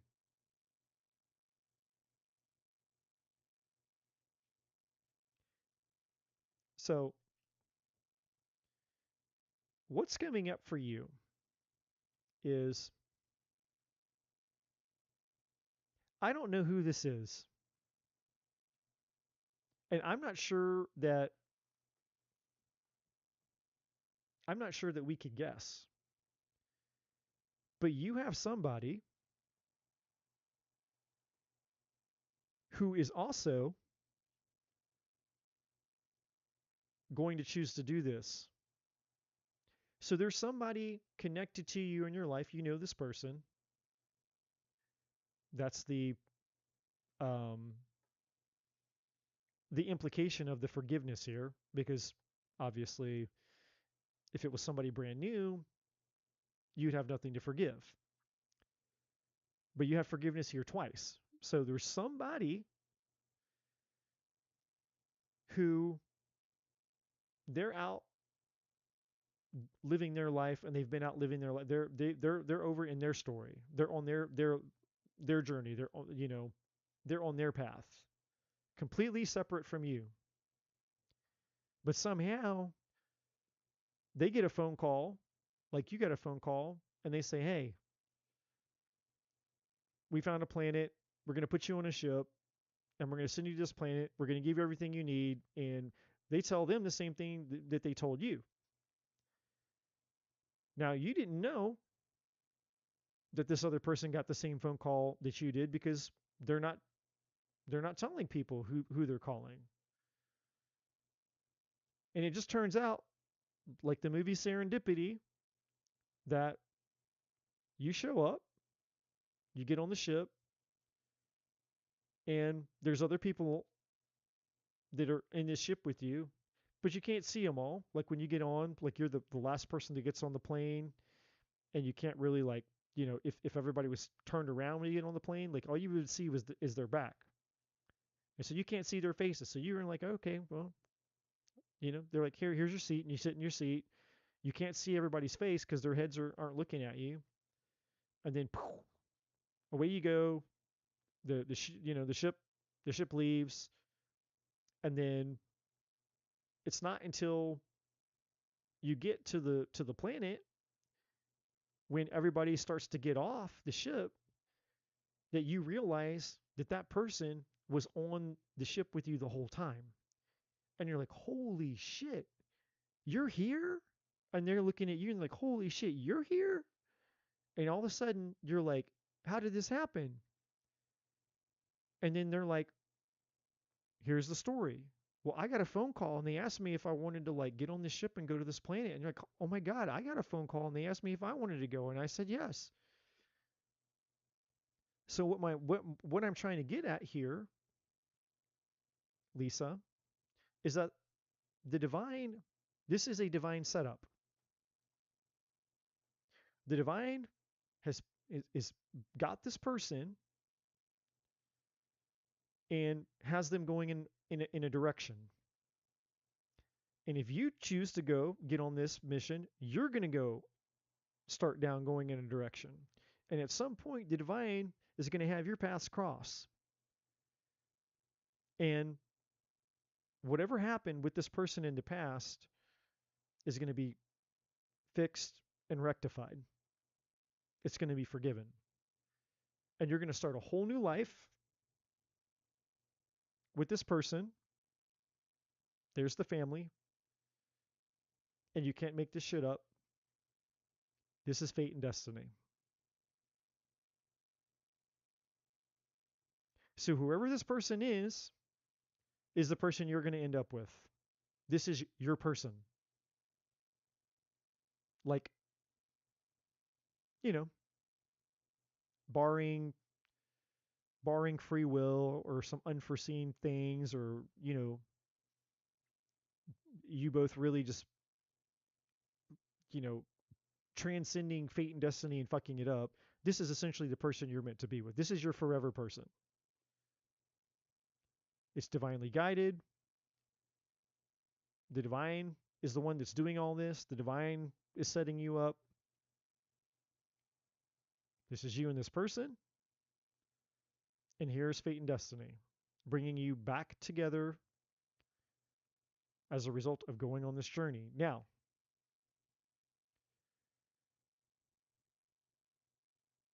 here's the next obvious thing that, of course, we would all do, myself included, is we're going to try to figure out who this is. That's what the mind's going to do. Well, who is it? And you're going to start thinking about all the people from your past that you could possibly need to forgive for whatever they've done, and this, that, and the other. But I'm here to tell you that you're probably not going to figure it out.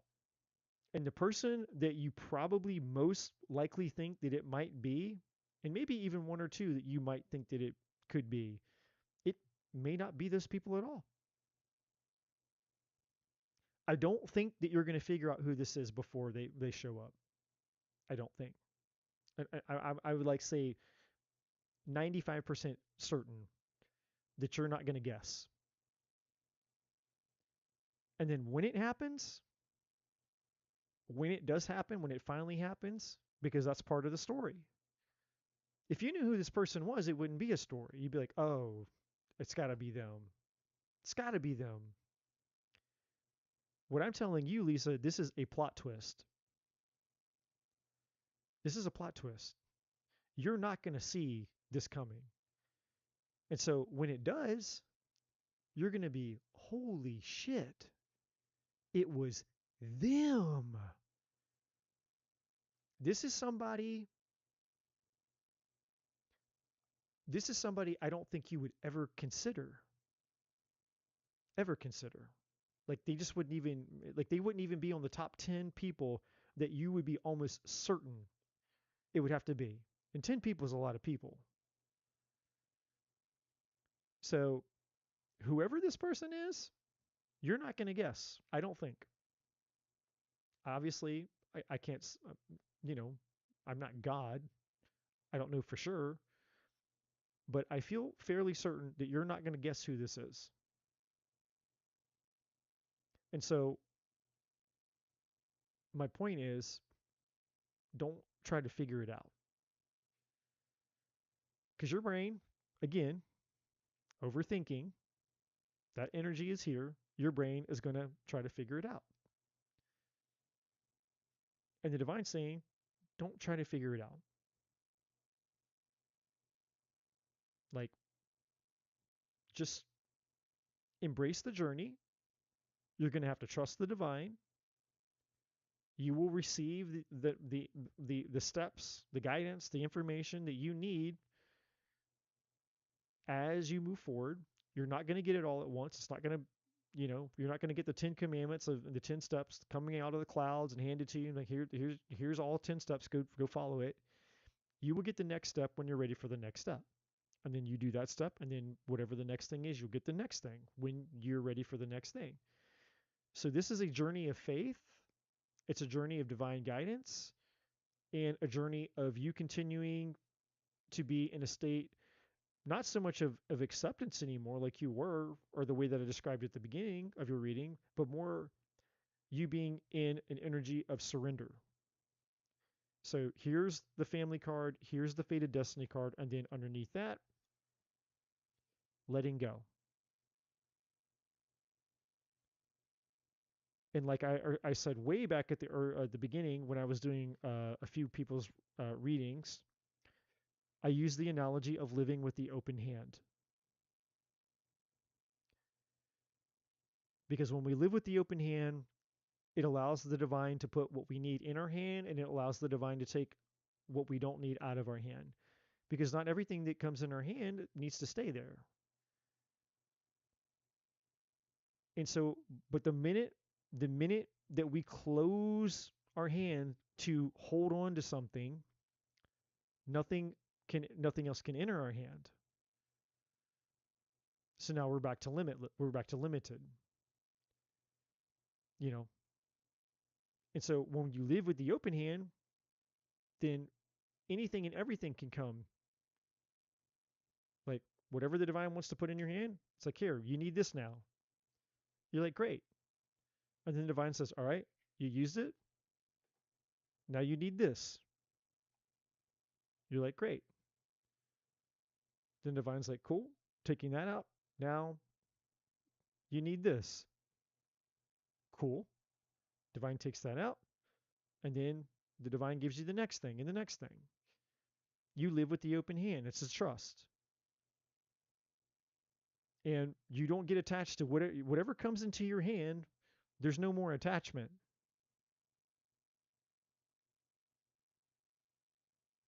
That's the beauty. That's why it's the open hand. You just, I'm not attached. You know, I realize that if the divine puts it in my hand, it's there to serve its purpose. And then when the divine takes it out, then it served its purpose. So either way, if it's in my hand, it's there to serve it's serving a purpose. When it's out of my hand, it's serving a purpose. And I'm just here to live with the open hand. Why am I telling you that analogy? Because this is how you're going to successfully navigate this. So you're here, you're waiting for the orders. Okay, what do I do? I'm saying yes to this. I'm saying yes to this mission. What do I do? The divine says, cool. Boop. I'm going to give you the step. And then you just follow the step. And then when the divine's like, okay, you don't need that step anymore. You completed it. Here's the next step. And these are metaphors for whatever the next step is, whatever those things represent. Whether they're literal, metaphorical, whether they're tangible, whether they're invisible. And you'll know because the divine will make it very, very evident to you. You'll know. And it'll be easier for you to figure out because when you're living with the open hand, you're not in your ego. You're not trying to figure it out. You're not like, I've got to hold on to it and expect it. It's like, no, you're free. You're free of attachment. And when you've concluded that you're free of attachment, then your ego can't be involved anymore because the only thing that the ego knows how to do is get involved, which is attachment. So here you are. You're not holding on and you're not holding back. You're not resisting. You're open. This is the wide open hand, but it's also the hand that can let go. You're both. You're open to receive and you're open to allow because that's all that letting go really is. It's just allowing. It's allowing the energy of your life and your blessings and your destiny to circulate the way that it needs to, just like the oxygen in your lungs. We need air to come into our lungs. If I breathe in and I hold my breath, that's like me closing my hand, right? Like I take a deep breath and then I hold it. Well, at some point, I'm going to have to exhale or I'm going to die or I'll pass out, right? Like you can't just hold your breath. You can hold it for a little while, but eventually you're going to have to exhale and let that oxygen out. But then what happens? Then you get to breathe in again. That's what the open hand is. It's like oxygen. It's healthy.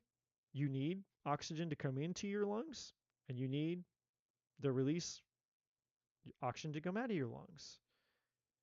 And when you realize that you're never going to be without oxygen because you've been breathing ever since you were born and you've never been oxygen deprived, like the air, we're not going to run out of air.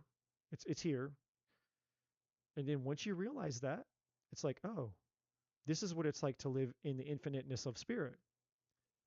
There is no such thing as lack. There is no such thing as, it's just a perception of our ego getting involved that when we see something leaving our hand, we think, oh, well, I've lost it. Well, what did you think? Just for example, what in your past, what things have left in your past? Something left your hand in the past, and because you perceived it leaving your hand, you thought that you didn't have any more. It's not here anymore. Well, you don't worry about when the oxygen leaves your lungs, you don't worry about, well, I don't have air anymore. I'm fucked. I don't have air anymore. No one thinks that. That's the illusion of the ego. I don't have it anymore. It left. It's gone. No more love. Not true. Because just like these butterflies, those butterflies, because they're free, they can fly and come right back and land right back in your hand. You've never lost anything. You have never lost love. The ego has told you you've lost love. It's living with the open hand. That's all that it is. Air comes in, air's gone out. And that was necessary for that season of your life. Every time that one of these butterflies that represents the love that you wanted left, that was for that season of your life and it was serving a purpose for you because it's all part of your story. And what all of that was leading up to for you was that when you get this person that is your destiny, when this person is placed into your hand, you're going to learn how to do this.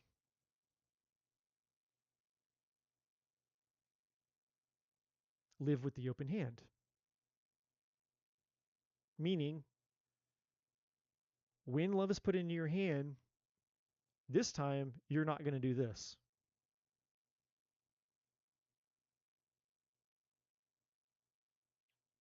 And every time in the past when you were doing this and that happened, the thing that you were clinging onto was taken away, it was to teach you that this is not something that can exist inside of this, which is called fear, scarcity, control, manipulation, dominance, lack. That true love can only ever exist in this. Love is freedom. What's the saying about the bird? Right? If you let something go and it returns to you, it was meant to be.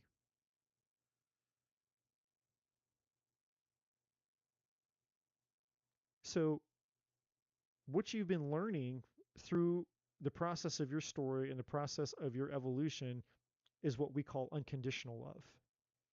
Because true unconditional love is love with no attachments. It's love that with no attachments. It's love that allows, it's love that embraces, it's love that accepts, and love that's free. Freely it gives, freely it receives. It's not self-focused, but it is allowed to be what it is. And that's what this is, because this is what the divine does. This is what the divine does for us. The divine doesn't, the divine gives us 100,000% complete freedom. Wow. Never withholding 100,000% complete unconditional love. And I'm not saying that this is an easy lesson, but I'm saying that this is the lesson that many of us choose. And it's the highest lesson. This is what you're meant to do. And this journey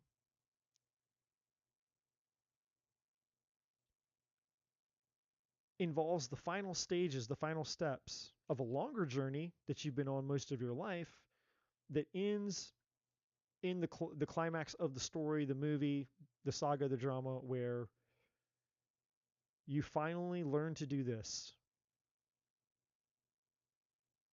And the way that you get here was not the way that you thought that you would. But when you do get there, and this finally does show up in a way that you could never imagine that it would, all the things of your past will finally come together and it'll all make sense. And then you'll go, holy shit, now I get it. Now I get it. Now I understand why everything in my life happened exactly the way that it did. Why all the twists and the turns and the relationships and the this and the that and the pains and the loss, the betrayals and all these things were intricately interwoven as part of my design, my divine, not design, my divine fucking destiny to lead me all the way through to get to this place where I could learn to do this so I could experience that. And the final end result of it all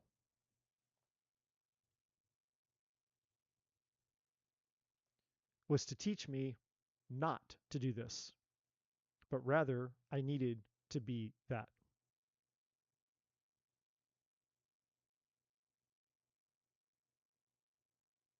This is love. Love is living with the open hand. So, what's coming up for you? What's coming up for you is a divine journey that you can choose. And I have to be crystal clear with you on this. This is a choice, by the way. This isn't something that is just arbitrarily going to happen. It's something that deep down inside of your heart and your soul and your spirit, you have to say yes to. So that can mean, if you connect to the divine through praying or talking to yourself inside of yourself, or however it is that you communicate with the divine, saying yes to the mission is saying yes to the mission deep down inside of your heart and your soul, and connecting to your divinity and saying, I want this. I want to go on this journey. And when you say yes and you mean it, the divine will know it, because that's between you and the divine. And then this is the beginning. And ironically, it's the end. So how you begin this journey is how it's going to end, even though everything that might happen in between, who knows? But it starts here. Okay, just tell me what I need to do. Tell me what I need to know. I'm open. I'm ready. I'm saying yes, I'm ready. Then the divine is going to put that thing that whatever that first thing is that you need, into your hand. And you're just going to do whatever that thing is. Follow that step, obey that thing, go that direction, whatever that step is, whatever that thing is. And the whole while that you're moving forward, you're still doing this the entire time. You're just, you live like this. And then when it's time for the next thing, the divine will give that next thing to you. And then you continue from that step and keep going. And then eventually,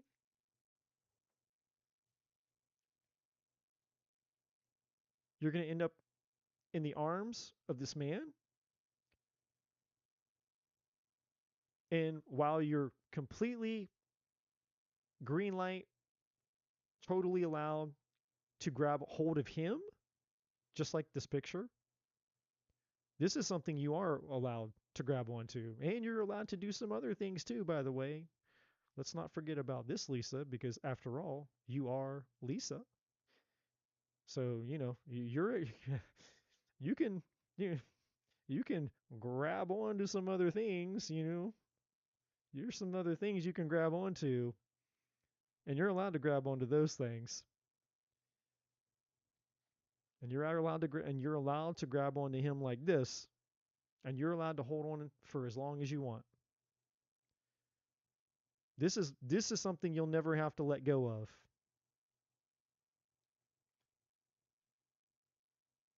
This is something you'll never have to let go of. You're allowed to hold on to it. Just like this. You're allowed to hold on like this.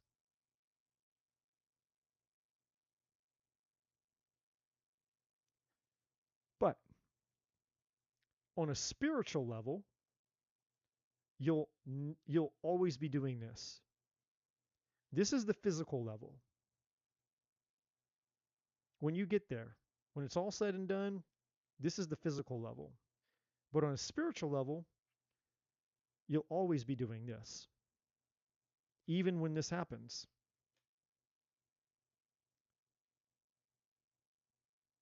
No matter what. On the spiritual level, you'll always be doing this.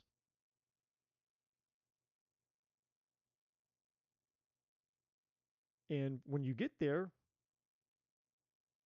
you'll know that you'll know this. You'll know how to do this. You'll have learned this. So essentially, you'll have mastered it. And so because you're doing this in the future, you'll never have to lose this, because you were trying to do this. You see how that works? You see the weird paradox in that? It's paradoxical. The more that we try to do this is the more that we experience this. The more we do this is the more that we get that. It's a paradox, but it's the paradox that is the power of what you're here to learn and what you're meant to go and teach other people to do. And you'll do it way better than anything that I'll have ever said to you, because it's actually something that you will have experience with.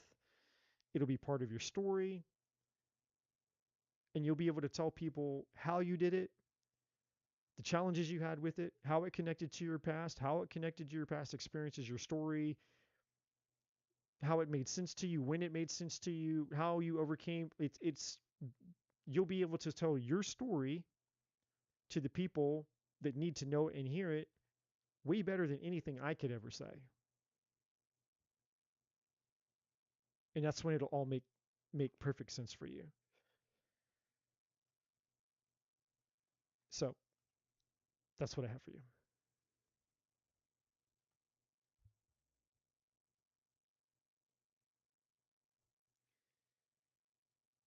And happy Mother's Day to all the mothers out there. I don't know if there's any mothers left, but if there if there are, happy Mother's Day. I'm gonna have to remember to call my mother. And with that being said, my white ass is going to bed. But I love you guys.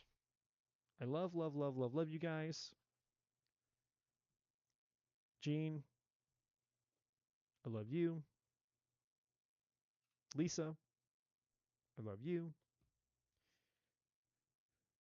Thank you, Gene, as always, for riding the train to the end.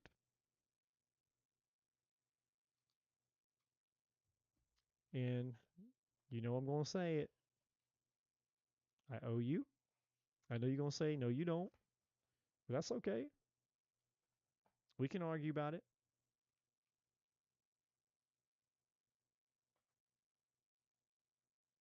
FaceTime with this pillow.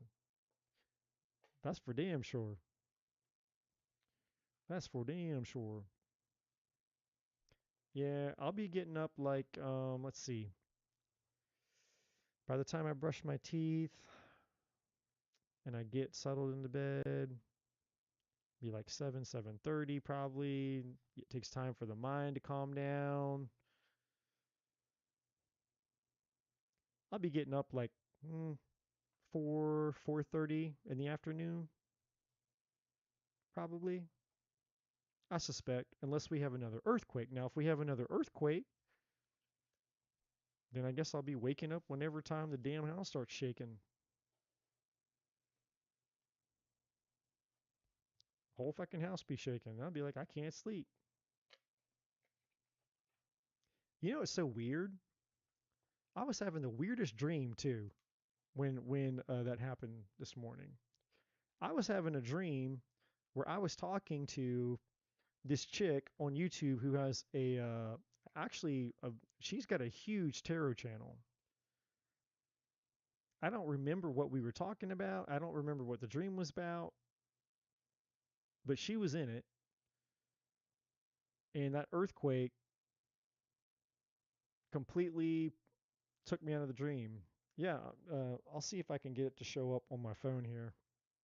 I took a picture of it. Uh, I took a picture. I took a picture of the earthquake. That's not what I mean. But like this is, well, I don't know. Can you see?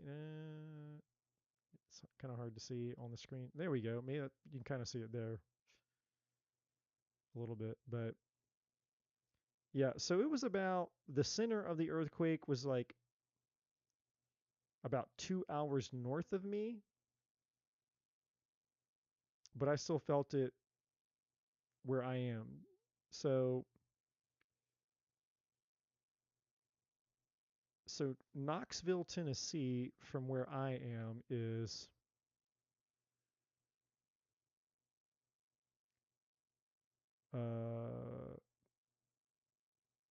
2.5 hours away from me. 143 miles. And this was just south of Knoxville where the center was. So you figure 143 miles away ish, and my house was shaken here this morning. It was a 4.1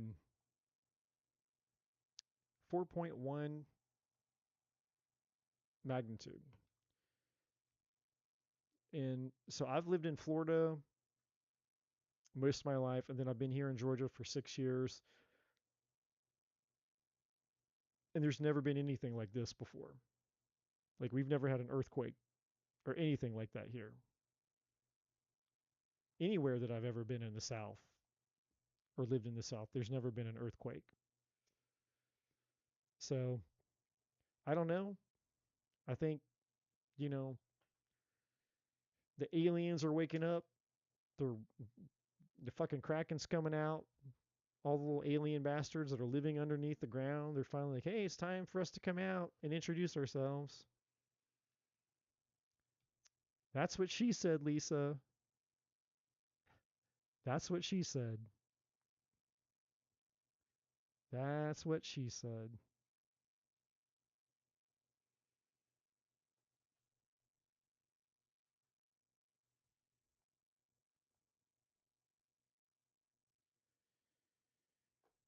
Okay.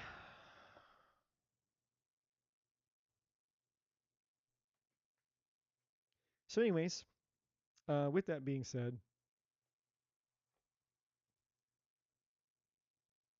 if for some reason I randomly disappear off the face of the earth, you're like, whatever happened to Eddie? He just disappeared. It's because the earthquake gate opened up and I got sucked into the the second Bermuda Triangle, like the Bermuda Triangle vortex of North Georgia.